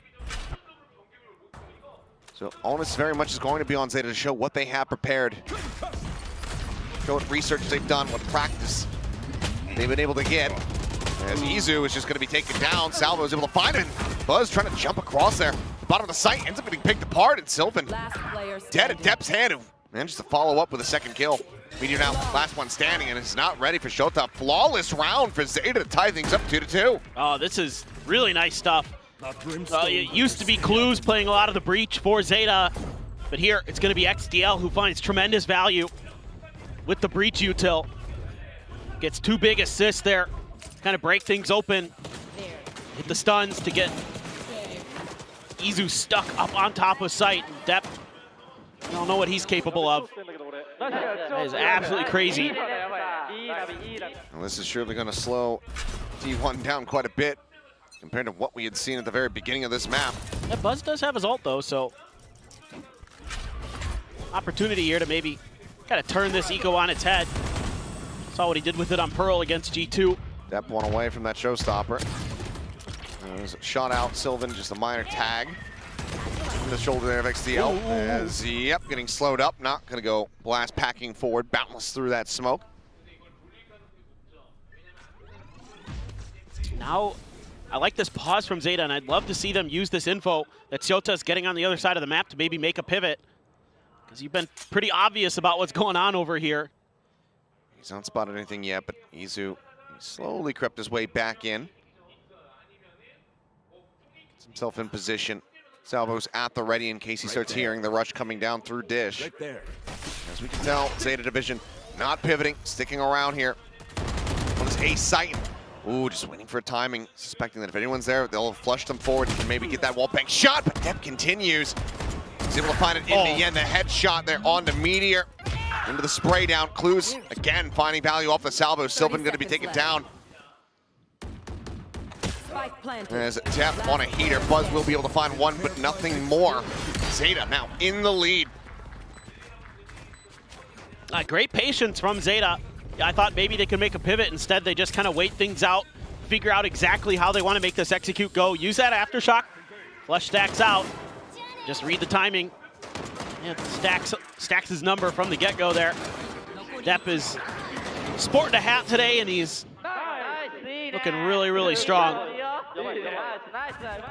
Yep. Maybe this is just the new look, the new secret. Just wear a hat. Just get a hat. Sure. It's working for Durka. That's true. Ooh, Buzz. Buzz, quick peek out, able to find one. Shota going to be taken down. And swiftly is able to exit before any kind of punish can come through. Maybe that's what the hat is, just a nod to Durka. How good he's been. Could very well be the case, but Buzz, hatless. He's looking to pull off a hat trick. Sights back over towards drop. And ZETA will be cutting back across that north side. Not liking the op setup here. And already Sylvan trying to scooch back towards the other side. Meteor is pushed all the way down into spawn. Isn't seeing anything, so really here as T1 got an opportunity to potentially play for retake. I mean, the biggest concern is that showstopper, so maybe you can find a way to bait that out. Buzz can dash forward, see if he can get the trigger pulled on it. Meteor, though, just too good. Yeah, one after the other. Spike now dropped. Sugar Zero will be able to find one. Stops it from being a flawless, but Sylvan's there for the finisher, and that's going to tie us up at 3-3. Solid efforts from Buzz and Meteor. Mow them down. Keep things neck and neck. ZETA, however, ton of cash. Yeah, not the end of the world here, and you've got a couple big ults for ZETA, so You put yourself right back in the lead. You can find the good opportunities to use them. Got to be careful about that operator, though. That's something that don't want to give up those opening kills, especially with a showstopper and an Armageddon available, one away from a Rolling Thunder. So, like, if you can get to the plant, got a really good chance here to get that round. For a faster hit, Blast Packs forward, showstopper's not there off the back of it quite just yet. So wanting the challenge in, get control of the door, get control of this opening corner, and Zizou. Minor little jump peeks. See what he can spot out. This is taking a really long time, though. And now you've got a lot of util available to potentially slow down these hits. It shoves back Meteor. ZETA still pulling the trigger on pushing forward, though. Continuously being slowed up. Buzz getting deeper and deeper on this angle out towards B main. Oh, Sylvan. Must be peeking in the tree. Look at this position he's taken. Could kind of basically be an anti-showstopper. It's going to be Meteor pulling the trigger, ult going to be sent out, and there you have it. Called it beautifully as Sylvan is able to find the shutdown. Dead, no value off the rocket. Now Shota kind of needs to be the one to break things open here from drop. Flash widely going to be dodged. As he's walled in, I mean, they're perfectly aware of his position. Izu sending out the stun. Sugar Zero dead. So they're able to find one, but nothing more there. As it's just a meat grinder here on this site. T1 starting to stabilize a bit more, regain the lead 4-3. I mean, the resurgence from Sylvan has been beautiful, and this is just a great heads-up play. Understanding, you know, with the space that they've given up, he throws down this smoke so he can creep in to play anti-showstopper. That's what he's doing the whole way. He kind of understands, because of where the raised nade was thrown towards the top of ropes, that there's a good chance that that's where Depp's going to be. Not only that, but also just the blast packs had already been used. He's going to have to walk in. Can't come in over the top, so quick peek in as soon as he hears the ult being popped. Exactly. It's a fantastic shutdown. And already, even though just one round separating, ZETA Division going to be calling a timeout. Makes sense. I mean, we saw some good stuff from them, three in a row. Looking like they were just really well coordinated, dissecting some of these defensive holds that T1 was trying to set up. I like the timeout timing here. You wouldn't really like them to get too many more rounds. You know, attacker side on Fracture, generally a little bit stronger. So if you can get things righted here, get ahead in the score count again, definitely could still pull this map through. But so far, honestly, I mean, ZETA looks decent. I'm really kind of very pleasantly surprised with kind of the coordination and the consistency we're seeing. Plenty more rounds to be played out. Let's see what the call ends up being, though, off the back of this. 2 ults effectively wasted in the previous round.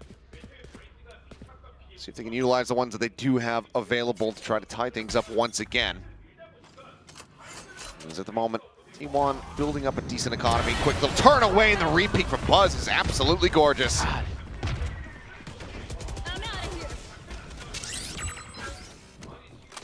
Ends up getting pinged out. Shorty at the ready in case anyone's scaling forward in the tower. No one there quite just yet. Forced away, though, by the Aftershock. Clues just looking to try to stun him up continuously, but the Aftershock is there, as well as the relay bolt to just hold these people in position. And with the orbital over the top, Sylvan. Oh, he just absolutely melts Clues. 2 players now left standing. T1 have every single read, every single idea of their position. Shot on the jiggle, gonna go wide. Buzz thinking about re-peeking here from bench. Meteor does end up getting dropped. Looks like they're gonna try to tuck back, maybe escape and go for a save here. Oh. Ooh, hello. Still looking forward here in towards the site. Spike given its position, surely. Really, it's just too far gone. 30 seconds remaining. As they finally step foot here onto the B site. How are you meant to grab this, get it planted safely? In the next few seconds, flash goes out. Stack's finding one. Sugar Zero does manage to get another, but in the end, it's going to be a team ace. I guess maybe an attempt here at dealing a little bit more damage, but T1 shrug off the pressure. Now they move up by 2. This is really cool stuff from T1, and you know, Stax' play calling. It helps when obviously Buzz is really feeling it with that operator, but then you're able to use that orbital strike in 2 different ways. You know, Buzz is under pressure there, calling for the bailout. Sylvan comes in. There's also a great delay there from Stax using his Aftershock to keep Buzz safe. It's really good coordination from T1. Able to pinch ZETA. Meteor with the quick lurk as well. Buzz thinking about going forward again, and this time it's going to go a little bit wide. Flash connecting Sylvan here, ends up getting flushed out. A little bit of damage done, but kill to not be found, and Buzz unable to hit the vertical flick. XCL will shut him down. 2-player advantage now here for the side of ZETA Division. T1 seemingly overheating a bit too much. They sent one over fast and then quieted up. Might have heard the footsteps above him or something, but just going to shift over towards A. T1 decides to gamble with their weaker forces and send them all over to B. I feel like when you shift over the rope, it should play like elevator music. That'd be kind of nice. It's a nice little relaxed little, you know, just little ride. Yeah. So Debs, you know, just an idea. Sure. Exactly. Well, now site going to be taken. Meteor does slide forward. Spike just now starting to get planted. Aftershock at the ready, going to be sent, but it's a little bit late. Orbital Strike to try to slow things up, but Izu noted, dealt with. Back over at main. 4 remaining players tucked back here into halls. The stack up coming through. Meteor needing to somehow separate. It's only going to be good for 1. ZETA Division doing well. Go ahead, pick up another round win. Keep things very close. Yeah, and the adjustments coming through from ZETA. Really nice from Clues on the opening. To kind of overstack that angle. Use that flash to back Buzz off just a little bit. You're able to push this corner. Buzz challenges it again. Getting a little greedy there. Pays the price. That opens up the map for ZETA nicely. They're able to work their way through to the other side. Get a pretty clean win there. Still enough money for another op though. For T1. That getting aggressive. Izu has to back on out. Stack's trying to provide a little bit of cover fire. But there's that drone again. I mean, Izu's been playing in the same position pretty much every single time. Sends up the salvos before the suppression can come through. Still Garden going to be taking away his weapon. Swaps over now to the Classic. Stuck on it, but Rolling Thunder sent out. Stax holds them at bay. Does not give them access to the site quite just yet. Just using his Rolling Thunder to counter the Steel Garden there. By the time for that ultimate to wear off. This pushes them all over towards Buzz. The op dialed in on the angle. Finds the first. Dep going to be shut down. Clues noted here on the linger. This does maybe make T1 think that this is still going to be an attack on this site. So Buzz continues to be on an island by himself, but now the call comes in for the pivot back. Yeah, ZETA just very wary of trying to deal with Buzz. They don't seem to be able to conjure an answer just yet. Although Clues has gotten a little bit ahead of Sylvan's angle. 30 seconds left. This is maybe a little bit difficult. Izu going to be taken out. Sylvan trying to play close on the angle. Finds the first. Swings in. Looks for a little bit more, but can't quite steady the spray. Sugar Zero able to win it out, but now Meteor out from drop. Has him lined up. Going to have to be all in the back here of Sugar Hero. An ace clutch, the spike, however, still there in halls, and the time is just not on his side. Meteor picks himself up at 3K. As T1 locking in at least 6 rounds and a half. They're so clean, they're so coordinated. Like the push and pull, not much in terms of overextending. Like Sylvan goes for that second, and he has every right to. A flash had just come through there. It just had worn off before he was able to stabilize the aim. Meteor with a phenomenal little angle from drop. Gets 3 for his hard work. Letting out a little bit of a sarcastic Naisu buzz though again. A lot of players underneath these scopes. Oh, spots it out and needs to make his exit. No, sticks around, goes for a repeat. There's no aftershock coming his way, or rather, fault line coming his way until this very moment, and now it's far too late. The pump fake here from ZETA, inadvertent or not, ends up working an absolute treat. ZXTL happily scoops up the operator for his own purposes. Ultimate in here from the side of Meteor. Some salvos out. Positions necessary, but Zeta Division still in control. Able to get a safe plant. Maybe a little premature with that ultimate. They weren't really able to take the space they wanted. A counter ultimate, buy a little bit more time. Solid idea, Izu. Suspecting cross out from default. Shota able to find one here at drop. Sylvan trades it out. Ends up getting swiftly dealt with as Depp finds the headshot. And in the end, it's going to be just a very solid crossfire setup here from Zeta Division. 5-6. Potential to get us tied up here at the half. I think what's really encouraging here for Zeta Division fans is you're seeing good adjustments. You're seeing them kind of figure out, okay, well, we've caught Buzz, maybe, but he's been re-aggressing on these angles when he's had the op. So let's make sure we have a plan for this. Let's throw the fault line out there just in case. Let's clear those angles. It's that same guy! I love that guy. He's still there! My guy. I love how he's just there and fired up every time. Let's get him out here to the studio. What does that take? About, I don't know, $200 for a round trip flight. Yeah, Zeta fans, let's get on that. There. Oh, that drone see Shota on the other side of the map, but a lot of exchange of utility there over by Arcade. That's going to be a change of direction for Zeta. We're going to try set up a bit of an A crunch. Well, now you definitely know Shota's there. But he's going to pull off. He's going to check for the flank. I mean, you got to be wary as any team going up against Meteor. You never know when he's just going to be slow walking his way. That's a headshot. Was. Still sticking around, sent to the relay bolt. Now we'll look to back away. I believe he trains weapons here. Guardian over to Izu. Picks up the Phantom. Slow, steady exploration here from Zeta Division. Make the call to shift over towards the B site.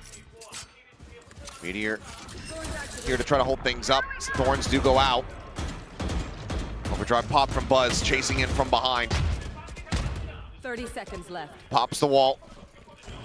Just gonna have to try to wait this one out. Meteor not quite prepared there for the bounce across, and XCL able to find two. Sylvan just not steadying these sprays. Shock now gonna be sent to Izu. Reinforcing over at Kentin, is able to find that one kill. 12 seconds now remaining as they have to get the spike plant, but there's no further way to delay it. You know, Depp's crossed. Seems like Stax is suspicious about it, now has it confirmed. It's a couple shots through the wall, but Sugar Zero is there to cover. It's now just down to Izu and Buzz, who's just now arriving. Working his way up through B main. Finds the first, denies the Rose. Shota, however, able to find one. And that's gonna be 6-6 at the half. From a very hot start into a solid run back, Zeta. Find perfect parity here. They look very damn improved. Oh yeah, no, they're really clean here. A little bit whiffy from Sylvan, but XDL doing a nice job just readjusting that angle and the aim. Finding that second big kill. And they're doing a great job of pushing and pulling off of each other, playing as a team. Really good reactions overall. Again, the thing that I'm really impressed with is their adjustments, you know, their ability to, on the fly, find solutions to some of the dilemmas that T1 is creating for them. Particularly Buzz's op, you know, that right off the rip had some really big impact, and then they're like, okay, let's dial in, let's make sure that's dealt with, and then we can kind of figure it out the rest of the way. But 6-6 on Fracture on an attacker's side, I don't know. That might be enough. We'll have to see. Was obviously side selection here for T1. True. So maybe anticipating to get a little bit of a better score at the half. Still saw some smiles out on the players' faces there on stage, so I don't think they're stressing too hard quite just yet. And some teams will take their worst side, which is kind of weird, but it's sort of like a, you know, if we can do well on our worst side of the map. All we need to do is get this much. Yeah, exactly. That kind of mentality. Exactly. And a lot of fans supporting both sides, of course. T1 probably made a few new ones after Masters Bangkok. And we go over towards Zeta's defenders half. T1 just Let's kill this. stacked up, looking like they're gonna brute force their way towards A, which Zeta has literally zero defenses at. They're just going for the crunch. I mean, this makes a lot of sense. T1 was doing a lot of this on this map where they were kind of spreading out on the north side and trying to go through arcade or trying to go through dish. So ZETA trying to counter that. See what the follow-up is. Buzz on site. The one to lead the charge says, yeah, everything's pretty much open for business. The rest of the team, however, taking their time to scale forward. Stacks now going for the corner plant. Just trying to spam across, but it's the hair off with the setup. Gives you a little bit of extra ability to control that spot.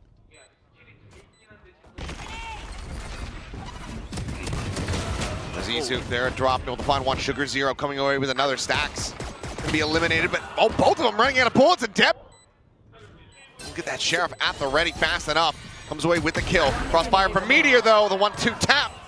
Now it's all down to depth. The relay bolt there at his feet. The frenzy at range will get the job done. Another pistol going the way of T1 as they regain the lead. Yeah, nice attempt here from ZETA, but T1 given a free sight and allowed to get into post plants, a fearsome foe. No other way about it. Run out of bullets there. Oh man, that was almost 2 for Sugar Zero. Instead, it's 2 for Meteor. Holding the angle from A main. It's just kind of a hard read attempt by ZETA. T1 just kind of changes up some of their tendencies that we've seen throughout the year. Catches them off guard enough. That's 3 rifles, a couple pistols. A little bit of a pivot here for T1. So just the Sheriff there. Paint shells to try to slow up the approach, but oh my god. Oh boy. They just have them all absolutely trapped. They're collapsing in from both sides. Kills immediately found. Meteor, instantaneous with a headshot. You're wondering, why didn't Meteor buy anything better than a Sheriff? He doesn't need anything better. No, he does not.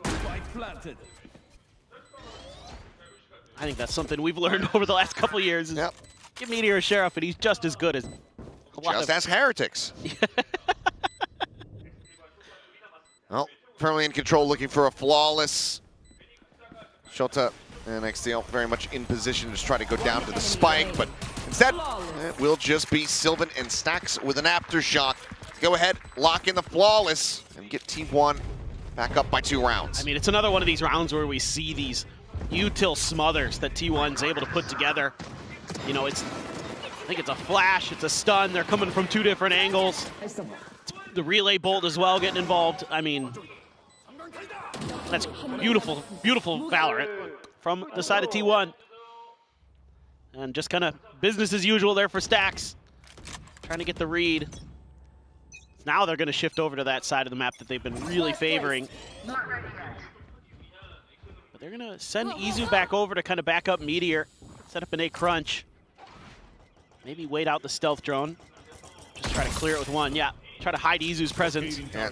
Well, now, okay, why? Let me immediately say, like, yep, it's me, I'm here. Here's my drone. Buzz trying to pinch from the back, though. Well, is in a bit of a peculiar position, but the flash is so damn good. Depth fully blinded up, no idea what was about to hit him. As XTL slowly drifting out of the smoke, the spray going to be a little bit wild. Sylvan is there to collect. XTL going to be taking down Buzz. Spammed out a bit through the box, down to 30 HP.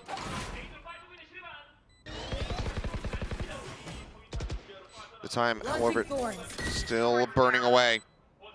ZETA need to make a go of this, and they need to do it fast. Buzz the first to fall, finding 1. Meteor picked off, but there comes the salvos for the delay to be found at the fault line, rather, on the back end. Stacks forced out of position for a brief little moment, just trying to deny any potential way to peek in, but looks like the call's been made. ZETA realizing that this is just going to be unassailable. They can't buy themselves enough space, not enough time, so they will have to go for a 3-person save as T1 convert their bonus here in the second half. It's just the fact that you're able to get Buzz in there kind of without too much resistance, and then a great flash from Stacks. He has been really on point with the breach util. I mean, you kind of come to expect it. It is, I'd say it's a signature agent throughout the years. Yes, 100%. Yeah, so kind of come to expect that he's going to be nailing great flashes, great fault lines, great aftershocks. I mean, his aftershocks have been really impressive with the way that he's been able to delay when they were on the other side of the map. He's got an aftershock kill in the books as well. Ooh. Oh. Okay, well, multi-player face in towards Dish. Gonna be one apiece here. Depp's got a Marshall. Something that certainly can get damage dealt. But for now, Zeta's starting to rethink things. Meteor creeping forward. I don't think he's going to be ready for this player that's right here on his left-hand side. These Vice just shoulder to shoulder, but he's still able to find the first. Sugar Zero is quickly find the punish, keeping things nice and even as far as the numbers are concerned. Weaponry still going to be in the favor of T1. Zeta Division absolutely have an opportunity to try to turn this round on its head. It's a little bit unfortunate for Shota. Oh, caught in the back is Buzz though. Just not paying attention to main. Kills found. Izu trying to push forward. Catch a glimpse here as the weapon pickup was spotted. Yeah, Izu ready for that. Gets the punish, but Sugar Zero takes out Stacks. And that is just going to be the cleanup coming through. So Zeta Division finally finding a bit of a breather here in the second half. And this is all about the pace at Zeta, taking some map space very quickly. Catches Buzz completely off guard. He's the one who gets the first kill clear on the other side. And that Shota, if he just sticks hugging the wall there, he's going to bump into Meteor and maybe get that kill before Meteor can react. Instead, he kind of drifts right in front of him. But all's well that ends well. Zeta able to find a much-needed win there, because otherwise the economy was going to get a little bit awkward potentially, but able to come through, give themselves a little bit of a chance. It is a Steel Garden available for Meteor already. A couple away from some other ults, but Depp has a showstopper. Sugar Zero 2 away from the orbital strike. T1 looking to set up maybe one of these big ol' executes. Playing a little bit further back though is Zeta. Position. Yeah, I like this from Depp. As long as this drone doesn't get the suppress, which it will not. Could just go up and over the top here. As for now, Paint Shell going to be let loose. Showstopper at the ready. Oh, Meteor. Meteor pushing forward, surely. Depp doesn't lose another one. Yeah, he will not. He's able to plant that right at Meteor's feet. The kill found. A 1-for-1 exchange thus far. The spike brought forward. Stacks. Center sight getting the plant down. Zeta in position to try to go for a flood retake. Not that much utility to try to get it going. Ball into the side. Sylvan kind of asleep at the wheel. Sugar Zero just drifts out, finds him. Buzz stunned up here in tower. Stacks at his back to try to hold the line. Relay bolt catching on a one. Buzz able to find the first kill. Stacks now sending out the rolling under the flash. As he peeks, he's able to find Shota. The salvos now to further delay. Izu repositioning, swinging back around through at main. The defuse starting to be held. Gets it up to half the swing out. Clues pulls off the defuse, finds the first, but Izu wins out the fight. Clues trusting that Depp would be able to get the kill, ends up biting him in the rear. It's a Red Bull clutch as T1 get up to double digits. And that just showcases the power of the Taeho Breach combos. What you're able to do in those post plants is so frustrating, especially when you've got the ult for Stacks. He's able to buy some time, uses the flash to guarantee the kill. And Izu's all the way down in the sewers. First sends out the salvos, then can use the concuss and just walk up the ramp there to finish the job. Really nicely held there by the two initiators of T1. Timeout, gonna assume Zeta. Yes, it is. So second timeout call.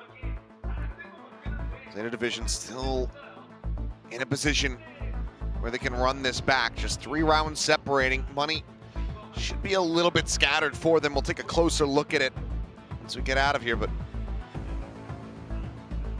needs to start from here. Don't want to allow flip your side upside down, sign upside down. But there you go. First one got it. Okay, yay! High five. So that needs to start from here. T1 don't want to let them get back in with the momentum. No, it's a scary opponent for sure. Give them any kind of confidence, and we've seen what they can do with that. Or hell, even when they don't have confidence, we've seen what they can do. So a judge for Sugar Zero, a rifle for Depp, and everyone else, a couple classics and a sheriff. No armor for Shota or Clues. It's going to be a tough one. Trying to use some of this util to stymie the hit of T1. They just patiently waited out. Oh, push and pull.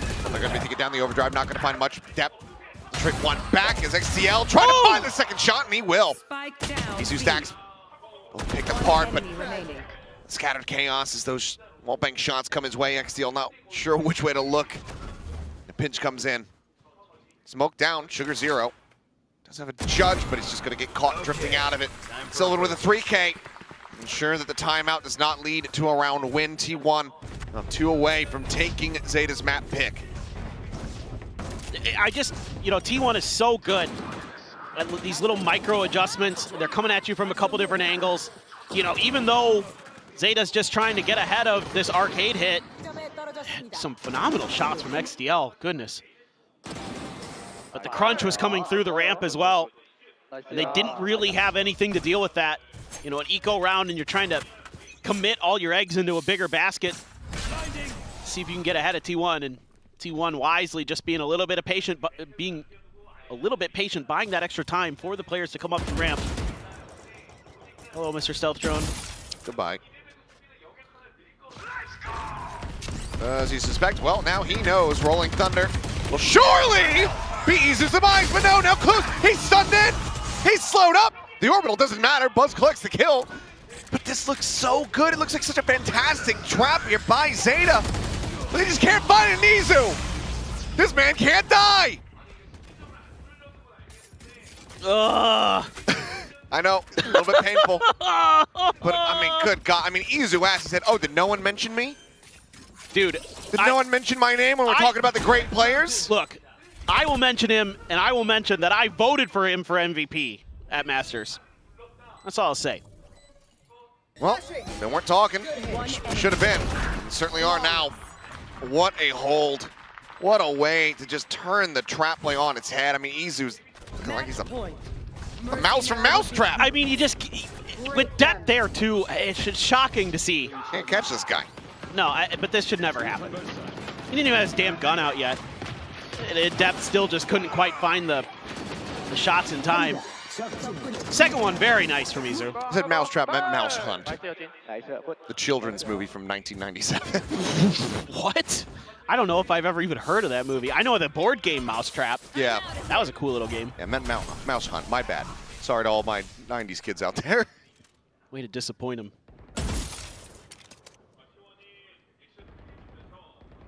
Well, 5 rounds is what it's going to take here for Zeta. Try to get themselves back into this map. Smoke's coming through. The shots. Oh, no. Shotar, absolutely gorgeous, though. Woo. Vicious for Buzz, finds Sylvan. Meteor only able to answer one back, and Sugar Zero will be taken down the wall at main to hold them in position here for the time being. Meteor scales forward into the tower, swings out moments before his weapon would be wrested from his hands, and he's able to find one, brings it back now into a 3v3. That looks so good. ZETA just had a great read on what that execute would look like and the timing of it. Go ahead. Smokes come down and he just starts shooting through. Going to use the Armageddon from Izu to make sure they could try to get there. Meteor gets a third. XTL just looking for something, but only met with death. Meteor will get taken down, but Death now traded the Rolling Thunder in his face. Clues, the last one standing, tucks back, is able to dodge out the ultimate, but can he find the shot? Spots one player. As Izu quietly plays it here behind the box, hears all of his movements. Oh. Plays ring around the rosy with him. The stun, does he go for it? Certainly not. Izu, you cannot do it like that! 13-7 as T1 take down Zeta Division on their map pick of Fracture in disgusting fashion. Well, I think Izu, with that, people going to be talking for sure after that knife. For sure. You should have been talking about him already, okay? He was very, very good during Masters and had a couple huge rounds there. The T1 showcasing on Zeta's map pick why they are your current reigning VALORANT champions of Masters, not of champions, that's still EDG, but anyway. Sometimes the verbiage gets a little confused. I know. Either way. Y'all know what I mean. Yes. They are the Masters. in this series, it would seem, at least for now. But ZETA, some very good looks in that first half, being able to make it 6-6, but just a singular round on the defense. Far too rough here for them. Still some good individual moments. Sugar Zero still continuing to frag, but unfortunately, it's just not quite fully coming together. Then again, you are playing against T1. This is another squad. Who knows? ZETA, it's likely to be a hell of a lot more competitive. I really like most of what I saw from ZETA, to be honest. It felt improved from what we saw in Kickoff. And like the desk was talking about, that's kind of what is most important right now for ZETA Division. Absolutely. But for T1, still insane. I mean, Izu coming away with the kills there is just disgusting, and then he finishes it all off with a little bit of Tondo Gaming. The knife into the back to send us over to our second map. That's going to be Split, one that ZETA themselves very well versed with, but for now we'll pass things back over to the analyst desk. I really liked what ZETA was doing there, like as we were talking earlier, as the casters were discussing just now. But my God, not only did T1 bring things back into control, yeah, that Tondo Gaming, that knife kill at the end of the map, like, woo, what a reminder, like, yo, we are the Masters champions, and yeah. Was smooth and comfy for T1, I would say, especially in that second half when they get across to their defense. They didn't feel troubled at all. It was, you know, I do think positive signs for ZETA. They put up a good fight in that first half. It wasn't entirely possible, like, to carry that through, but, you know, it wasn't nothing. It wasn't an absolute blowout.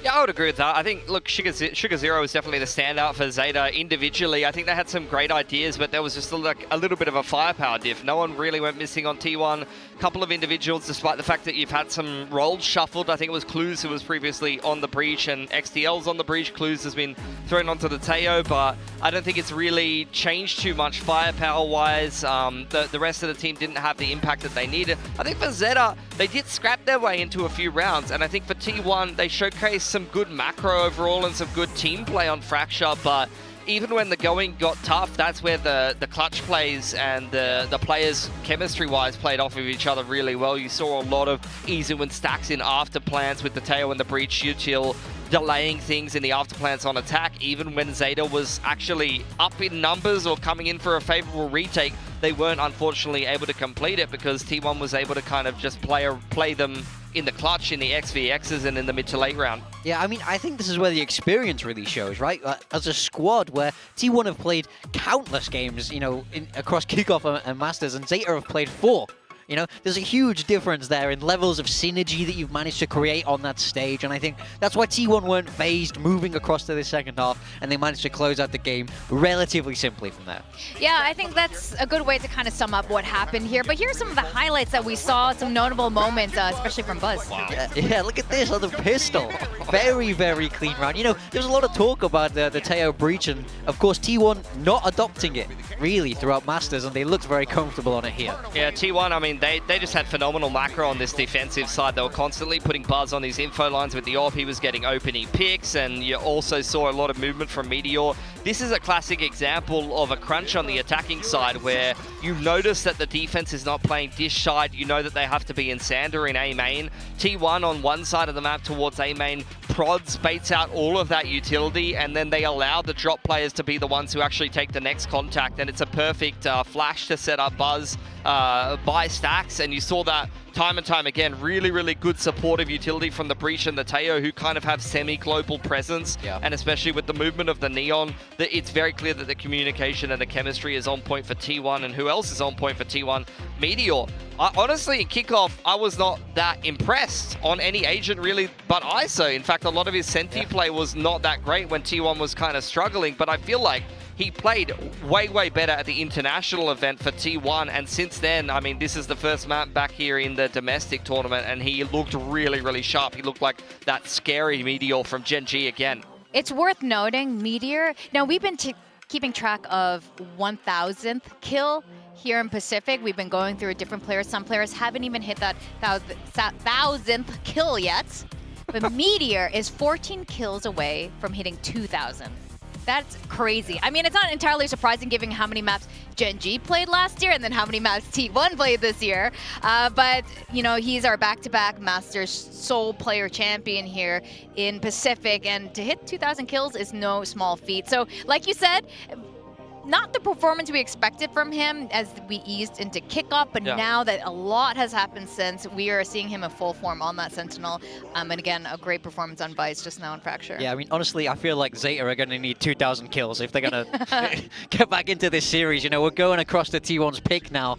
What can we expect from him here, really? Because ZETA, they have to turn around. They have to look way sharper than they did in map 1, and the hill is only getting steeper that they have to climb. Well, what I will say about Haven is, like, in the off-season for ZETA, it was a good map, and it's a comfort map for them. Dep loves to play the Neon on that map historically, and it's another map that the roles kind of make sense for them. They like playing these breach comps. You can throw ZETA over onto the Cypher, so it's not like Haven is not within their wheelhouse. For T1, though, it's a very, very good map. We've seen it time and time again. Their double duelist with the ISO Yoru is very difficult for pretty much any team to deal with, and they've got a very, very good record on Haven. So look, we'll see what we're going to get for ZETA. There it says from the Kickoff data, oh, sorry, it's Split, and Haven's going to be the third one. So I think for Split, I mean, T1, we've seen a fair bit from their Split. We haven't really seen it as much for ZETA, only the one game in Kickoff initially. But again, like, they just love these Breach Cypher comps. You see it time and time again. They're playing very similar comps on a lot of maps. They could flex into the Teo, though, this time instead of the Fade. I mean, you used to, this is kind of like the old meta comp almost, with the Fade Breach, where you would Prowler and then you know, use the fault line off of that. I feel like Breach Teo is definitely the flavor of the month nowadays. I mean, I think Split is such a great map because you have so many options that your own characteristics, your own flair can really shine as a team on this map. There isn't as rigid of a meta, so I'm curious to see if T1 are making changes, as they did to their Fracture, across to this Split. But I mean, I think it's a very good sign that they managed to change their Fracture, and it looked pretty, you know, it looked solid in that map 1, and that's a good sign considering that they've had the least amount of time out of anybody in Pacific. So curious coming into their Split, will they stick with what they know, or if they've been able to add more changes, then that's an even better sign for them in Split 1. Oh, definitely. Right now, I'm pretty sure everyone in the group is going, oh crap, they're getting better. And they didn't get to rest, and they're still really good right now, and they've learned to adapt in such short time. Now, ZETA Division, we were talking about this earlier, how they are changing their play style. Shiota said it himself. Yeah. And I expect something a little bit similar on Split. Like you said, Morgan, it's really cool about Split, why we say they're only bangers on Split, because people can do things like play triple duelist if they wanted to. They could play a lot of different styles here. So I'm hopefully expecting something a little bit surprising coming from ZETA. I mean, like, if you're going to say in these videos, you know, oh, we're going to be more aggressive, we're going to be in your face, we're going to show our mechanical skill. Okay, give me Reyna. Give me Reyna ISO. You know, show me some mechanical skill. Don't play Breach Teo. If you want to get individual about it, give me something. Yeah, just against T1, the most individually skilled team in the tournament. What could go wrong? Yeah, that's the wrong team to take it wrong? I'm just going to take aim duels with Meteor. Like, that's going to go fine, right? I don't think so. I don't think that's going to work for them. What I really like, though, is that T1, so while ZETA Division is stepping up, this is very promising for them, but T1 needs to continue to look dominant. We touched upon this earlier. It does mean a lot, actually, if they end up losing this match. I mean, you have a massive target on your back. You It just does. come off Masters. You're kind of the one team everybody wants to beat, you know? And everybody's really kind of going to expect them to go flawlessly through this group after their history in Kickoff. So there's always going to be pressure there. You have to be on top of your game because everybody in this league can play Valorant. You know, people forget that these are professional players who work all day at this game. Nobody is actually an easy win in this league. Oh, yeah. Absolutely not. And which is why I think our tier list has really kind of clumped up here in the middle. A lot of players have basically upgraded. Even the rookies have been phenomenal. We got a double Euro happening. Yeah, ZETA, this is almost a mirror, but not quite. You got the Teo once again for ZETA, so they are going into the Breach Teo. They're playing the double controller as well. So ZETA not going to be on that Cypher, preferring that double controller style. And then for T1, the double duelist instead. I mean, we've seen them, that's their second gear. Throw Izu and Buzz both onto duelists and play that more explosive style. Yeah, I mean, this is classic T1 stuff. This is what got them all the way to Masters, is Raze Yoru. It's a fantastic combination, and nobody pulls it off better than them. So I'm expecting a very strong-looking T1 heading into Split. Even during the timeouts, that we saw on Fracture, T1 just looks super calm, super at ease, so much chill. And with that trophy sitting right in front of them, I'm sure they're getting a constant reminder like, look, we're the best. ZETA Division, though, I'm pretty sure they want to prove themselves as well today. We are going to go into map 2, Split, and then we have Achilleos and Paperthin to take it away.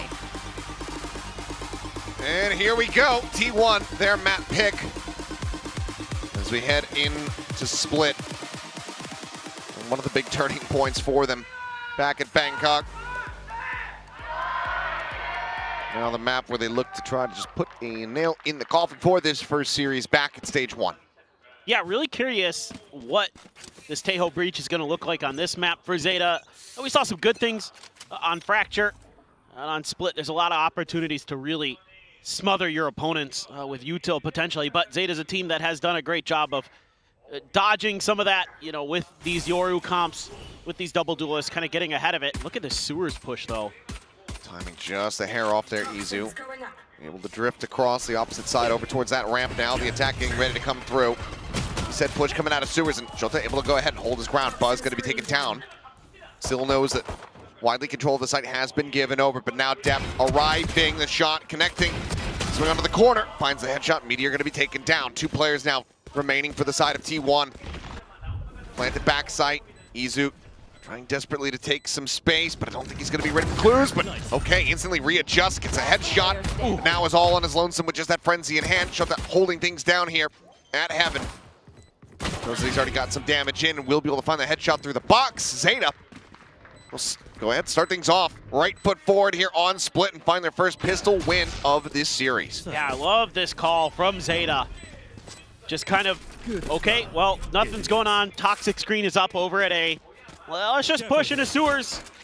They didn't go through mid. They didn't try to, you know, do that crazy mail hit that you'll see sometimes with this T1 composition. Let's just come at them from their flanks. There's no sentinels in play on either side, so you're gonna have to be pretty diligent about watching those. And Shota doing a really nice job on site, playing for his life, not giving it up easily. Takes Buzz down on the entry. Able to just fall back and wait for the reinforcements. So that's a nice piece of work there from ZETA. Great pistol round, great ideas. Well, looking for the heavy push out of garage. Nothing really going to be seen there, but Smoke does come through to try to stop them pushing up into Ramen. Seems to tell ZETA the story that there are in fact going to be a couple players here in mid. Let's see what wins. What? Oh, that's just an unfortunate consequence for Buzz. Oh no. Sends the Prowler to check, and that Buzz is just collateral damage. And, well, yep, not much to be done here. Stacks even taken down by 25. He'll slowly push up to his demise. As we'll see if Sylvan can do anything to try to find a kill here. Drag off of that orb. Clues does end up getting taken down. Sylvan stopping it from being a flawless. But already the reposition, Shota here on the corner. Depp out a little bit wider, and this should be Sylvan absolutely dead to rights. 30 seconds left. No doubt about it. 2-0 start for ZETA. A little bit of luck, but you know, with that judge there, that's probably not gonna go well for T1 no matter how you slice it. Yeah. Just a great overhead there. Yeah, just use a Prowler, so you know, just try to play off the back of that Prowler quickly. Now you know, though, that the judge is in play, kind of expecting that somewhere in mid. So kind of look to T1 to try to maybe attack the extremities of the map a bit, and ZETA seemingly knows it. They're going to 3-stack B. So far, some really good reads, and they're sending, here's some of that util crunch. Yeah, looking for this crunch once again out of garage, and XDL's going to be able to come away with one. Stack's taken down because the flashes, no one's dead, and somehow Izu cannot collect the kill. Try to TP in behind him. Yeah. Clues is able to go ahead and pick up the weapon as well. As push up in the mid, and Meteor able to find one. Buzz getting another. Trying to push forward. Looks for the transfer, but Meteor is there out from Heaven. Oh my. To save his life. Sugar Zero, though. Last one standing. looking to be the hero. Spike, however, in all of this chaos, was still outside by Ramen. Now is picked up. Buzz an idea of Sugar Zero's relative position. What choice does he make? I would guess A. Sugar Zero seemingly has a decent idea. Wants to at least peek back in his stairs. The question is, does he continue on the drift? And it looks like he does. A very solid read. Working his way across. Buzz going down the ramp, scouting out every single angle. Looks like Sugar Zero will just split the difference, wait and spawn. Left. And then try to play out for the clutch here. But he's got a full kit. Paranoia, 2 smokes. Everything in the kitchen sink available for him as Buzz going to be sending the last vestiges of his util. Just to try to make sure that he's not going to be immediately encroached upon if he goes for the plant. Spike now in play. Buzz is going to be sat behind the screen here at backside. Sugar Zero swinging around. As, spot out. But the shots do not connect, and Buzz with that headshot will. T1 not going to allow for a bonus conversion, but they lose 4 players just to be able to get that round win. Yeah, I mean, I love this confidence from Zeta Division. Throw everything at them. Use that Tejo Breach combo. Catches the TP. Great reactions. I mean, Meteor bailing him out big time. XDL with 3 kills in that round. But Meteor able to clear his way towards heaven. At least give him some hope. A wry little smile from Buzz. As the money a little bit awkward. It has to go down to a Bulldog for Sylvan. This time they're like, let's use the Boombot to make sure that we're not going to get smothered outside of Garage. Yeah, no rush play here as Prowler spawning out Shota there within the smoke. They hear a Phantom that makes Buzz breathe a little bit of a sigh of relief. That stealth drone saw nothing. So that negative information should allow Zeta to kind of swing towards the other side of the map just a bit, or at least give up a little bit of space and make the rotations a little bit quicker potentially. Haunt as well in towards the ropes. Let's see what Shota can do up in.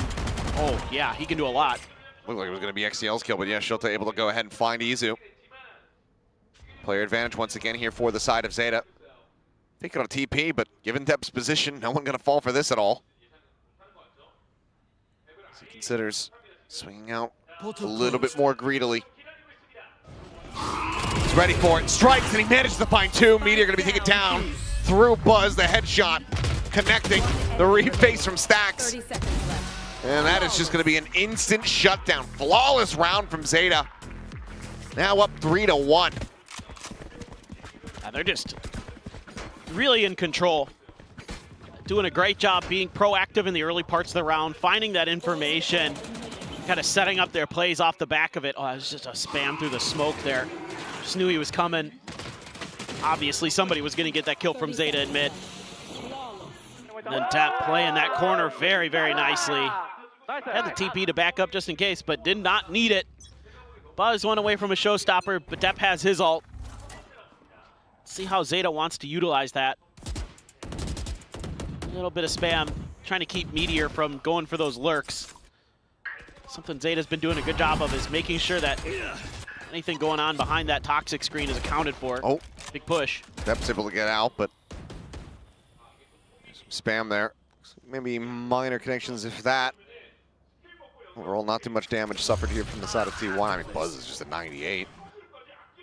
This dimensional drift used from Depp. Pushing forward, spotting out a couple different players. The salvo is going to be let loose, and he's just going to let her rip. He just jumps out of the ultimate, immediately finds Izu. Picks in the pieces. Another player advantage. Nice and early here from the side of Zeta. It's a good combo, good coordination. Wall falling, Buzz out into the open. First get taken down. Steps able to come away with 3. Meteor Sylvan want to pop, but that's all on Sylvan. Weapon recovered. Some noise made. Picks up the spike. Now he's going to be thinking about his options. Slowly drifting down right here into XDL's hands. He's got the jump, he's got the headshot, and Zeta very much have the lead. I've been really impressed today with XDL. He's making some really nice decisions, kind of understanding the timing and the spacing his opponents could be at. Some other great individual plays. Nice little trap play set up by ZETA. Toxic screen drops, and they're bearing down on top of T1 players, so looking very good, and that's going to bring out a timeout from T1. First time out of the series. Yeah. First time out since they were in the finals of Bangkok. Or we should just say that anytime like a big moment happens. Oh, it's the first 4K since Masters Bangkok.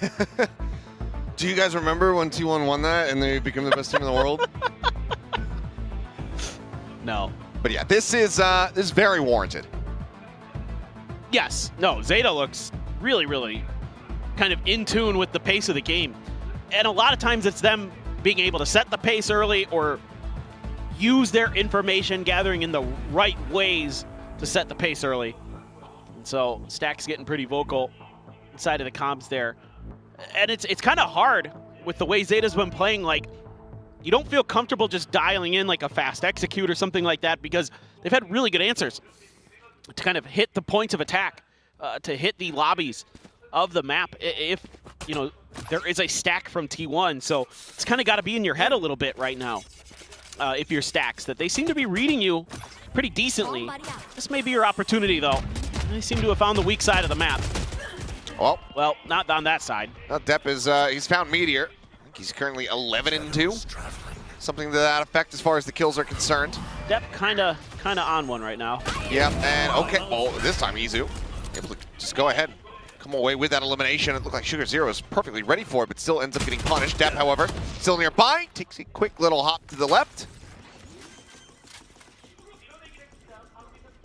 I was gonna say, and then a step to the right, but he's still going left.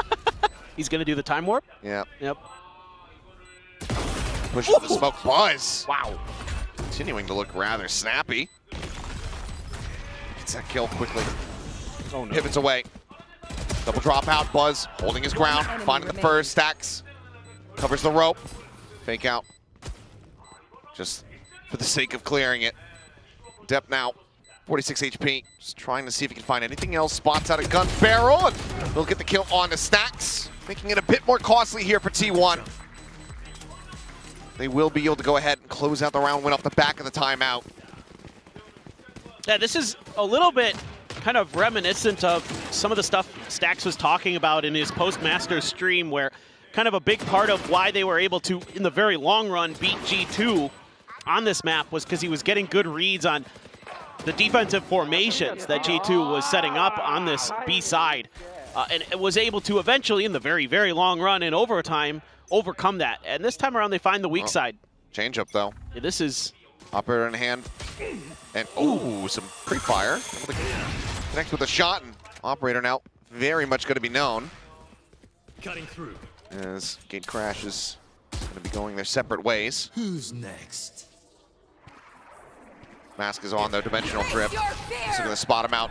Quick little exit there from Depp. The Nightfall going to confirm that the rest of the site is opened up now. Sites just have to be turned over towards Heaven as Meteor trying to go for a timing through the wall. Ends up getting cut down. Sugar Zero.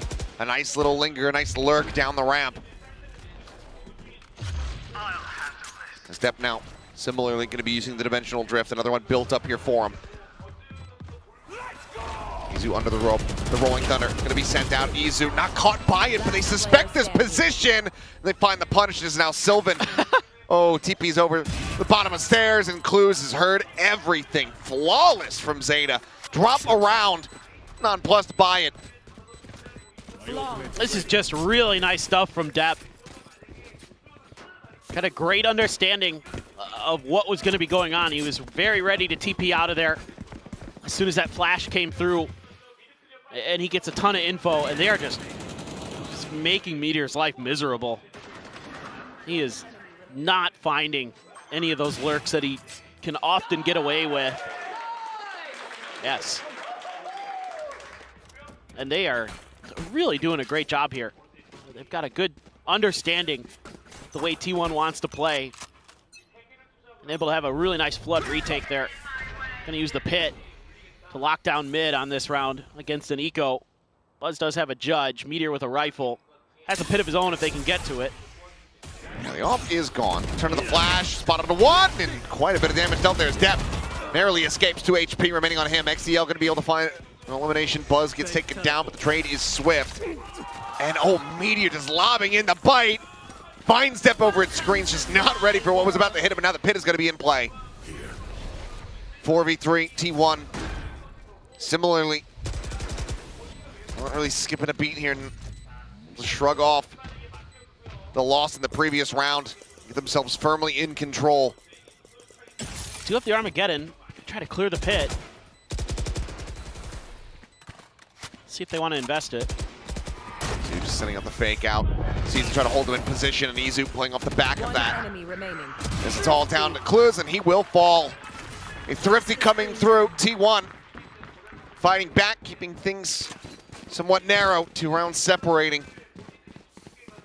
Yeah, great. Needed the most. Yes, and a great quick flash here. Kind of anticipating that maybe somebody would be playing right around the corner.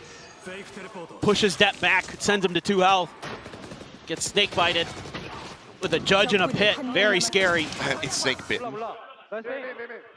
The look he just gave me. Nice one. Is this guy for real? No, it's okay. I've been torturing you for years, so I suppose. Well, you do dad jokes. That's just grammar. Ah, fair enough.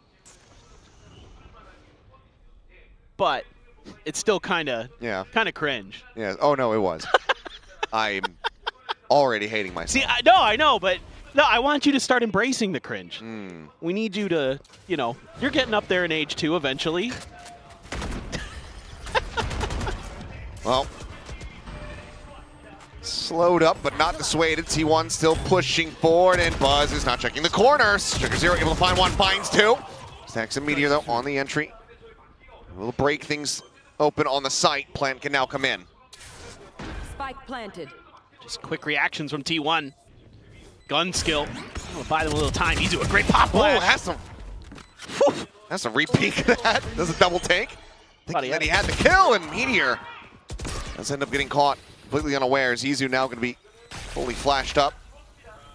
Still just staying in place. Tries to turn from it, but Depp ends up catching himself with a flash as well. So Izu finds him. Stacks gets Shota. Time to jump. And T1 barely scraped by with this round win. It felt like this, in all likelihood, should have been Zeta's. Man, God, Depp's been playing so good. Just one little mistake there, but he's been phenomenal on the Oru on this map so far. Just brute force here from T1. Okay, sure. Yeah. I mean, I guess when that happens. Yeah, why not? The Meteor's just having a rough go of it.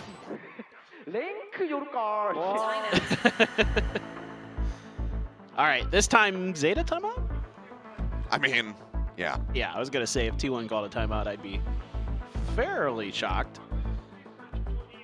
So 1 apiece on the map. Zeta, I don't know. I mean, they got to be okay-ish with their position here for the moment. Yeah. 3 more rounds we played in the half. Have the lead. They're still making pretty good reads overall. This might just be a kind of slow down the momentum timeout more than anything in my book. That round they had a decent idea. It's just there was so much pressure that T1 was generating at that ramp from A main. I mean, they got kind of, I won't say a lucky kill, but a spam through the smoke. Do be like that. But they had a good defensive setup there.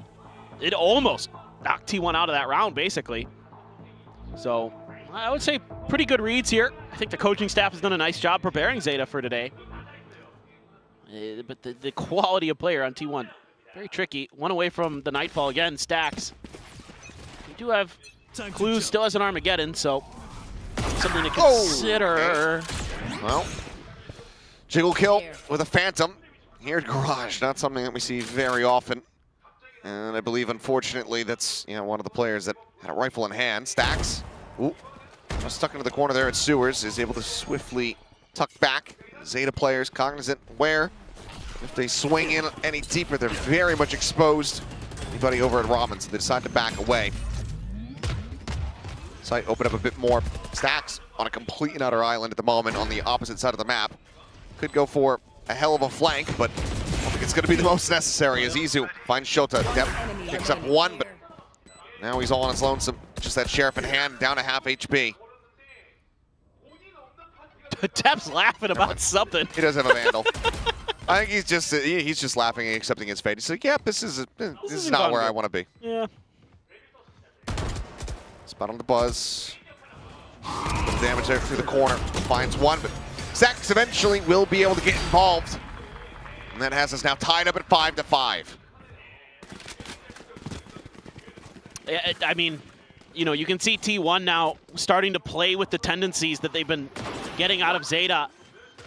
It's been a lot of kind of early pressure at Garage, and they set up a nice little tight angle to punish that. And then, you know, with Stacks getting that info on the three-man push at mid, a good reaction by ZETA, honestly, to immediately pivot back towards B off of just seeing Stacks there on his own. That is something T1 likes to do on this map a lot. You know, you kind of expect that it's Meteor just sort of roaming around the map by himself, but actually sometimes Stacks kind of tries to sell fakes by himself, tries to do stuff on his own to keep his opponents off guard. And this will make things a little bit easier. Sotia is just having none of that. Conventional drift, just TP back across here towards the A site, scouting out, but he's running out of time, won't be able to fully check over towards screens. Salvos, to delay the approach of the rest of the squad, does work a treat, and for now, T1 kind of locked in position. Double approach down through ramp, and Meteor creeping his way through, up through heaven as Buzz able to find one, plants his feet. He's going to take it down. Step strikes in from behind Shota. Ooh, I think an elbow should have been spotted there by Meteor, but he hears the footsteps. He's able to swing back. Clue's now going to be taken down, and this is going to make ZETA constantly having to look over their shoulders. Some of the call's going to maybe be to fight down into the vent, but no, they realize the time is going to be ticking.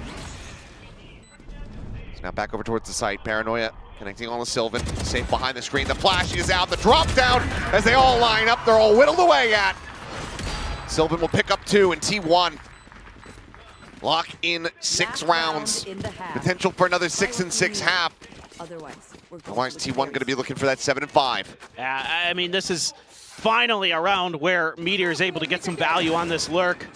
I love the way they're using the dimensional drift there to clear out the top of B and then find out what's going on at A main. They're able to just more or less get through pretty easily. ZETA tries to set up a kind of a crunch retake, but because of Meteor's position, it's all for naught. They can't win that battle against him, and he wisely just backs out. They have to either commit resources towards him, flush him out. For it. Yep. Dimensional drift just spotting onto one, but now Stacks knows. Now sees the second. Salvo's going to be sent, just further disrupting. And they actually try to get a punish off of this. It's just a stinger, so yeah, Depp just jump away. What a read. Good stuff from Stacks there. That's just them kind of remembering that something like that is very possible with the Yoru. Oh, Sugar Zero. Does have the half armor. Mizu not catching a glimpse of anything there. He gets ready, sends it the flash, and just goes ahead, TP's back over towards the spawn, joining with the rest of the team, just trying to keep some interest on that B side of the map. For now, there's 3 players still remaining here for ZETA Division. Onto over side, spotting nothing, showstopper to further clear the way. Clue's trying to win out this war and does so. Finds the headshot, but XCL ends up getting taken down. Second shot from Mizu, unable to connect. Dodges out everything though. Salvo's the stun, neither connecting. He's able to find the shot. He's out, triple approach, getting ready to come through from screens. Shota leads the charge. Oh. Sugar Zero in behind him with Vandal in hand, comes away with a kill. Shota recovers the Phantom, immediately puts down Stacks. The defuse now getting ready to come in. The tap, looking for the spray, but not being found. The smoke dissipating, but there's another one to obfuscate, and it's going to be tied up once again, 6-6, as ZETA close out the last round of the half. Yeah, man. Switching sides. Some really cool ideas. I thought this round was looking pretty good for T1. They found the weak side of the map, but Clues finds a huge first kill. Nice flash there, right around the corner. Paranoia had hit as well.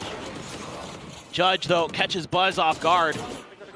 And they're just W-keying through, and T1 just not really anticipating how quickly that retake was going to be sent by ZETA. So some cool ideas. Some good util combos we saw very early on where they kind of trapped T1 outside of B lobby, and then they try the play with depth. You know, we've seen that before where the Yoru uses a dimensional drift and catches a player, and they can throw the stun out there, and then you can flash, and then you can get the kill. Didn't work, but it was cool. That was good back and forth. I mean, really, ZETA looks really well coached today. They look like pretty well prepared. Yeah, I think no matter what the result of this is, you have to say, looking realms better than what we were witnessing from ZETA Division and Kickoff. This is the trend in the right direction. Yes, a very rough second half on Fracture, needing to see improvements as they swap over to this attacker side here on Split. But overall, a lot better of a feeling here for the Japanese squad. Let's see what they have prepared for us. We're able to go 1-for-1 on pistols. The first map, can they do the same here? Take that first step towards running this split back. 15-7 for Depp. Just having one of those maps. I lied, they didn't go 1-for-1. Oh. Well. They won the pistol on this map. That's what happened. We'll forgive you this Okay, time. can they go 2-0 for pistols on Split? Let me just move the goalposts real quick here. Just a little one-way. Sylvan, sucker backside, sends the paranoia, isn't trusting in the fake, denies the TP, and that completely just stops the push. Beautiful play from Sylvan. Yeah, she's like, damn, we didn't think about that. So good. With his understanding of utility and timings, he's got such great smokes. Immediately sending one out. Why is that? Ooh, Ooh, Buzz. Buzz, Buzz, Buzz. Playing a very dangerous game. But they're fully committing over to the A side of the map, just anticipating that the rotate was that direction, but they've actually guessed incorrectly. Footsteps heard. Oh, Meteor, what is that quick turn? He's able to find Shota, but then does get traded out. Keep the previous damage on to Buzz. Yep, makes for an easy target. He ends up getting taken down. Sylvan, a bit too wild with the shots, cannot clean one up. 30 seconds left. Now a 4v2. And ZETA Division looking to do just that, a 2-0. Close out on the pistols would be enormous for them, taking that first step here on the attack side. Stacks, not sure which way to look. And Depp cuts him down to size. Clues with 3, will get ZETA to 7. Lead is theirs. Yeah, man. Even though it's a nice early play from Sylvan to stymie the execute, T1, with the time that had passed, they were kind of like, okay, this looks like it's going to go A. But it was just ZETA just sort of taking enough of a pause in mid that they drew out some rotations and caught T1 off balance. Were able to kind of sweep their feet out underneath them. And a little bit of a buy up, as per usual. Buzz will take the shorty. Meteor with the Sheriff. Gets pretty aggressive off the rip is Izu. Orb grab, okay. Yeah, you clipped one classic bullet into him. Toxins going up. Izu playing very far forward for just having a classic. Yeah, but they know. Very much wary of it, and now it's confirmed. Sends out a flash that does allow him to escape.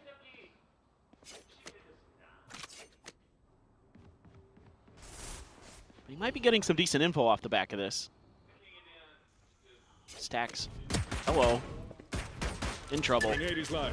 Just continuing to whittle away at these players, not able to find that kill, but until right now, solid headshot into a follow-up. Buzz just desperately trying to close the gap between him and the vent to be able to get that shorty in a position, but damn, Clues.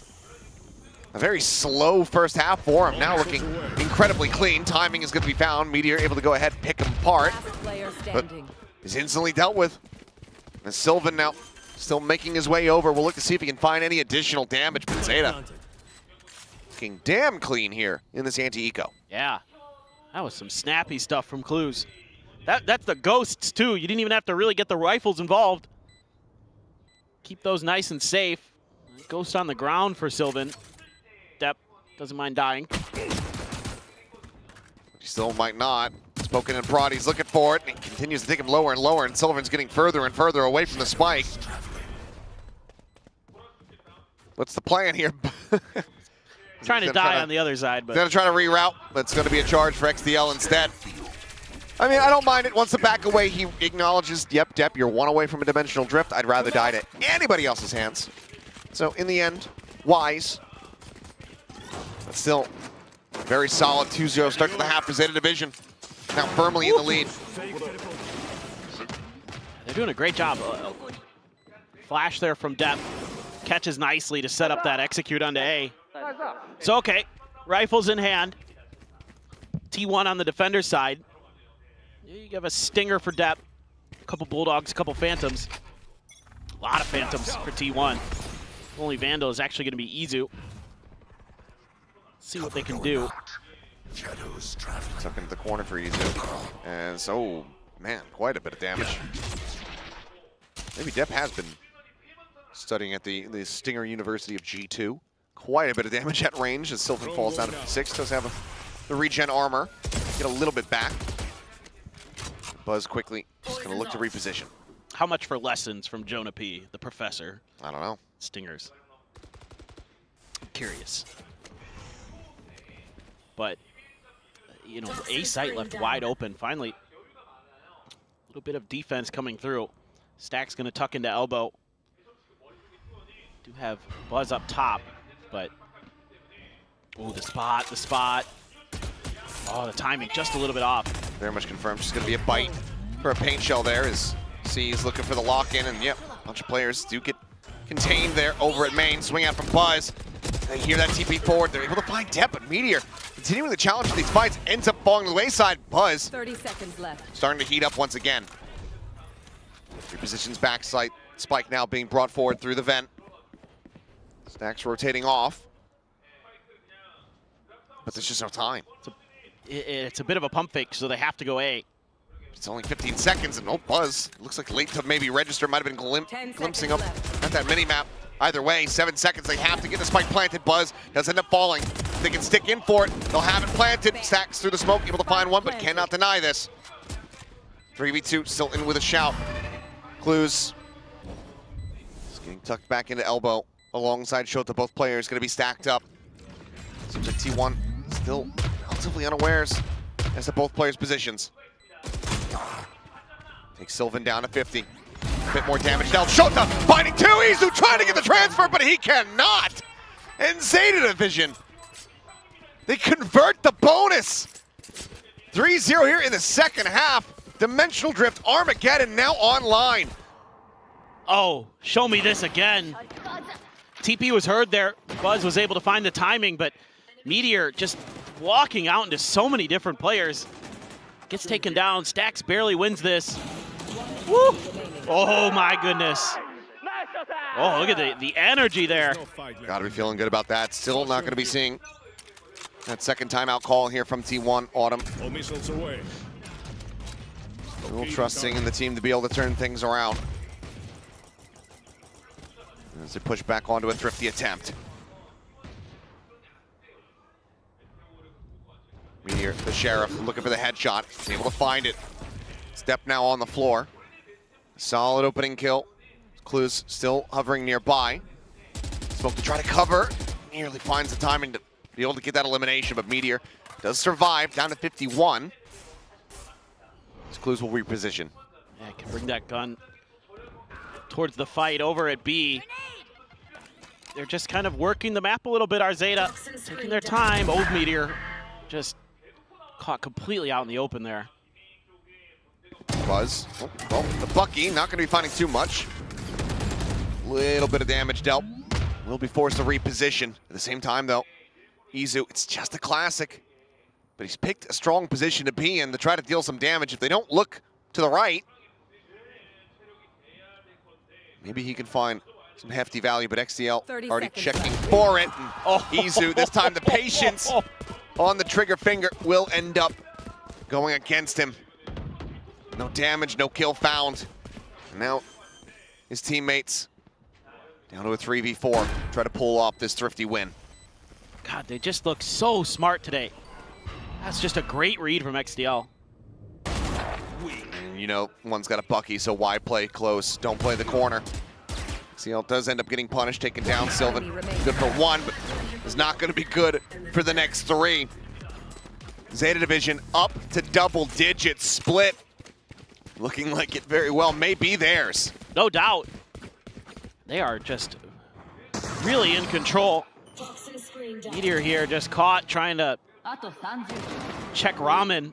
Instead, they were coming from sewers. Paid the price, but it's just awareness again from XDL. I mentioned it earlier in the map where he was really keenly aware of some of the timing in the space that T1 would take. It's going to be the timeout, of course, from T1, but he's just really dialed in today in terms of his understanding of where players could potentially be. You talk about negative space in this game, and he seems to really have a good idea of where T1 could be or could not be. And now he's starting to get Stacks a little bit fired up. Getting involved in the chat here, trying to figure out what they can do to shut down this Zeta team. And they've got a bunch of ults still. Like, you know, we knew they had them and coming into that eco round, didn't even need to use them. So this is a crucial round. I saw an op being invested in by the side of T1 as well. So this is a very pivotal round if this isn't going to go to Haven. Even a map that, in the past, Zeta Division can feel pretty decent about in their own right. Granted, T1, we know the comp, we know what it's capable of. Right now, Zeta seems to have T1 out of sorts. Operator going to be brought in here, but Dimensional Drift available for Dep. 18-9-5. As AWP now going to be confirmed, they forced a reposition. Time to jump. He's not allowed to stick around on that deep angle. I mean, the thing is with these ults that you have, yeah, you don't necessarily need to go to the other side of the map. You have the Dimensional Drift, and you can use that to throw the Taeho and the Breach utility. Well, okay, that's one way to deal with that. And that's all. The gate crash is now down. Catch a glimpse as well onto Sylvan. The other two players set up the TP into back of sight. Sylvan, however, is there, ready for the punish. Rolling Thunder going to crash across. The Paranoia going to be sent out. Sylvan trying to go desperately for a reposition. Gets up alongside the box. As Izu now leads the charge. Scouts forward, spotting out three players. Those are the lion's share of the team here. Is at Garage. It's closed down to 6 HP. Barely stays alive, so that Armageddon still can come into play. But Zeta likely going to need some kind of advantage before he's willing to pull the trigger on it. Yeah, very surprised there. Dep wouldn't use his ultimate. Just tried to go for a surprise TP play. T1 not fooled at all. Now you've got the op holding the line right outside of Mail. Anyone else? Jiggle Peak catches sight there of Sugar Zero. Zeta Division now starting to scramble a bit, wondering what the best option is. 3v5 and there's just no time, so we'll just try to stay put where they're at. Hold on to the weapons. So T1 breaking what has been a 5-round win streak from the last round of the first half up until this point. And they've got their first win on the defender side here. This has been a really nice start for Zeta, finally stymied. Dealt with a little bit. Well, pocket's pretty deep for Zeta Division, so they can still grab plenty of weaponry. Let's see what they want to do with these ults. See if they maybe have a different idea, a different plan. Use that Dimensional Drift a little bit differently, or just use it, period. Try to figure out what's going on with T1's defenses. T1, though, going to continue to make B their strong side. Here, Izu. Use that op in mid, but this is, again, a B main setup. Here we go. Dimensional Drift going to be sent. Sylvan expecting some pressure his way. Sends out that Paranoia. The stun does connect. Spots out another one's the Armageddon as well. Going to be shoving Meteor back. Sylvan just trying to stay tucked in underneath that Aftershock. Does get a decent amount of damage. XDL this time is going to be taken to 6, but cannot find the kill. He's still watching for a flank. Meteor frantically spamming out with that Phantom. Connections widely not going to be found. Pit now raised up. Buzz still 2 away from having a showstopper online. Doesn't have that critical ult to try to flush somebody out. Meteor, ooh, shots right down below, but does not get the kill there. Dep, however, will. Buzz falls, follows the Tracers, comes up with the elimination. Dep gonna be taken down, but still a 3v4 having to fight Forward into the pit, the shorty, able to come over with one. He looks for another knife kill, and Izu! He somehow has it! Pit gets dropped, but it doesn't matter. XTL, Sugar Zero are there to bail them out to spare their blushes as ZETA get up to an 11th round win. Oh, good God, the chaos. I love it. I love this entry here. Again, using the Dimensional Drift to set up the Armageddon. The Armageddon flushes Sylvan out towards the door. They use a Paranoia. It doesn't hit him, but it's a great little setup. Okay, that's cool. Yeah, you took our pit down, but they've already flanked out outside of it. You know, ceding over a little bit of that space. Really smart on-the-fly play there. Not just committing everything you have to that pit. Setting up a few extra angles for it. Stacks under pressure. Oh, now no op. Buzz blinded up, puts himself into the corner. Stacks anticipating the aggression onto the site absolutely beautifully. Catches Sugar Zero off the back of the TP. Same said for Depp. T1 saying you're not going to get up to map point, not quite yet. Clues trying to go on a little bit of a walkabout down into the vent, trying to escape, but they get the read, they get the punish, and now it's all on Shota to see it. You can stop it from being a flawless. Meteor here on the opposite side of the wall. The push forward finds the timing. They will manage to make it happen. T1 chasing here, nipping at the heels of ZETA. Still 3 rounds from tying it up, and still more money to work through. Oh, trying to double TP there. Stacks having none of it. Could be one of those turning point rounds for T1. See this where Stacks just gets a big multi-kill round, and all of a sudden their opponents have a tough time catching up, but ZETA not even going to give them an opportunity, going to use their second time out of the map. Try to reassess what they want to do. Had some good ideas with the ultimates. Now you just got to kind of work the map a little bit more, but they've been pretty slow, pretty methodical. It's mostly worked, except for one of the rounds where they just ran out of time.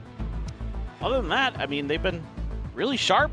Yeah. And the fact that there's only been 1 round where they've run out of time, I think is a very big boon, given what we have witnessed from them in the past. I mean, yeah, I say it mostly as a joke, but they've been a lot more concise with the attacks coming through, which is not something that we've been able to say in the past. Well, was that team that was always running the clock down to 20 seconds, then trying to exec. And that's kind of what I was maybe a little bit worried about with you know, XQQ kind of taking over as the main coach again, but he seems to have kind of learned himself with a little bit of time off and kind of some new ideas to bring, how to keep, you know, his team changing up the tempo, changing up the pace, getting involved in the timeouts, mostly looking pretty good after they do that. And what's really impressed me the most is just their fundamentals look way better. Their coordination looks way better. They're playing off of each other much nicer. Their util looks really, really sharp with the kind of more meta stuff with the Teho and the Breach and the Yoru. So you really got to tip your cap. You know, here. Depp's got the cap this time, but you got to tip it. They look really, really nice. You do have some big ultimates to think about. Showstopper, Nightfall, the pit probably not going to come into play unless there's some kind of weird post-plant situation, but just kind of worry about figuring out exactly where those big ultimates are. And last couple of rounds, it's been on A. It's been, you know, Stacks and Buzz locking this site down. It's been the weak side, and they invest the pit pretty late. So, no, okay, there you go. There's the TP. I was going to say, you got to shift a little bit over to the other side of the map here. Stacks able to get the spot. I'm curious if he just goes for a timing send on this Nightfall. Boombot not getting the read there in Ven, but Buzz still so snappy. But on the approach, just instantly taken down. Showstopper going to be sent. It's a shallow one. Doesn't find the punish, doesn't find the damage. And for the time being, ZETA Division going to be locked in position. They know if they go through the vent, there's that pit waiting for them. And we might have cast or cursed a little bit because now the time is running out. I mean, Stacks is thinking about going for the Nightfall, but as the time continues to dwindle, if he holds on to it, that's just going to be an even bigger boon for them in the future rounds. He knows that it's over. He knows they can't win. So ult is going to be retained. Now he'll just poke and prod out. Look for some kind of kill here. We'll be able to find at least one. Looks for the second. XCL will sit him down. T1, they get up to 9. What have we done? We're too powerful. I know. This is a little bit odd, to say the least, but I kind of get it. I kind of don't, but you know, that's just Zeta Division's way, and we must accept it. We also must accept that we have great power, and we must use it wisely. So wild power. Yeah, it's split, so we're gonna get overtime. There you go. You know. Yeah. Only bangers, says Depp. Entry forward into vent, turns back. Meteor just rushing out for the challenge, but he's not ready for Sugar Zero. He's just perched up on top of the box. As chaos ensues, but it's Zeta Division walking away a little bit less scathed here.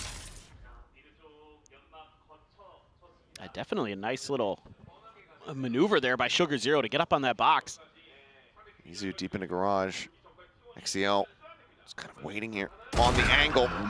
And Izu swings right into the crosshair. A solid punish, and now T1 scrambling as Zeta Division very well poised to get themselves up to map point to extend this over to Haven. Sylvan swinging out, able to find one, not without some consequence, down to 70 HP. Stacks in position here, going to be sending the Nightfall. Sends the C, swings, and he's going to be good for one, but that's all he's able to find. Sylvan still 30 seconds left. moseying on over from that B site. Asked once again to clutch, this time not for an ace, just for the 1v2.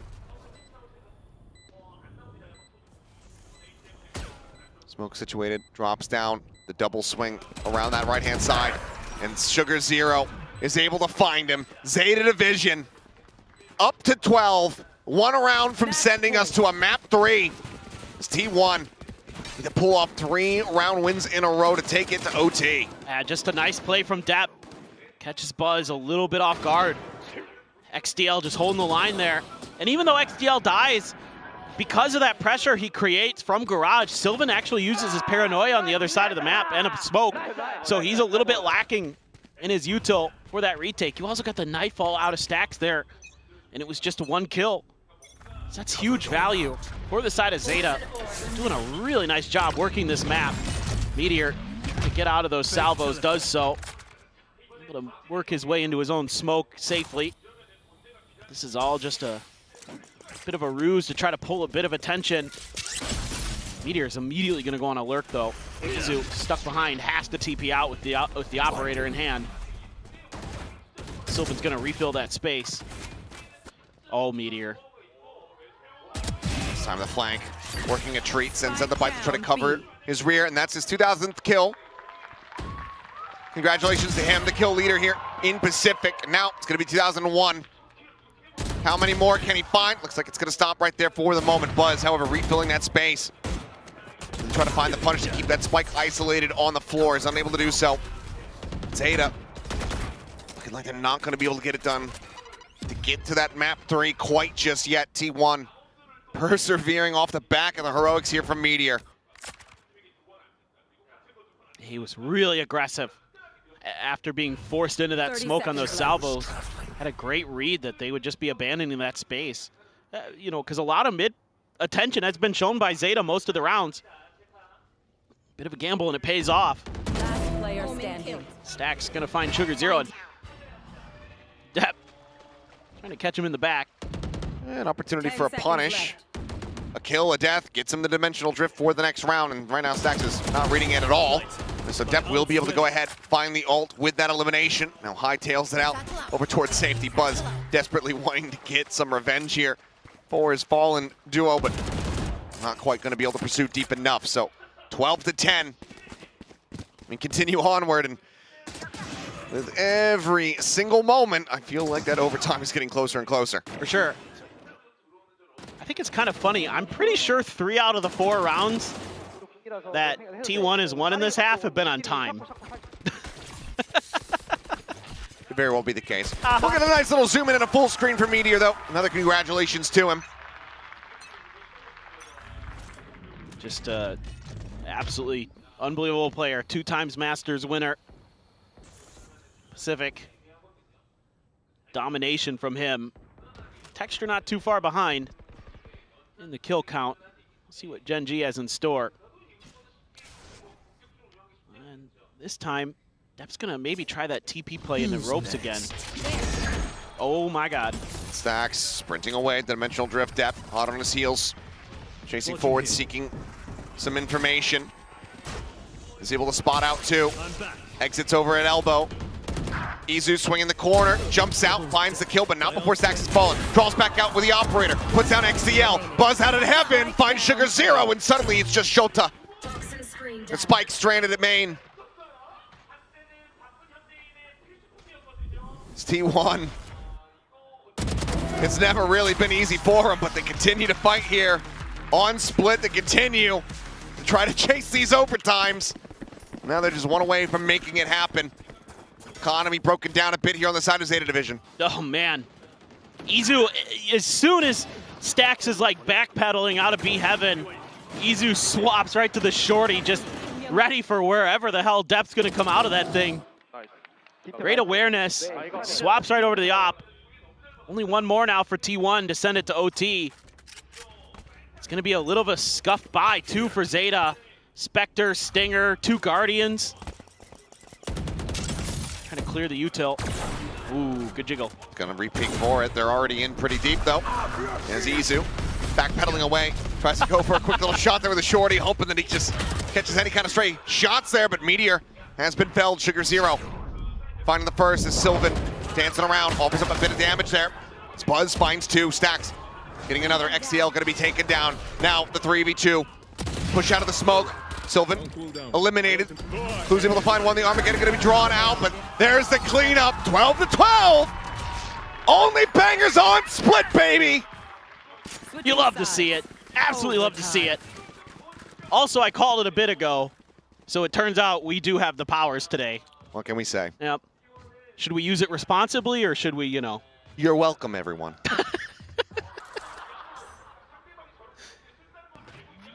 I was a little bit worried here for T1. And Buzz finds two huge kills up top. Wow, that second shot. The fact that hit, he got aim punched and was somehow able to readjust. That's pretty nasty from Buzz. That got me fired up. The fact that he gets that kill is just absolutely huge. Our Yoru's dueling for kill supremacy. 23 for Depp, 20 for Izu. A little bit of a similar start here. T1 anticipating some Sugar Zero pressure, but Sugar Zero learned his lesson after getting killed on that tight angle that Buzz took previously. Be a little bit patient. But they've found the weak side. Meteor's gonna try to lurk mid. See what the execute looks like here. Send the TP. Zero held back for the moment on the wider swing out. He's able to find one. Paranoia, however, not connecting, and Buzz anticipating the push out from Ali, but Depp drops out of heaven, finds one. Stacks fighting back a little bit, but down to 10 HP. Stuck here behind the box, back turned. Clues able to find the punish, but Meteor out at heaven, finding one. No real read on the position. The arrival here of XDL. Meteor, he's not flush against the box, and his head is going to be spotted as XCL cleans it up. Zeta will get themselves the first round here at overtime. Map point once again in their hands. Man, Sugar Zero plays this round so well. From the get-go, anticipating the pressure from T1. Sees kind of a similar util start to what he's seen previously. Just backpedals, and he's able to dodge a lot of the early util and find an angle to kill the entry player. Even though Buzz does end up finding just a nice fallback play from Sugar Zero to kind of buy a little bit extra time for other Zeta players to get into position. And they're feeling it today. A lot of the classic Zeta nice coming through. The glass cannon for Izu is going to be bought. TP play trying to set up off the back of the util, but nobody home. Sylvan, as usual, chilling on B back. And it's going to be a bit of a fact-finding mission for the rest of Zeta. Couldn't find one of those early picks, so off to the info game they go, and something they've been doing really well on this map, for the most part. Keeping track of all the kind of formations that T1 wants to set up, trying to hide the player, but I don't think... Might not have caught Mizu, but it's really hard to say. Yeah. Really peeking out. And close! What is that? Challenge! Goodness. Unreal. Operator now on the floor. Big force push. Purchase coming in. Stacks now going to be taken down as well. Zeta Division in a 5v3. Look to take this to a third and final map, but good God, Buzz still snappy as all hell. Flash up over the top. Makes his exit. Narrowly escapes. Life intact. The rest of the team getting ready to push forward. Paint shells into main to delay to try to soften him up, and Meteor unable to find a damn thing as XTL comes away with 2. Sylvan, though, last one standing, cannot make it happen. 14-12. They trade each other's map picks. And Zeta Division, best T1 on split.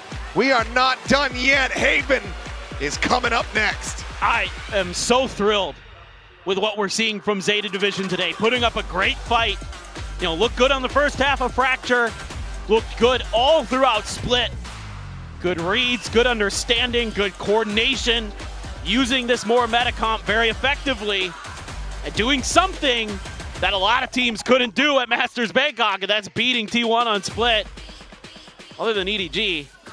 Well, now they're going to have to beat them on another map that other teams weren't able to beat them on, which is that Haven. A former comfortable spot for the side of Zeta Division, but how do they look in the current meta? That is going to be the question, but it has been a breath of fresh air here today, even on the loss there on Fracture. There was some good ideas, there was some good plays, some crisp aim. And here on Split, Zeta Division are actually able to get it done. Now, I'm sure I'm going to have many a person attempting to remind me, so I'm going to go ahead and try to get ahead of that right now and remind everybody else. Yes, I have a bet riding on this series, and if Zeta Division do close out this set versus T1, right. I will be donating $200 to charity, and I will do it very, very happily because good God, what a performance here from Zeta to take us the distance, to get us to that map of Haven. Can they fully complete this? Can they get that victory? That's what we have to wait and see. I'm just stoked. I'm just stoked for Zeta. This is what we want. Absolutely. Well, that's what we want. Let's see if it's what the Analyst desk wants. We pass it back over to them. I like when Seth donates money. I think this is always a good thing, especially for a charity. Good cause.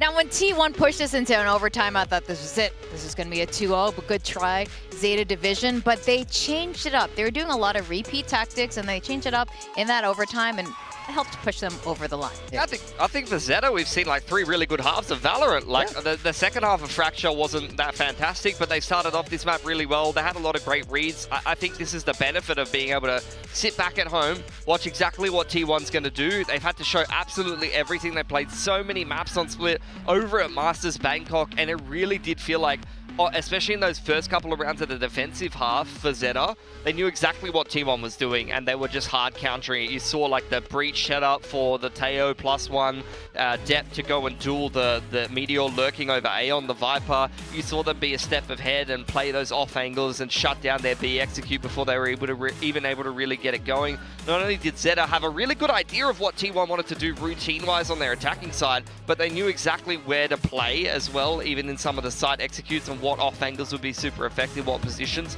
would be super effective, and you saw a lot of very active timeouts. So I feel like the coaching staff has prepared Zeta very, very well for this game. They seem to have a great approach. Have to agree with you there. I mean, it felt like they were able to neutralize this double duelist that T1 were trying to bring in. Also, got to highlight the composure to be able to close that out in overtime. T1 were coming back. They were coming at you furiously, you know, trying to end that game, try and make it that 2-0, but Zeta did a great job to actually get it across the line. That's a much harder skill than it looks to get those crucial rounds. I thought it was really interesting. The casters mentioned this as well. There are quite a number of rounds that Zeta dropped in the second half to time, and they decided to, you know, hold on to those guns, carry forth into the next round, and I don't know if that's the best tactic, but it worked. They are playing slow. It's clearly a style that is working for them. I mean, this is another kind of late round situation where Zeta's into the side. It's just absolute chaos in the post plant. You get another knife kill, but this is where I feel like ZETA has been able to kind of hold their composure a little bit more. They're able to set themselves up some favorable scenarios on that attacking side in the post plant. I think the defense definitely impressed me a little bit more than some of these chaotic attacking rounds. You know, you even saw it towards the end of the game where things are really coming down to the wire, but Depp had a phenomenal game. Oh, what a game. It's prime Depp. He's back. He's wearing the Durka hat, so he's playing like Durka. Let's go. All right, yeah, I mean, like this off angle is a perfect example of positionally, like ZETA being able to play around really well what T1 is doing. You can see they've got the reactive utility ready as well, you know, you're able to play around the default there, isolate the player going into ropes. It was just a great game from Depp on the Yoru. Yeah, he just looked very, very comfortable there the whole way through the game. You know, he started that first half electrically as well. I think he was on 15 or more kills at the half, so very, very good. You know, we expect Depp to lead from the front in this ZETA team, so really nice to see him step up and do that. But we have to say, he has to do it again. It's Haven coming, which is not exactly a bad map for T1. It's not a bad map for ZETA Division either, historically. I mean, we still have Depp on the squad, but I do wonder how this is going to go, and I can see why. At the end of Kickoff, you know, ZETA Division had a meet and greet, and the coaches, Carlisle, XQQ, they didn't seem too flustered about their loss. They're like, yeah, we'll be fine, stage 1, and I can see why. I can see why they didn't make any roster changes at all. It seems that they do have all the right pieces. I don't know how much of their playstyle has actually changed, though. I think it still feels very ZETA Division, but a lot more refined. Yeah, I think you can see they've juggled around a couple of roles. So like Clues is playing like Teo or like Info in it. They've got XDL on the breach. He's actually had a really good series so far. He's been very, very solid. He's had some good util. He's had some good multi-frags as well. Depp always delivers as we expect. You know, Sugar Zero's been pretty solid on both maps. I think they've honestly played a pretty good game today. I agree with you as well, Vic. I mean, you go back to the off-season results for ZETA, and Haven has been a very comfortable map for them. So I really wouldn't be surprised if this is going to be one that they don't mind too much. They do like to play this default comp, though, and it's something that Achilles was mentioning on the cast. It's like, in this current meta, can ZETA play what they were playing a couple of months ago, that they were playing, you know, split 2 of last year with their old roster, where it is very much this Neon, Depp on the Neon, and then the very solid standard Haven comp. For T1 as well, they love this ISO Yoru, but what I saw from that last game is that ZETA clearly has a pretty good read on what T1 wants to be doing, especially off the back of their Masters VODs, but when T1 changed their comp going into Fracture, that was much harder for ZETA to deal with. So do you just play something a little bit different for T1 here, or do you back yourself because you've had a really good streak on this map so far? If I'm T1, I don't change a thing. I go back to this ISO. I spoke about it all the time in Kickoff. Meteor's ISO is unbelievable. They ran this comp through Masters, and everybody knew what was coming. It's simple, right? It's this double duelist style with the Yoru ISO. It's not crazy techy, it's not crazy complicated, and they backed themselves the whole way through Masters. They said, hey, if you can counter it, come and counter it, and not many people could. So I don't want to see them change, don't overthink this, and I think T1 are very happy to have this as a map 3. Now, we did move ZETA Division up a little bit on our Pacific tier list from D to like between C and D. But for sure, at this point, I can comfortably say I think they belong here with the rest of the boys in Pacific. I honestly, like I said in the pre-show, I don't even care if they win this series, to be honest. Like, they've already shown enough to be like, they have done better than they did in Kickoff, as far as I'm concerned. You know, they had not a great series against PRX in particular, who went on to have some worse of form, but against T1, that's about as legit as it gets. You're playing literally the best team in the league, and you are able to take a map off of them that they were winning internationally. That's amazing. Now, I do want to point out, yes, they did take a map off of T1, and not to take away from that at all, but T1 so far has 11 consecutive full set matches in Pacific, meaning they've gone the full distance, whether it's a best of 3 or best of 5. So this is, you know, on form, on track for T1. This could still end either way, but, you know, I know we are all quite satisfied so far with this match, and I don't know how this is going to end. Yes, it is a good map for T1, but at this point, ZETA Division has figured it out a lot. And they're going to be riding that high, right? They just got the map win. They clinched it in overtime. You're going, oh my god, guys, we can actually beat these guys. These guys are not that good. We just ran at them. We out-aimed them. So all of a sudden, you're like, yeah, we can beat them on Haven. Pick ISO. Come on, do it. Where the pressure comes in, though. Yeah, I think that is true. I think that is true. The closer you get to actually winning the series, the more the pressure mounts, when in theory they shouldn't actually have any pressure in this game. Now, yes, so here are our predictions so far. I don't know if I'm going to... I don't think this is wrong, our prediction. It's clear T1 on both sides, both the Korean broadcast and here. This is reasonable. The audience did the same prediction as well. But I want to know, for Haven, who is the duelist that you want to see? It's been...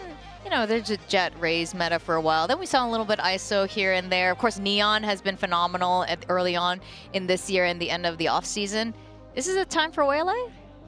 I would like to see a Waylay. I would like to see Ascent. I would like to see Icebox. I would like to see some changes, please, Pacific. You want so much. I know. I just want one of them. I just want one of them. Dep play Waylay. Dep play Waylay. I don't do it. I don't think this is a map for it, personally. Like, I want to see him on Neon, to be honest. I don't think, honestly, that ZETA need to change what they were doing before. I think they had a pretty decent formula, and I don't think the Haven meta has really changed that much. People still just play the meta comp. If anything, T1 is the exception to the rule. Okay, all right. Well, that's a boring answer. Give me Waylay. I know. We have seen some deviations that have won. We've seen like the ISO play. Neon, or you mean the current meta, not like the Jet meta? T1's kind of like the off-meta approach, where they're playing the double duelist, and then you've got Viper from Gen G, but for the most part, people still play the meta comp on Haven, do they not? I mean, so far, ZETA have not really done anything that outrageous with their comps. Guys. So Come what on, are we T1, going to get? ZETA Division.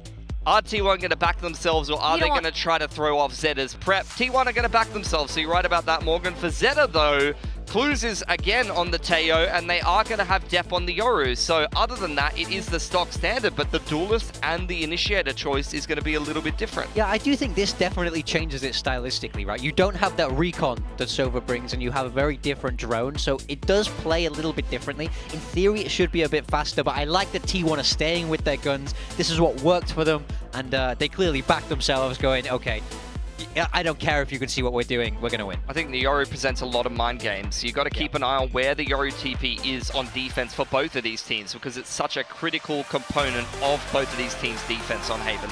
T1, ZETA, is your prediction remaining the same? Remaining the same. Yeah, I think I have to keep it the same. I mean, I trust them on this map. Yeah, I feel the same way. But who knows? We are in Pacific, where there are always surprises. We're going to go back to our casters to take us to the very last map of the very last series of today. Achilles and Paperthin.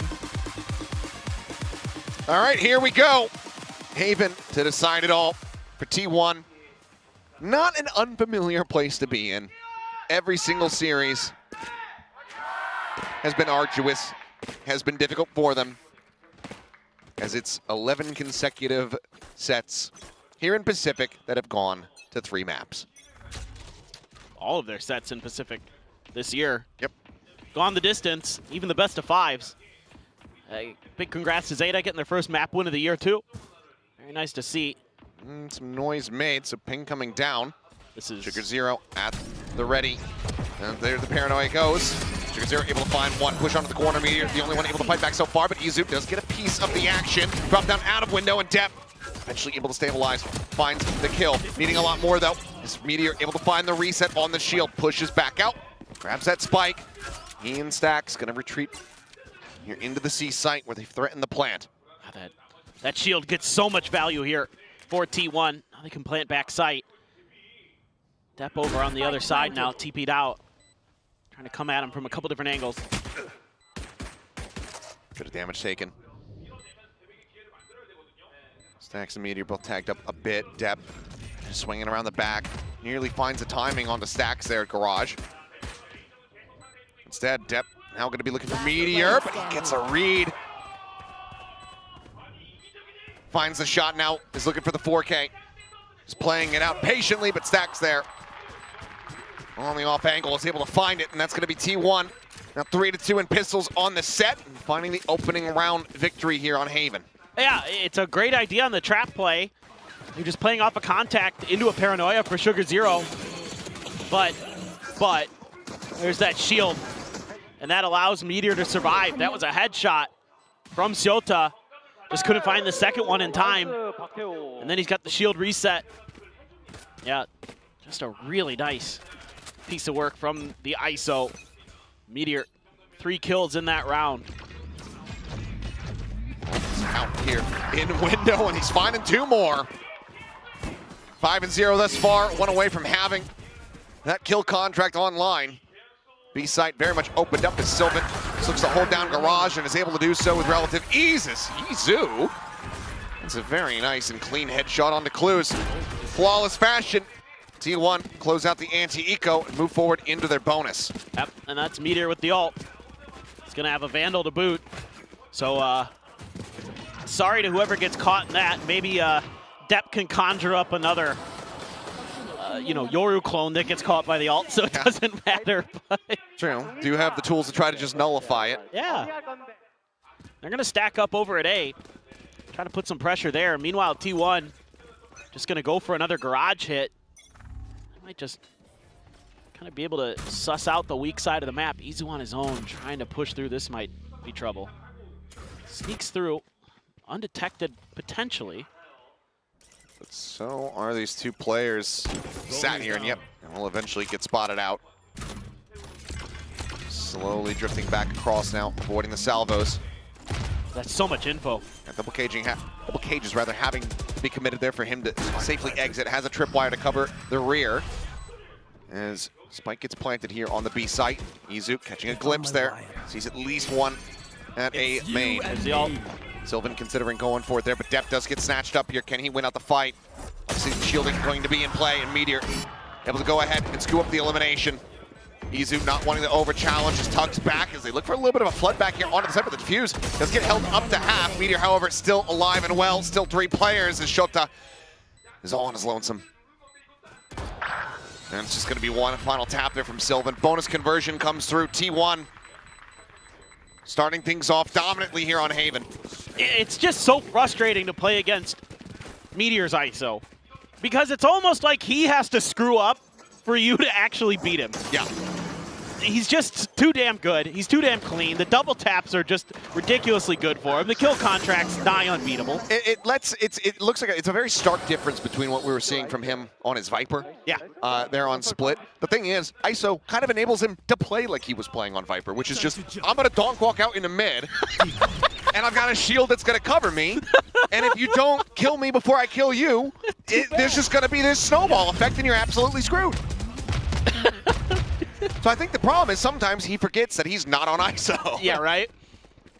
Well, he's such a tremendous lurker, right? I mean, you saw it with Gen G, and a lot of that is the way Munchkin calls it opens up the map a bit for him.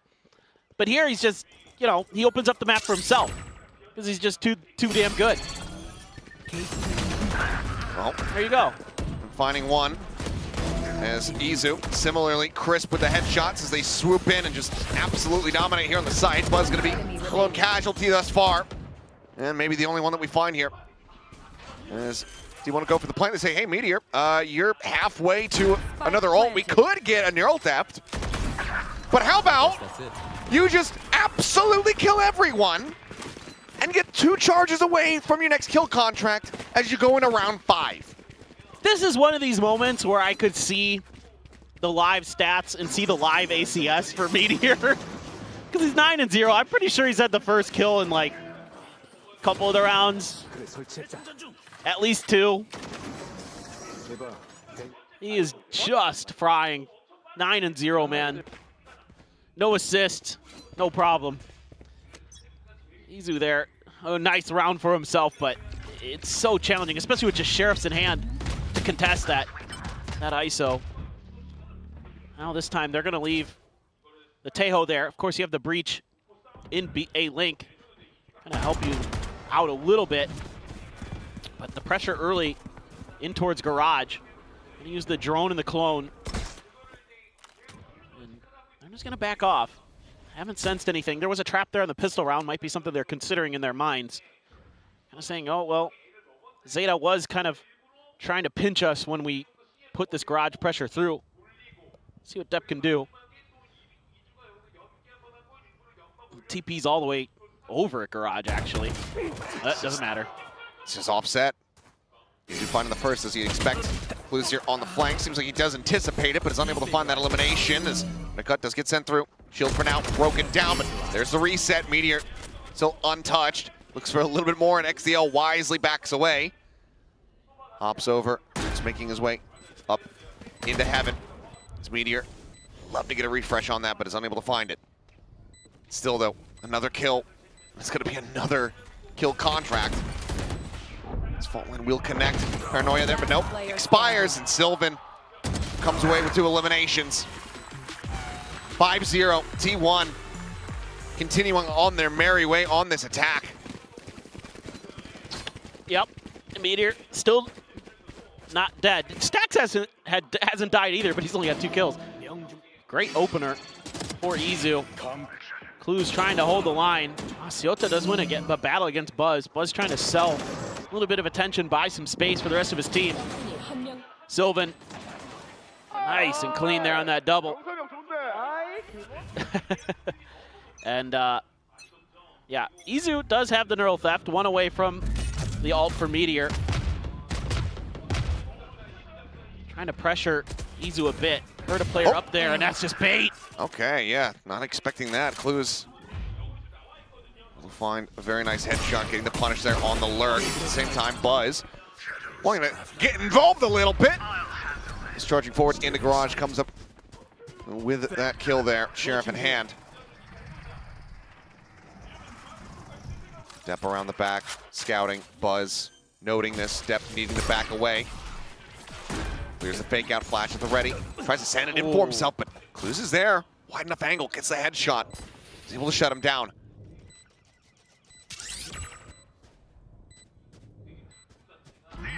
Meteor now trying to pick his angle. The Armageddon going to be sent out. Paranoia fully into the face of Sylvan, but he just holds down M1 and Sugar Zero hits the floor. Pop flash out, Meteor tucks back in behind Platt. Clues into the open, kill found, gun barrel spotted, Depth stuck in position as Meteor is absolutely unstoppable! 6-0 for T1, 13-0 for Meteor. That's the scoreline he wants to deliver to ZETA right now on Haven. Oh, he's just a menace. He's so good. A nice pop flash there from Buzz. Clues shuts Buzz down. Sylvan holding the line of garage. But what can you do? You can beg for mercy. Yeah. Well, when the Meteor's coming at you, it's not much you can do but pray that it doesn't hit you. And he's hitting everybody right now. Gotta call a timeout. Gotta slow this down somehow. I mean, you have to imagine, you know, one way or another against T1, you're gonna be playing Lotus or Haven. You're gonna be seeing that ISO. It feels like almost guaranteed.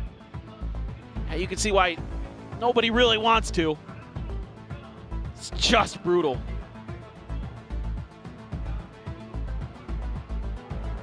It's just an unstoppable performance at the moment, and the ZETA division that we were seeing on Split, the aim diffing that was coming through it oftentimes, right now not being seen at all. Meteor just absolutely unbelievable performance at the moment. He's looking like, you know, Nats on that bind versus Sentinels. He's looking like Paint versus what, M80? Yep. Dropping the 500 plus ACS. Meteor chasing those numbers right now. And look at all these ults. Both teams sitting on quite a few, but with another kill contract there. Say there's only one that really matters. Yep. I think it'd be really cool if like XDL let loose with a Rolling Thunder and Meteor catches him to avoid the Rolling Thunder with his ult. That'd be super sick. Well, it sends it, and it's going to be a whiff. No one there to receive the ult. Rip. I mean, probably the best way to counterplay it is just sit back and wait for it to come through, and then look to reaggress. I mean, now they're in a position where that Rolling Thunder can find a lot more value. As it thrown out, gets the suppress there. On to Sylvan. He'll slightly reposition down under window. The drop down getting ready to come through. Depp finding one. Buzz going to be taken down as well as Clues. Gets the headshot. Neural Depp now invested. Undercut goes across. Meteor tucked away. Last one standing, and this time will get flushed out. Will suffer his first death. And ZETA Division will get themselves here on the board in flawless fashion. Much needed off the back of the timeout. Yeah, didn't even have to use the Rolling Thunder, and just a flood retake that goes extremely well. Some of the early util from the Breach Tejo catches one player. They knock down another. And T1's sort of defense just looked a little bit off balance. Looked like they weren't really able to cover each other because of that initial util dump. And T1's also playing a bit scared because of the Rolling Thunder. They have to fall back. And ZETA does a nice job of kind of using that knowledge against T1. So finally, Meteor has fell. The impact already there. Dart cleared. He's still just chasing forward. Buzz is up into the cyber cage. Meteor blinded out, ends up falling. It's Buzz. It's traded back, but Sylvan, Izu here at lobby, able to go ahead and equalize and trade up the kill count. With the neural theft reveal, it's like they're saying, okay, they're cheating over towards this side of the map. Let's go ahead and TP forward. But Cam is there, gets the dart. Tripwire going to be cleared out. The rest of the team still looking to get into position to try to cover Sylvan's retreat. Got a Hunter's Fury for stacks, so this post plant difficult. Have to push the tempo here. Sugar Zero has this ult. Could think about trying to get rid of stacks that way. Oh, no. Okay, I was gonna say Cam never actually got cleared, but well, Hunter's Fury used in advance, but still is able to find a kill. Pushing Shota now. All on his lonesome, and Izu tucked away at the base of the window is able to find it. So a slight reprieve in the previous round for ZETA. Not one that will continue. 7-1, T1 maintaining a chokehold on this game. I really like this decision from Stax to use that Hunter's Fury early. Kind of catching ZETA a bit off guard. And then that's pretty typical for T1 post plants on this map. They'll hide somebody on that side of the stairs all the time. Well, last time he used Hunter's Fury on Haven, it was way too late. Spike had already been defused. Oh, yeah. It's okay, they won the tournament. I had just, I had chosen to forget about that one. Well, Depp wanting to get aggressive, push up on the angle, but Recon ping forces him back. Look at where Clues got tucked in. See if they're going to be ready for that. He's been chasing forward time and time again, but with Depp hitting a hell of a headshot on the Buzz, they might very much forget about the potential for Clues to be in this position. Meteor, however, seems like he is not. Shield is not popped, but catches a glimpse, hits the headshot, but Clues is able to steady the spray. Trades it back. 13-3, now starting to figure out how they can deny this value away from the ISO. And Stax able to fish one out there with that shock dart, but he will fall as XCL collects two here in mid. And now Izu, all on his lonesome, dodges the fault line, but has to figure out a way to recover this spike. For the time being, not watching for him. They're swinging around, checking in towards garage. Cam is situated if he just toggles it. He'll be able to spot it out. Sends it now. One low on HP, and Izu gets it done. No mercy shown. A 4K Red Bull clutch is T1. They bleed more and more with every single round, but they refuse to let ZETA back in. Just, it's so fearsome, the firepower that T1 has. You know, Meteor goes down and you think, okay, we've got a real shot. Nope, nope. Izu, just as good. They're having quite a bit of fun now. Did no one mention me? Damn well better believe we are. They're just gonna walk down C, just screw it. Why not? Somewhat regular game plan for him, coming in against these ecos. Camera gonna be cleared out. Sight. Spotting, and everything is absolutely wide open here for them. Spike planted. ZETA Division. Can they pull it off? Fake out. Getting catch there on the Buzz as he frantically backpedals. Wall going to be set up for Meteor. Slowly pushing it forward as Buzz. Still maintaining control of this backside. Able to find one. Runs out of bullets. He's just dancing around. Meteor trying to play distract. He's able to find one more, and then his Buzz repeats. He gets the clat, and I don't know how, but it's a flawless for T1. It didn't feel like it was, did it? No. It's just good push and pull. I mean, Buzz there bailing himself out with some of his util. The Meteor able to step in after the fact. Stax just barely able to drag that Phantom Spray, find the headshot, and a great flash for himself. Find the collat. They're just laughing. They're having a good time now. This team is so fearsome on this map. Time to jump. This composition is so well put together. Sylvan getting pressured. Is he going to read that this is actually a big hit? Well, again, Drone stealth coming his drone. way. Yep. Should anticipate there's going to be somebody pushing off the back of that. Oh, look at that. It would be the Yoru, and yeah, I mean, they just have a firing squad set up for it. Meteor's right back on the horse. 14 kills for him. Just looked like he fell off the horse.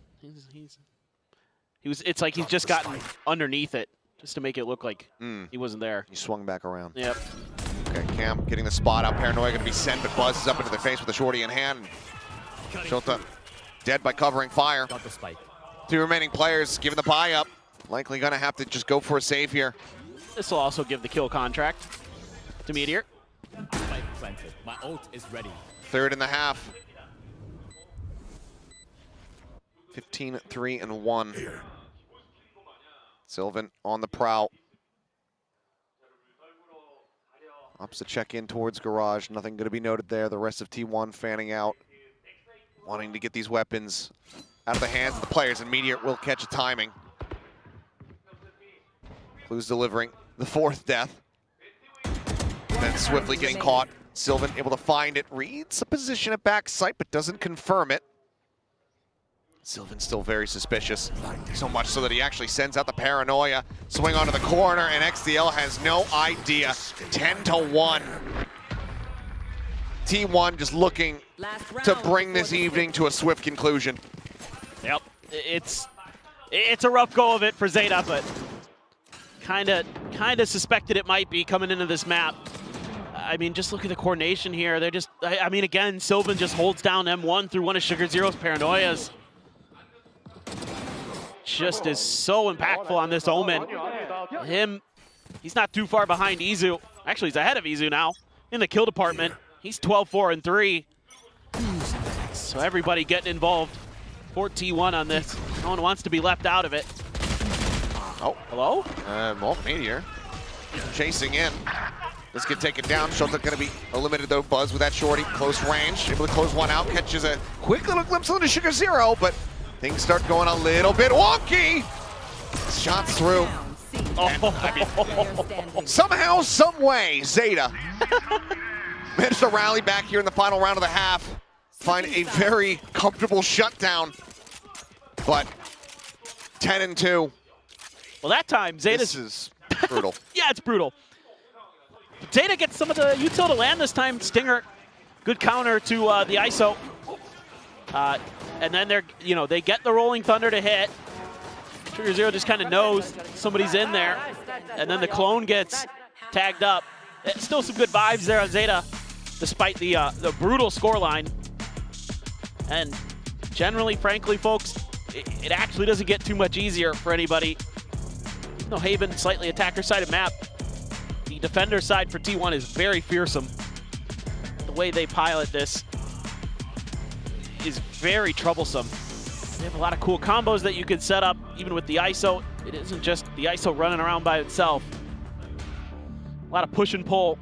You'll see some cool stuff with like Stacks and Buzz over at A Long to kind of set him up with the Yoru. Very tricky. Just 20 more seconds to discuss how ZETA can begin one of the biggest run backs in the history of Valorant. Not something that we see very often, let alone against a championship team. ZETA, though, were able to put their talent on display on Split. Need to see a bit more of that magic shining through. Please turn this around, make this last map a competitive one. Let's see how they fare. T1 for the moment in the lead by 1 as far as the pistols are concerned. And it feels like all missiles away. They can find themselves a 4th. Get up to 11. This map is likely done and dusted. Trying to dissuade the early mid push out on the pistol round. And they're really wary of that. Even sending XDL over to do a little bit of checking. Stacks able to hold on to that recon just a little bit longer. Gonna get to confirm that there's a couple players over there. So Meteor gonna swing in. Shock dart should connect. Oh yeah. Yes, it does. Oh yeah. Right here. Calm down, Kool-Aid man. Oh yeah. Oh no. Flushed out of the corner. Depp able to find one, pushes up into the smoke. Zach still eyes over at the sewers exit, trying to see if he can spot anybody else. Still been able to find one though. Shota going to be taken down. Depp dealt with here as Izu frantically. He's looking for targets. He's looking for bullets, and he can't find either. Buzz now here from main. Last one standing. XDL tagged up a bit. Tap on the plant. Buzz rushing forward. Finds the first, but cannot get that second and final. Clues will survive, as do ZETA. So he can pick up the pistol win. Yeah, they do a good job here, just kind of brute forcing their way through. And the reinforcements for T1 just a little bit late, but that being said, Depp there able to take out Meteor right off the rip. Sylvan finds a right click through the smoke. That helps when Stacks had damaged him up a bit, I suspect. And then a push out, firing line. Izu runs out of bullets, probably dead anyway. Nice round for ZETA. Good moral victory there. They can string some rounds together. Only Meteor going to be buying up with the Sheriff.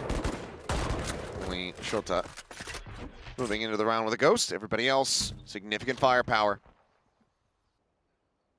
Yeah, Buzz tucked up close and personal. Oh my God. Hey? This is not fair. What's the counterplay there? Have a differently shaped head model so you don't get hit by the bullet.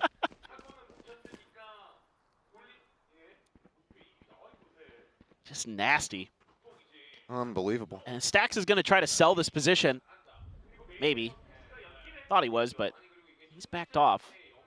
Sota's watching sewers, expecting some kind of play there. Stacks is trying to watch here. They pinged the wrong corner. There's the push out. Yep. So they're going to be caught. Buzz is flashing himself across, able to go ahead, scoop up the weapon, and this is going to be potentially catastrophic for ZETA Division if they can't close out this round. 3v5. Everyone from T1 now encroaching on their position, working their way up in towards A lobby. And ZETA gonna cut across through B. Do they plant here is the question. Looks like the answer is going to be yes. The other players fan out. Not seeing anything at this connector spot should tell them they have to pay attention to window. There's still a lot of util here for T1 to work with. They have a Paranoia, still have a vulnerable for Meteor. They could clear this space, and that's why ZETA's banning the heck out. They're also trying to figure out where everybody is. Sending out the classic players, trying to bound forward. Scout here for them. The defuse has already been held to half. That's okay. Clues XCL getting one a pop. Now arriving the aftershock to try to further delay, but they're just going to wait it out, but no! The elimination comes in just in time, right before that defuse goes through. That would have been absolutely backbreaking for ZETA. They do manage to scrape by with a round win. Yeah, they still take a ton of economic damage. Shows you the power, though, of the Tejo breach. Sorry, my mind got fried by that shot by Meteor. Just absolutely melted me. Feel bad for Sugar Zero. But, you know, with that combo you could have with the aftershocks and the salvos and everything, makes it really challenging for T1 in that situation, even with the gun disadvantage coming into play as well. But now they're able to buy up, get those rifles in hand. Depp trying to push through. This is a full 5 stack here, but T1's got their strong side on A, leaning heavily into this. Buzz spotting out one, takes the gate crash out. Now just leaving 2 players here on this A site. ZETA pushing closer and closer here as shield gets popped by Meteor. Sees one, shield broken. Shota able to play off the back of that, and Meteor ends up falling. Buzz bouncing away, Stacks at the crossfire. Turns his sights over, finding Depp. Sugar Zero now going to be picked apart. Izu ends up falling, but Stacks still in this position, still persevering. Dodges the salvos, spots him out. Shota dead. So now comes down to a 1v1. The spike is in hand here for Clues, and he's going to look to reroute. He's going to look to fake. Oh, Stacks. He's right around into heaven. Oh, he might catch him. 30 seconds left. He's peeking over towards the sewer side. He has no idea. Single shock dart in hand here for Stacks. Here's the tap down below, catches a glimpse, and it's more than enough. A 4K from Stacks. Still some solid damage dealt here from Zeta Division, but they're not able to close out, convert this bonus. That means the T1 now move up to 11-round wins. Yeah, maybe a little overconfidence there from Meteor, but with the scoreline as it is, you can afford to go for plays like that. Nice double stack, good patience. I was thinking in the back of my head, I'm like, you know Meteor's there, just wait out or try to double stack his double tap, and they play it to perfection. It's gonna be a scrappy buy, Outlaw for Buzz, Judge for Sylvan, Guardian for Izu. Of course, Sylvan just gonna tuck right in. A lot of players though without much armor for the side of Zeta, so. Top of the box and finds the shot to put Buzz down to 30. He also had an Outlaw. Dip wins the fight there. Buzz with the regen shield does get back up to 55 health overall. Locating targets. This drone will chase forward. Snooping around the B site. Nothing going to be spotted there. Cam still in the setup. Catches XDL. It's now Hunter's Fury opening up, and Paranoia as well flies through. He's able to find one. Sylvan holding down Garage. Buzz flooding back forward. Gets rid of Sugar Zero. Adept does not stand a chance. A team ace takes T1 up to match point. I just love the patience here. Waiting for the confirmation on the camera before they make their hit. And they just all flood in together. Just have Zeta scrambling because they're coming from so many different directions. Sugar Zero, nice spray with the stinger, but Shota's trying to find a flank, and Sylvan's just been sat there the whole damn round. Let's go, let's go. 17-8-3. He's having a pretty good game. There's not going to be enough rounds for him to get to 20 kills. Yeah. Once he goes off in this one. Could do that. See here that the Revolutionary War was formally ended. The Paris Treaty, I believe. What? 1783. Oh. That's really random that you know that. What can I say? Pub trivia. Armageddon. Called in to try to open things up. Stacks not wanting to take a chance. Breaks the fake. Meteor forced away. Shield already broken. And Sugar Zero keeping forward, trying to take some space very aggressively and lock these players out. Buzz sees him. Can't react fast enough. Sugar Zero with a headshot. Spikes him down. Sylvan here in heaven. Just checking around. Cubby going to be cleared out. Cover going out. There's players on all sides of the site. Sylvan's able to find the first depth. Intercepting with the stinger in hand, finding himself another. That is going to be Zeta holding on by a thread. Getting up to 5. Yeah, this is really interesting from Zeta because T1 is aggressive off the rip towards mid, something they were checking for in the pistol round. This time, there's a trap wire there, and they're able to kind of take a pause, wait that out, find some cheeky off angles, catch the T1 players off guard, get the kill, and that's going to be a timeout. Ooh. Okay. Okay. I don't mind it. Just, end this. If you're T1, that's what you're thinking. You've had some fun. Maybe as a coach, sometimes you might hear your players kind of getting a little too goofy because they've been, clapping, and you kind of don't want those bad habits to creep in. So, 100%. It's the same thing. You're playing with your friends online, having a good map. Everything starts off really well, and then the enemy team starts running it back, and you have to try to calm them down. Be like, guys, can we focus here? Can we lock in, please? Is that possible? Not trying to, actually lose my points here. So, I'd like to keep my MMR, if that's okay. I mean, we'll see though. Does this deliver the end of the series, or can Zeta Division continue to try and run this back? Well, every round you get from here on out is a moral victory for Zeta. So they're having fun no matter what. You can see it every time on the cameras. Like, they got their map win on T1's map pick. So certainly have to be feeling good about today one way or another. Love to get the win, but that's a massive, massive hill to climb. 7 rounds in a row. Depp just going to be scouting here. Cutting through. Sensing the presence, knowing that he's close. Depp running out of time. Okay, tries to go for a catch there on a buzz. He's able to TP out just in time. Avoids capture. Does end up on the opposite side of the map, but for now, A site opened. ZETA get the plant down. Dimensional drift of your own for Buzz. Time to jump. There you go. The cut sent through, double damage there on the Depp.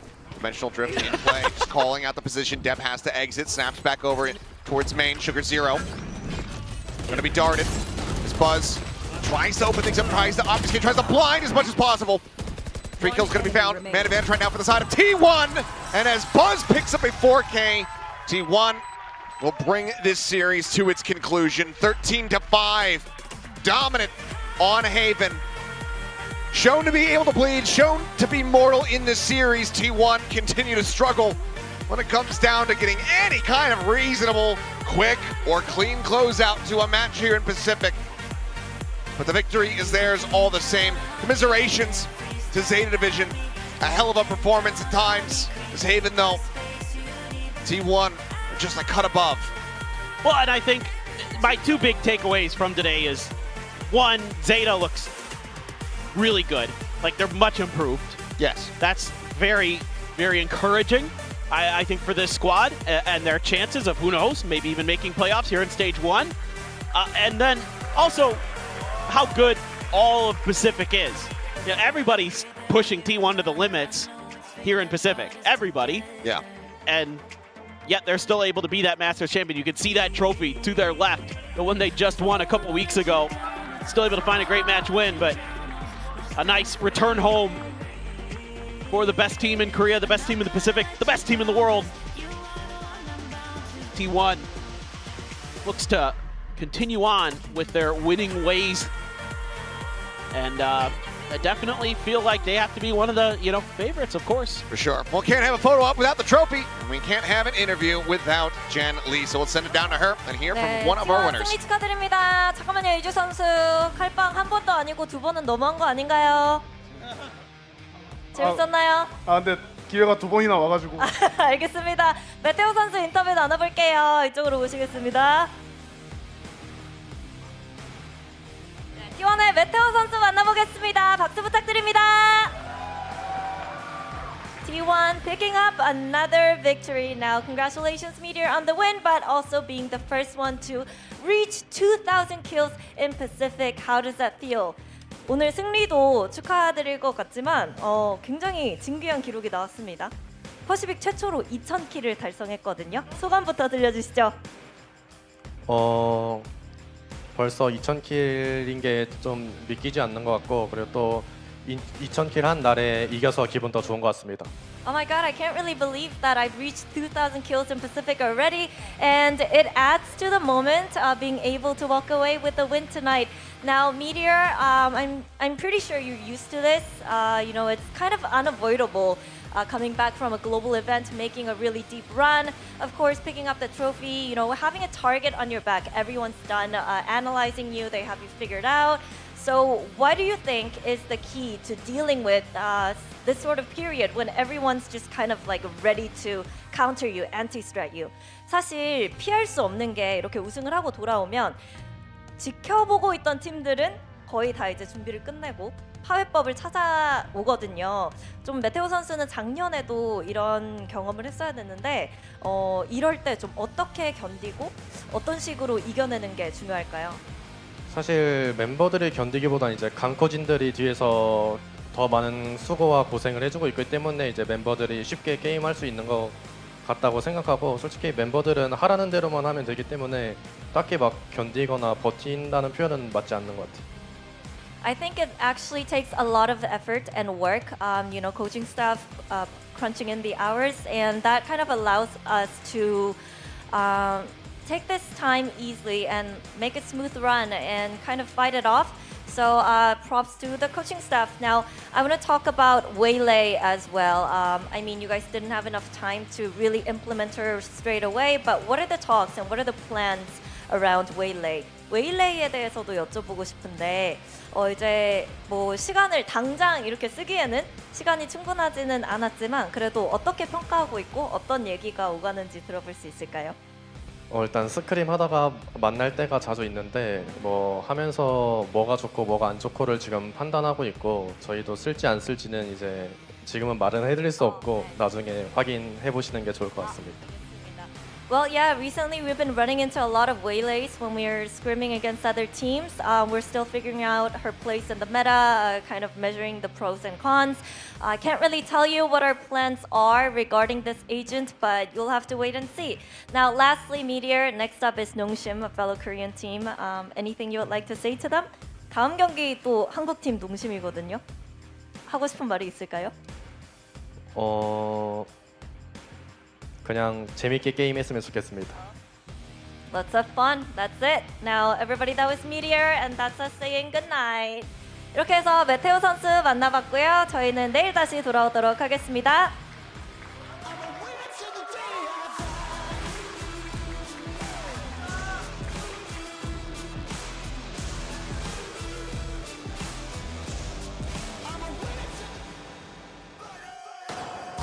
Well, T1 proving why they are the Masters Champions winner from the recent Bangkok event for a reason. Now, Haven was very much in their control the whole time. They didn't make a lot of changes since Bangkok, and obviously they didn't need to. A little buff to ISO helped a lot too. Yeah, I kind of felt like, oh, there we go. Okay, we're back to reality. Okay, well, okay, T1 are really good again. Yeah, okay. Showing we ever doubted you. That's kind of what it felt like to me. A clear return to form.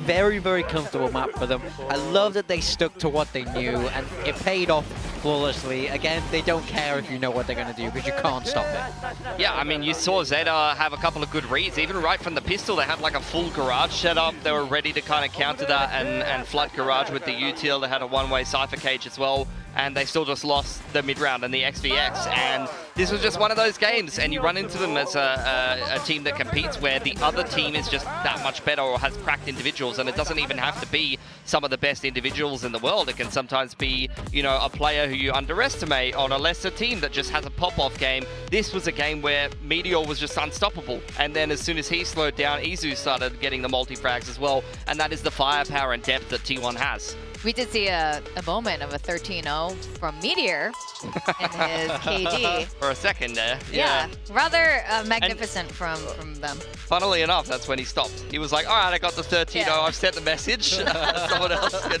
close the game out now. It was a very good performance by T1, and again, we could see it during the timeouts how good their spirits were throughout. But definitely props to the ZETA division coaching staff and the players as well for having a really good performance throughout the series today. I mean, this is a very good way to go into stage one for T1. We were talking about how much it would actually mean if they didn't win this particular match. Yes, there are other matches, but I think that changes your whole momentum coming into the stage one Pacific. Yeah, I mean, they wanted to start strong, right? I mean, like we say, you don't have to win every game in this format. It's a lot more forgiving than something like Kickoff, but yeah. T1 have a message to send to the rest of Pacific that it's like, it's not we're the best region in the world, it's we're the best team in the world. We don't care about the rest of you. They definitely have to control the region coming from here. They're not going to be happy to fall by the wayside, let someone like DRX or any of these other teams take up their mantle as the best. You know, they want to prove it all the way through. They want to go as flawless as they can, and they started that today. Well, Achilles did bet $200 to be donated to charity if ZETA Division ended up winning. I recently saw that Quack bet he would shave his head if T1 didn't get top 4.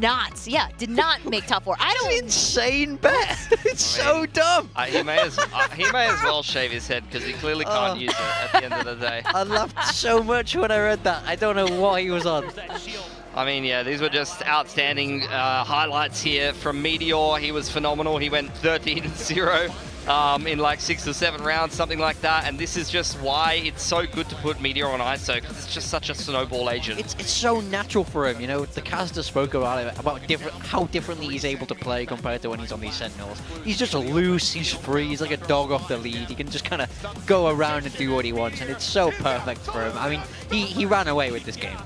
Oh, absolutely. He did end up hitting his 2,000 kill, and is well on his way to being the first to hit 3,000. Yeah, I mean, to put it in a clinic, when he wasn't there, Izu was there reading the mid-round. Izu's positioning on the Cypher is great. This round is a perfect example of ZETA having some good reads, but just not getting anything rolling. How many kills does ZETA get here? Perfect Cypher cam trap. 3-player blind, they get 2K'd. Literally everyone's blind on long, off of the Cypher cam, the perfect trap, the exact situation that the coaching staff and the setup is designed to do, and they don't get any kills. Unfortunately, sometimes, no matter how good your strats are, how good your preparation is, when you're playing T1, you're still going to get slapped. Yeah, every coach has been there at some point where it's like, the strategy works perfect, the trap works perfect, it's exactly how you've drawn it up, and you guys just die, and you're like, oh, okay, yeah, I mean, it's Valorant. you get shot, you die. It's one of those things. That's Valorant. I mean, that's what T1 is so good at, right? They're able to use their individuals to really accelerate themselves as a team, really bring themselves to that next level. So, good showing from ZETA, but better from T1. Now, Izu was our map MVP. Glad to see him there. I think he had a great performance. 2 nice knife kills on the first 2 maps, and then ending as a map MVP. But I have to say, our match MVP, it's got to be Meteor. Yeah, I mean, he was phenomenal on the first map on the Vice. I think, like I said before, his Sentinel play wasn't actually that outstanding to start off Kickoff. He was actually much more impressive and had much better fragging stats, particularly on the ISO. And I was kind of thinking to myself, it's like, now Killjoy's out of the meta. Is he a little bit out of his element, having to mix Vice in? I think as he's gone to Masters Bangkok and he's gone in towards the first part of Pacific Stage 1 here, I think Meteor's well and truly back in form. I think that he was more so living off name brand in Kickoff initially, and actually for me, I felt like Buzz and Izu were by far the best 2 players on T1, and Izu, we gave him the MVP on Haven, and one of the reasons why is he's just been able to be so flexible with his agent pool. Like, he's even mixing in the Sentis and the Cypher when Meteor does want to play the ISO, so he's got that flexibility. But Meteor is a certified fragger once again, and a very scary player in the server.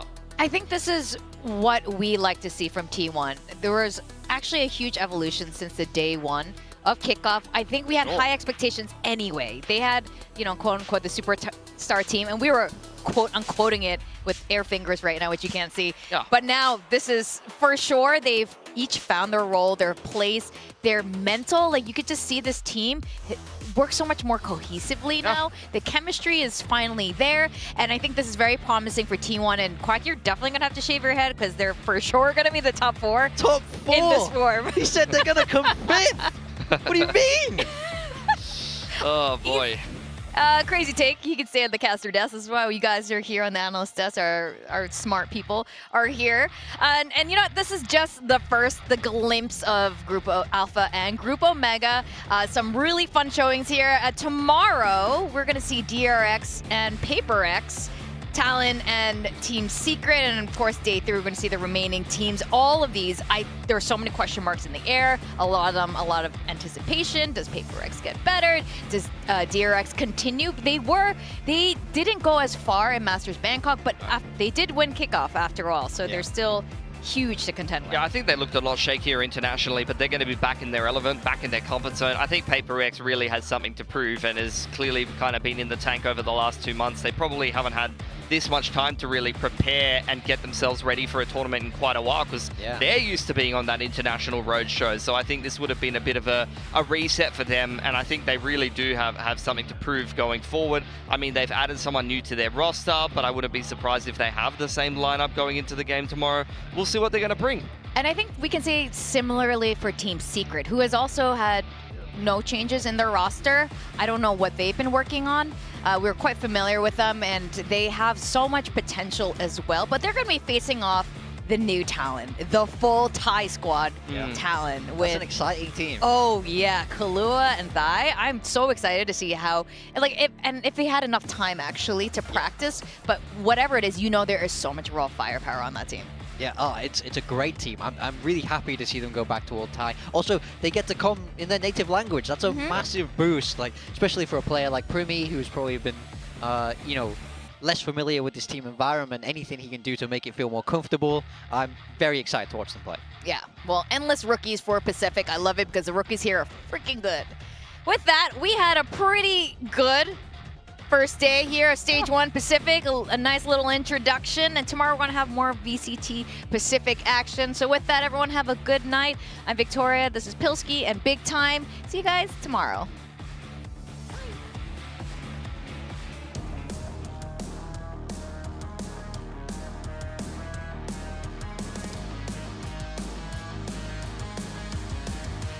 Waterfall will find one. Cage out. Jinbo just going to disrespect that. Going to be the spike drop now here towards back sight. All on Crystal. Looking for the first, finds the headshot. Still though, the salvos all the way. The high-low set up, and they line up for him. No doubt about it. That's, I mean, phenomenal work here by Crystal. Now having to assassin, trying to spot out these players. The updraft out the window shot. Drop battle, however, the shot connecting Chicken. He's down the fadeaway from Patrick Hu. DFM now very much on the back foot. Swing on the corner, Alchemy, the last one left standing, and not for long. Global Esports, and they take their opening series here.